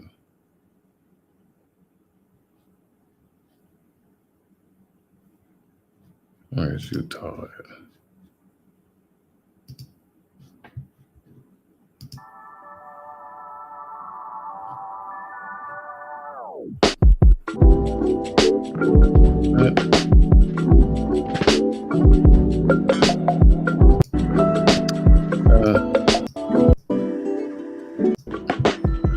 No, none of the music. You're killing me with the music. Ain't got nothing on there. What happened to it? All right. License plate revision. We're in Utah, y'all. We're in Utah. We're going to get through this real quick. Oh, man, drive through. Where are we at? Children's Device Protection Act. So a lot of these is just they bouncing and piggybacking off of each other. So that really didn't give me nothing. I thought I had more on Utah. I know Utah has this one going up.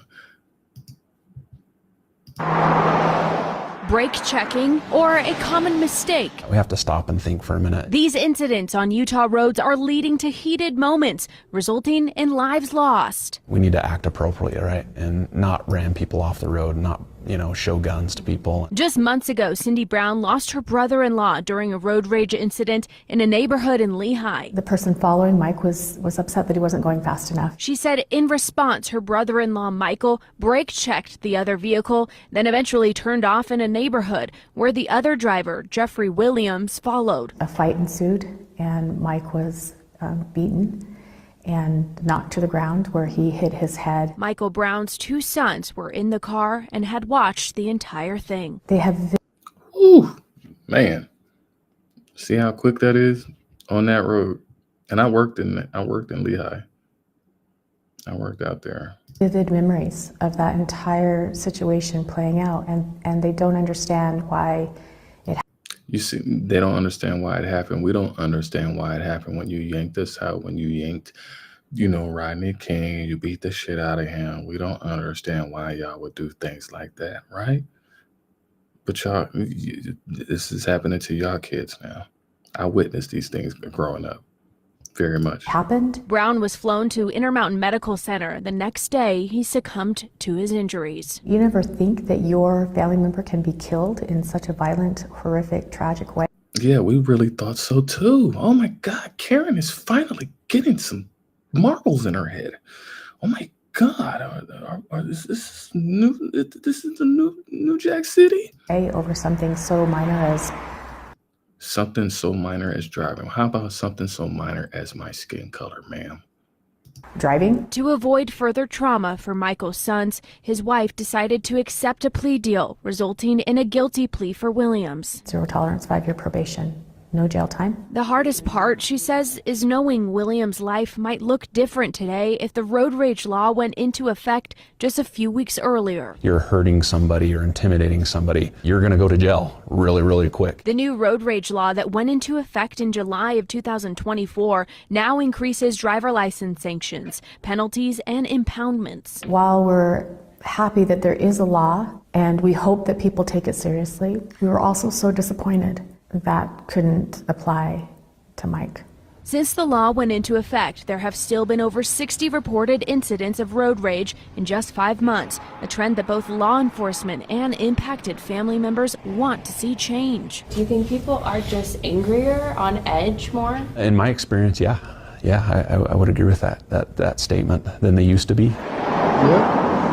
Probably more likely just an accident or non-intentional. When you allow your emotions to take control of your behavior, dire consequences can sometimes follow. Thanksgiving is coming up, and I'm still going to expect Mike to walk in, and he's not going to.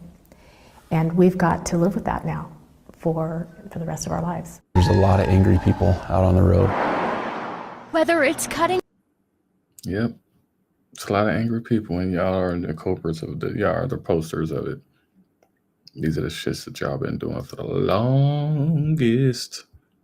And now it's just like, oh my God, I didn't know that this was going to be it's knocking on my door and ended up on my front porch. Get this damn thing off. No. Y'all gonna have to eat these cold ass potatoes. Y'all keep trying to find the most convenient way to get in the kingdom of heaven. Y'all not getting it. Y'all not getting in because that's who you are and where you come from. Man, what y'all done? Man, you don't get it. Lady, sir, y'all think that shit is sweet. Y'all doing it to yourselves now. That's the difference now. We've been telling y'all the longest y'all been acting, this is what y'all do. This is who y'all is. Maya Angelou said if they do this, somebody show you who you are, you believe them. You believe them. Anyways, we on tour of Vermont. Utah be always trying to control people, you know.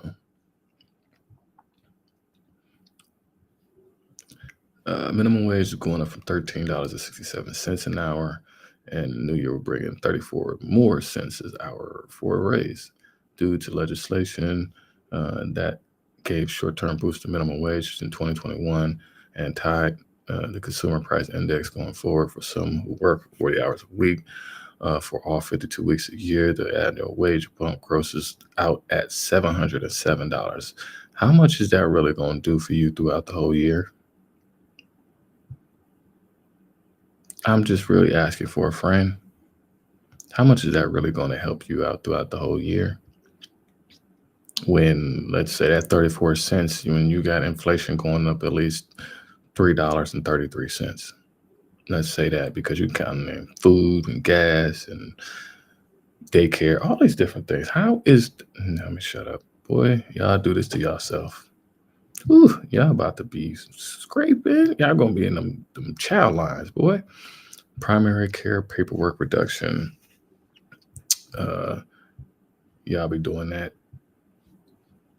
Prescription drugs, first deadline for greenhouse gas reductions. Y'all keep trying to do this.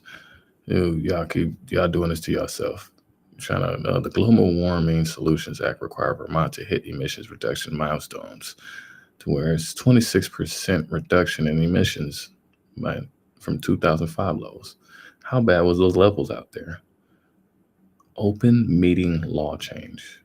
All state decision-making bodies will be required to hold a regular or special meetings in both physical locations and on electronic platforms. So, electric vehicle fee, okay. A nearly 50% increase over the year prior, okay. So they're getting a major bump. That's good news for the climate, but not so great for the state's transportation fund, which relies heavily on tax revenue from the sale of unleaded gas and diesel. Wow, interesting.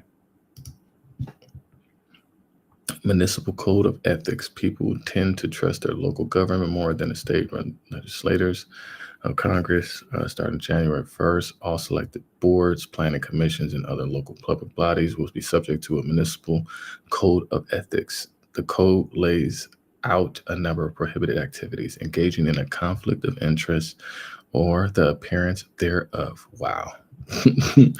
Oh, what a tangle web y'all weave. Misuse of local government resources or confidential information. Preferential treatment based on social status, wealth, and family connection. Well, what do we have here? So what do we have here? So that means all of you people that have been based on social status, keeping up with the Joneses and the wealth and the family connection. So all of that's about to get what? Oh, prohibited activities. It says prohibited activities, accepting gifts that could unduly influence government decisions. I'm showing these things because this is going to start going nationwide. The state also includes whistleblower protections and requires ethic training in local governments. Woo! You about to be hearing a lot of whistleblowing this year coming up. I'm talking about everybody gonna be blowing their horns. They're gonna be blowing whistles, not horns. We're blowing the horns. They're blowing whistles. The Vermont League of Cities has planned to lay out the law saying abandons existing code of ethic policy, which are often already in place locally.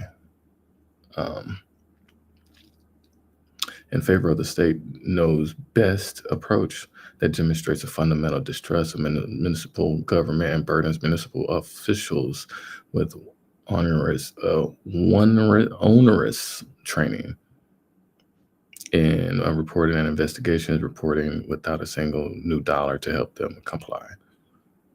Colorectal cancer screenings, we're going to be getting that. Telehealth pay parity for doctors' appointments done by video or phone. Yeah. So yeah, I got some interesting. I always pick out one little interesting thing that may pop out like this. This popped out to me, you know. So I think that's why I be into stuff, because I'd be like, okay, if this started, if the seeds were sown, they spread it. You know what I'm saying? So that's why. We'll see some new laws go into starting January 1st. You'll see some new laws go into effect in the Commonwealth. ABC 13's Sarah Weitzman tells us what some of those changes are. This new year, you can expect to see many new changes. I'll walk you through some of the major ones. Starting off in your wallet, the minimum wage in Virginia will be increased from $12 to $12.41 as a result of a law that requires minimum wage to be adjusted for inflation. Next is jury duty. You used to be able to request an exemption at 70 years old, but now come January 1st, that will be bumped up to 73.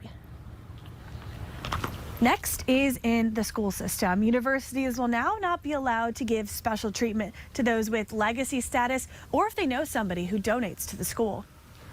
And lastly, in healthcare, colorectal cancer screenings will now be covered by insurance. It also prohibits that coverage from having any deductibles, coinsurance, or any other cost-sharing requirements. Now, these are just some of the laws that will go into effect starting January 1st. But if you'd like to see the full list, go to the web. It's interesting. It's very interesting information, y'all. It's always very interesting. We're almost there.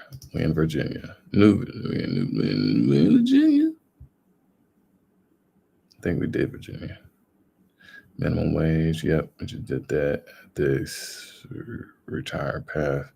Beneficial ownership reporting, Department of Labor, salary threshold. Yeah, we did do this. Some way, somehow we did that.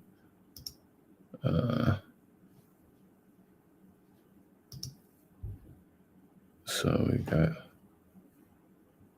new Virginia law. I believe it's the same thing. Increase insurance minimum, VDOT. We almost done, y'all. Line of duty, exiting electrical. Yeah, this is the same one. Oh, I came across these same ones. Huh? Norfolk, Virginia. It's the same one. All right. Haha, there we go. We're in Washington. So shout out to people in Washington.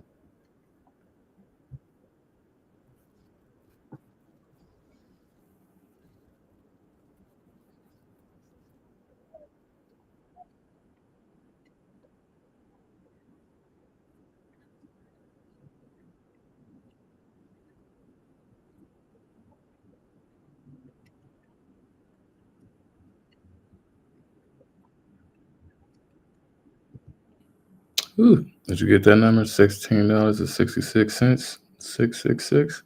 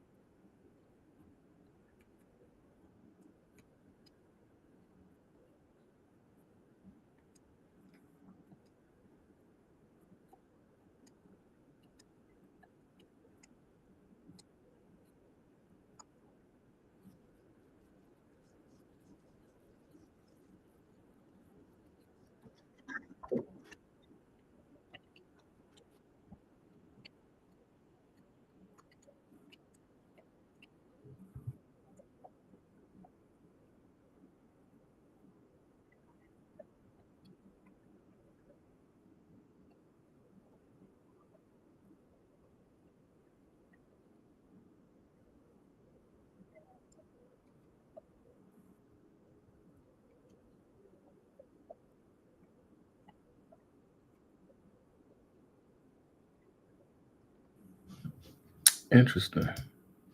It's always interesting, y'all. It's always interesting. We gonna find out. I'm almost there, y'all. I'm almost there. We almost there. This is definitely probably the longest one I've done. Wow. But it's gonna be informative. I think this is definitely gonna be informative. People to kind of tap back in. So, but anyways,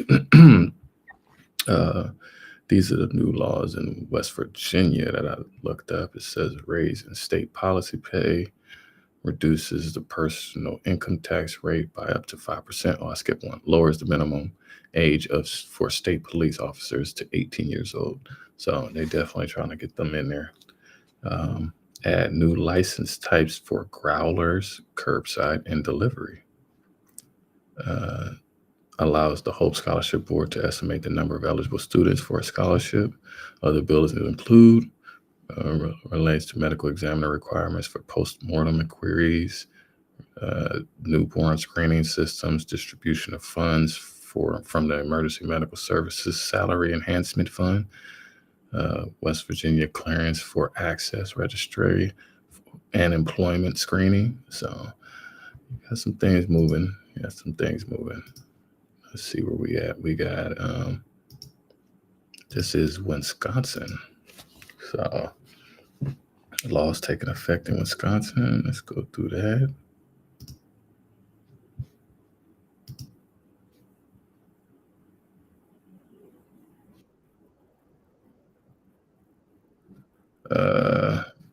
What happened to my video? Nope. And they got the music in it too. That's not the video.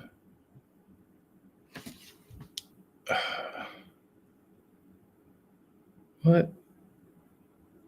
They took my video.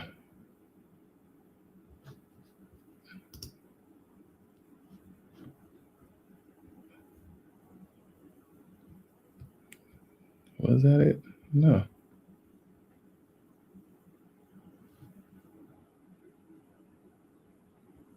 What?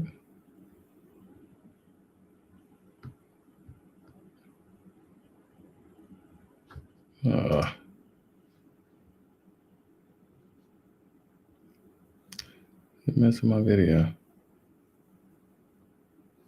My bad, y'all. I had Wisconsin. The day of the government signs the bill I don't know if it's going to go to the 21 have minimum wages, 21 states. Let's see if it goes to my video. No.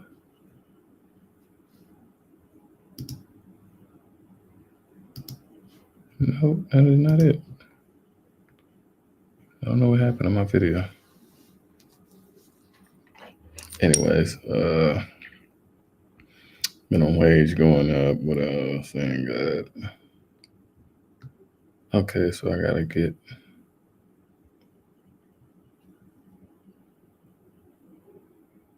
Okay, it's under here. Okay. So I was just missing the point. Annual state park stickers now valid and whatever, making it harder to delay, block, or affordable housing developments. And y'all getting out of the way to doing that. New tax when charging electric vehicles in Wisconsin. Physical therapists can now provide certifications for disabled parking. Wait, hold up. Physical therapists can now provide certification for disabled parking. That's interesting.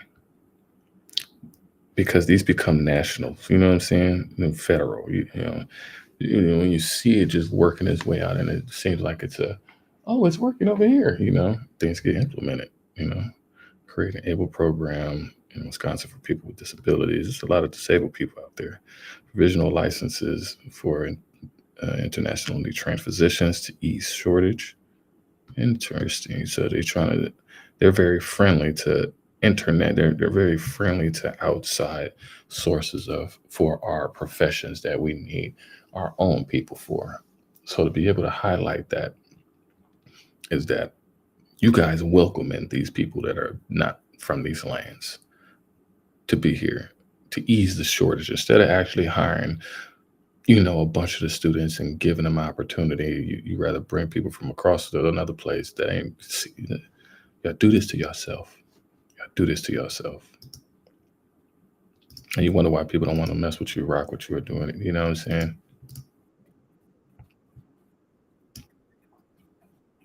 It's Wyoming.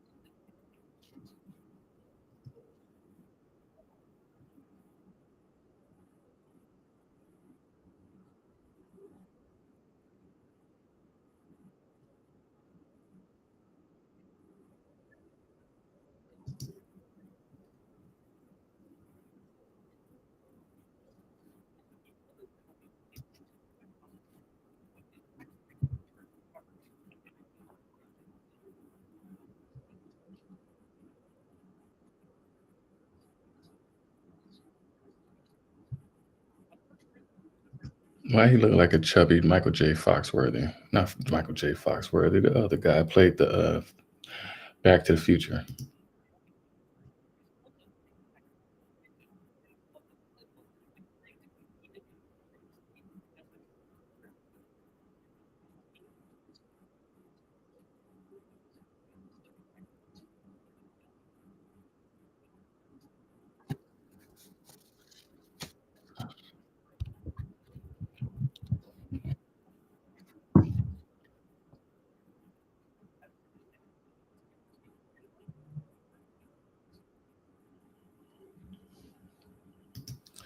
Ooh wee.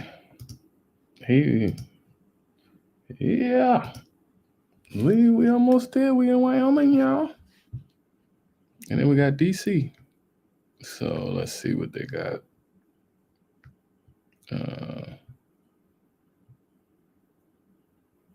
Trespass law. I thought I had more. Hold up. All right. Squatting is a national issue that makes it difficult for owners to sell or sometimes even visit their residential property. And Casper law enforcement says Wyoming is not immune to it. Transient people move into vacant homes, sometimes causing damage to the property, and often refuse to leave after the owner or police confront them. This issue is commonly treated as a civil dispute by law enforcement due to the difficulty of verifying whether the occupant is a legitimate tenant, according to a memo from Pacific Legal Foundation. The property owner is telling them that they're not a legitimate tenant. You know what I'm saying? Like, you're on my property, you're trespassing. Like, how much more? See, y'all weave these tangled webs. So, members of the Wyoming Legislative Joint Judiciary Committee voted Thursday to sponsor 2 bills in the 2025 general session that address squatter issues. After police chief committee for Health in June, Feeders told the committee that it was a growing issue in Casper. We've done pretty much everything we can, even at great expense to us. But it's not just about Casper. I want to reiterate, this is happening across our state. It's happening across the country. The fact that you guys are being removed from a land that does not belong to you anymore. Genesis 15, 13, 14. Literally. You're being shown that, and you're having to shovel and shove your own people along the way, and shoo and shimmy and shimmy Jimmy. When the chief discusses the issue of squatting property damage, he absolutely is right. It's a tremendous problem. It's a growing problem. It's always been a fucking problem. We've always had to deal with you guys dealing with all this stuff. But you also couple it with what we're currently facing, and it becomes almost an unmanageable problem. So, residential property removal of unlawful occupant. That's the law, 10-4. Explicitly allows property owners to seek help from law enforcement to remove unauthorized occupants from their residential dwelling. It said that this is a very important bill to protect both residential property owners and the law enforcement from liability, which has kept them from acting in certain parts of Wyoming. Yeah, this is what y'all been doing. So you're gonna be running into people that's gonna be having weapons on them to be able to, you're not going to take me off of this land. My granddaddy was in this land. I just moved to California to live, but I'm coming back to claim something that ain't even mine. But I'm going to stay here and you ain't going to do nothing about it. So, yeah, squatting. These people homeless outside. Yeah. Now you're creating laws that get you. I'm telling you, it's a tangle weave you weave. It's a tangle web you weave. I'm just looking at it. It's just about to be crazy, y'all, because it's already happening right now.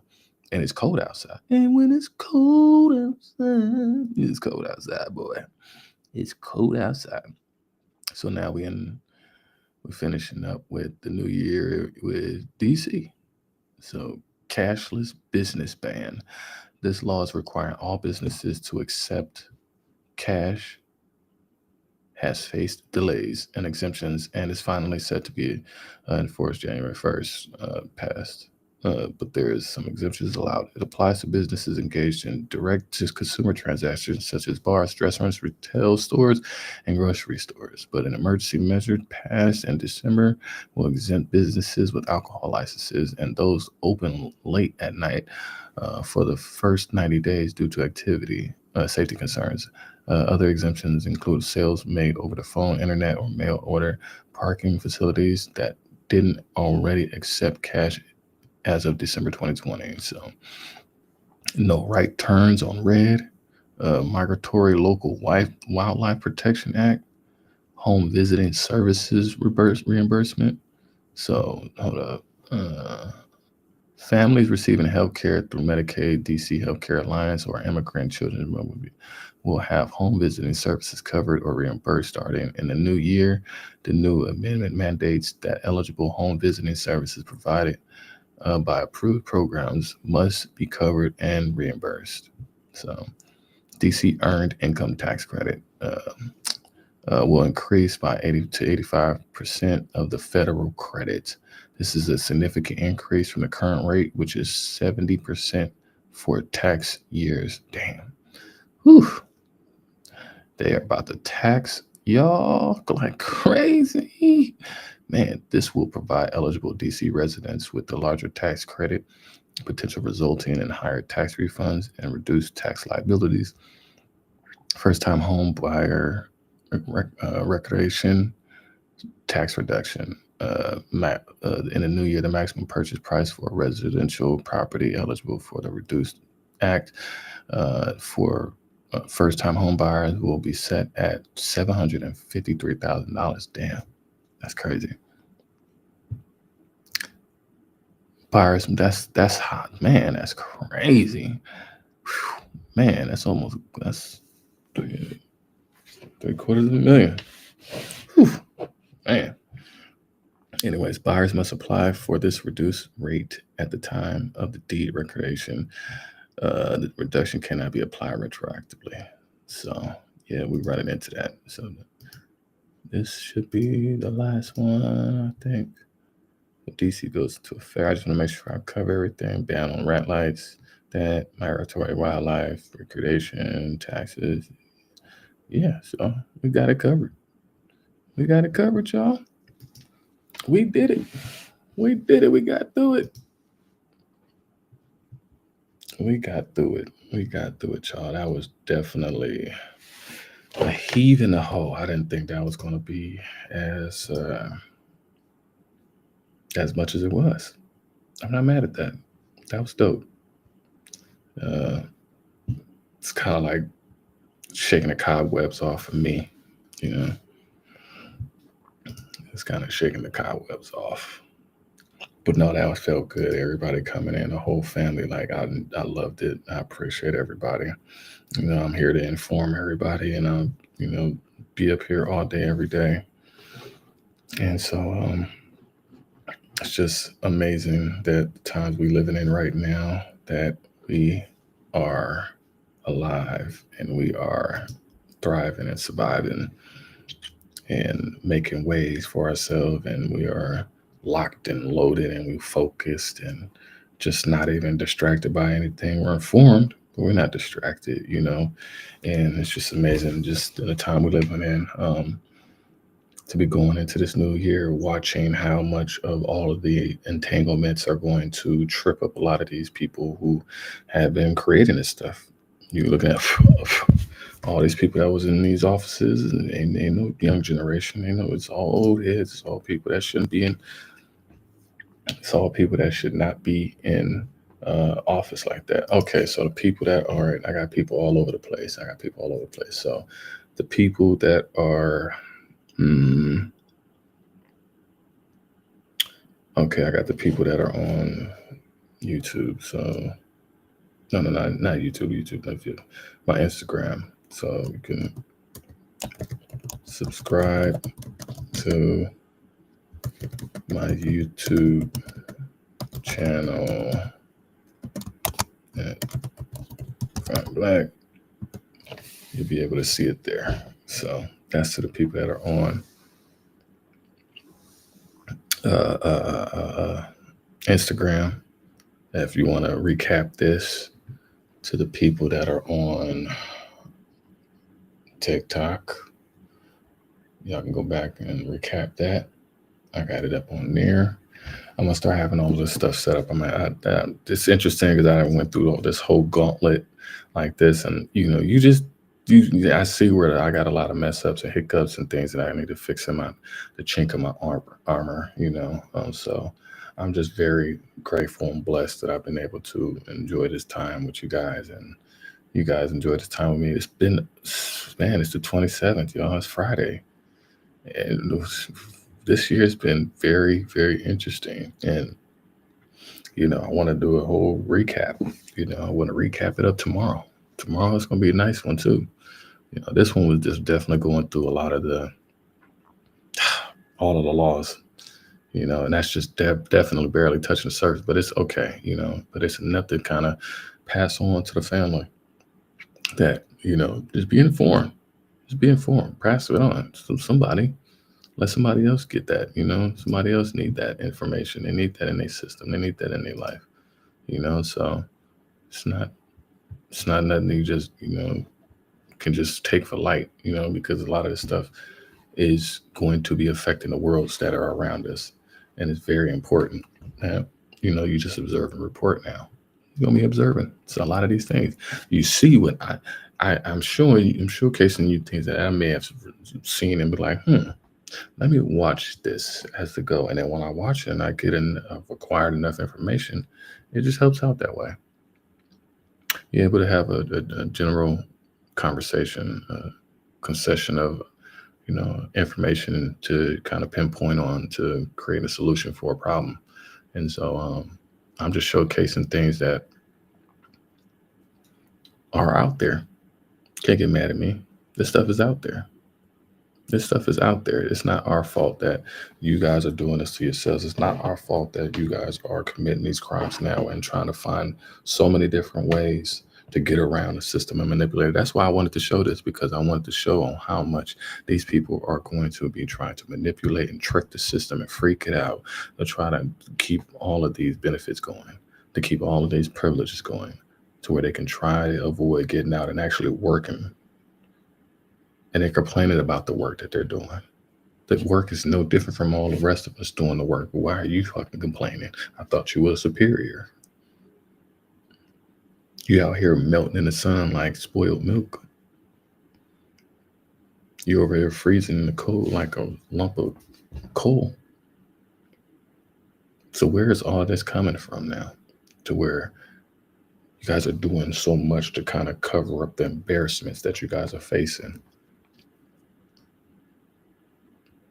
No different from the guy who assassinated the CEO of United Healthcare. Y'all found the dude, but y'all didn't want nobody to see who he looked like, what he looked like. No.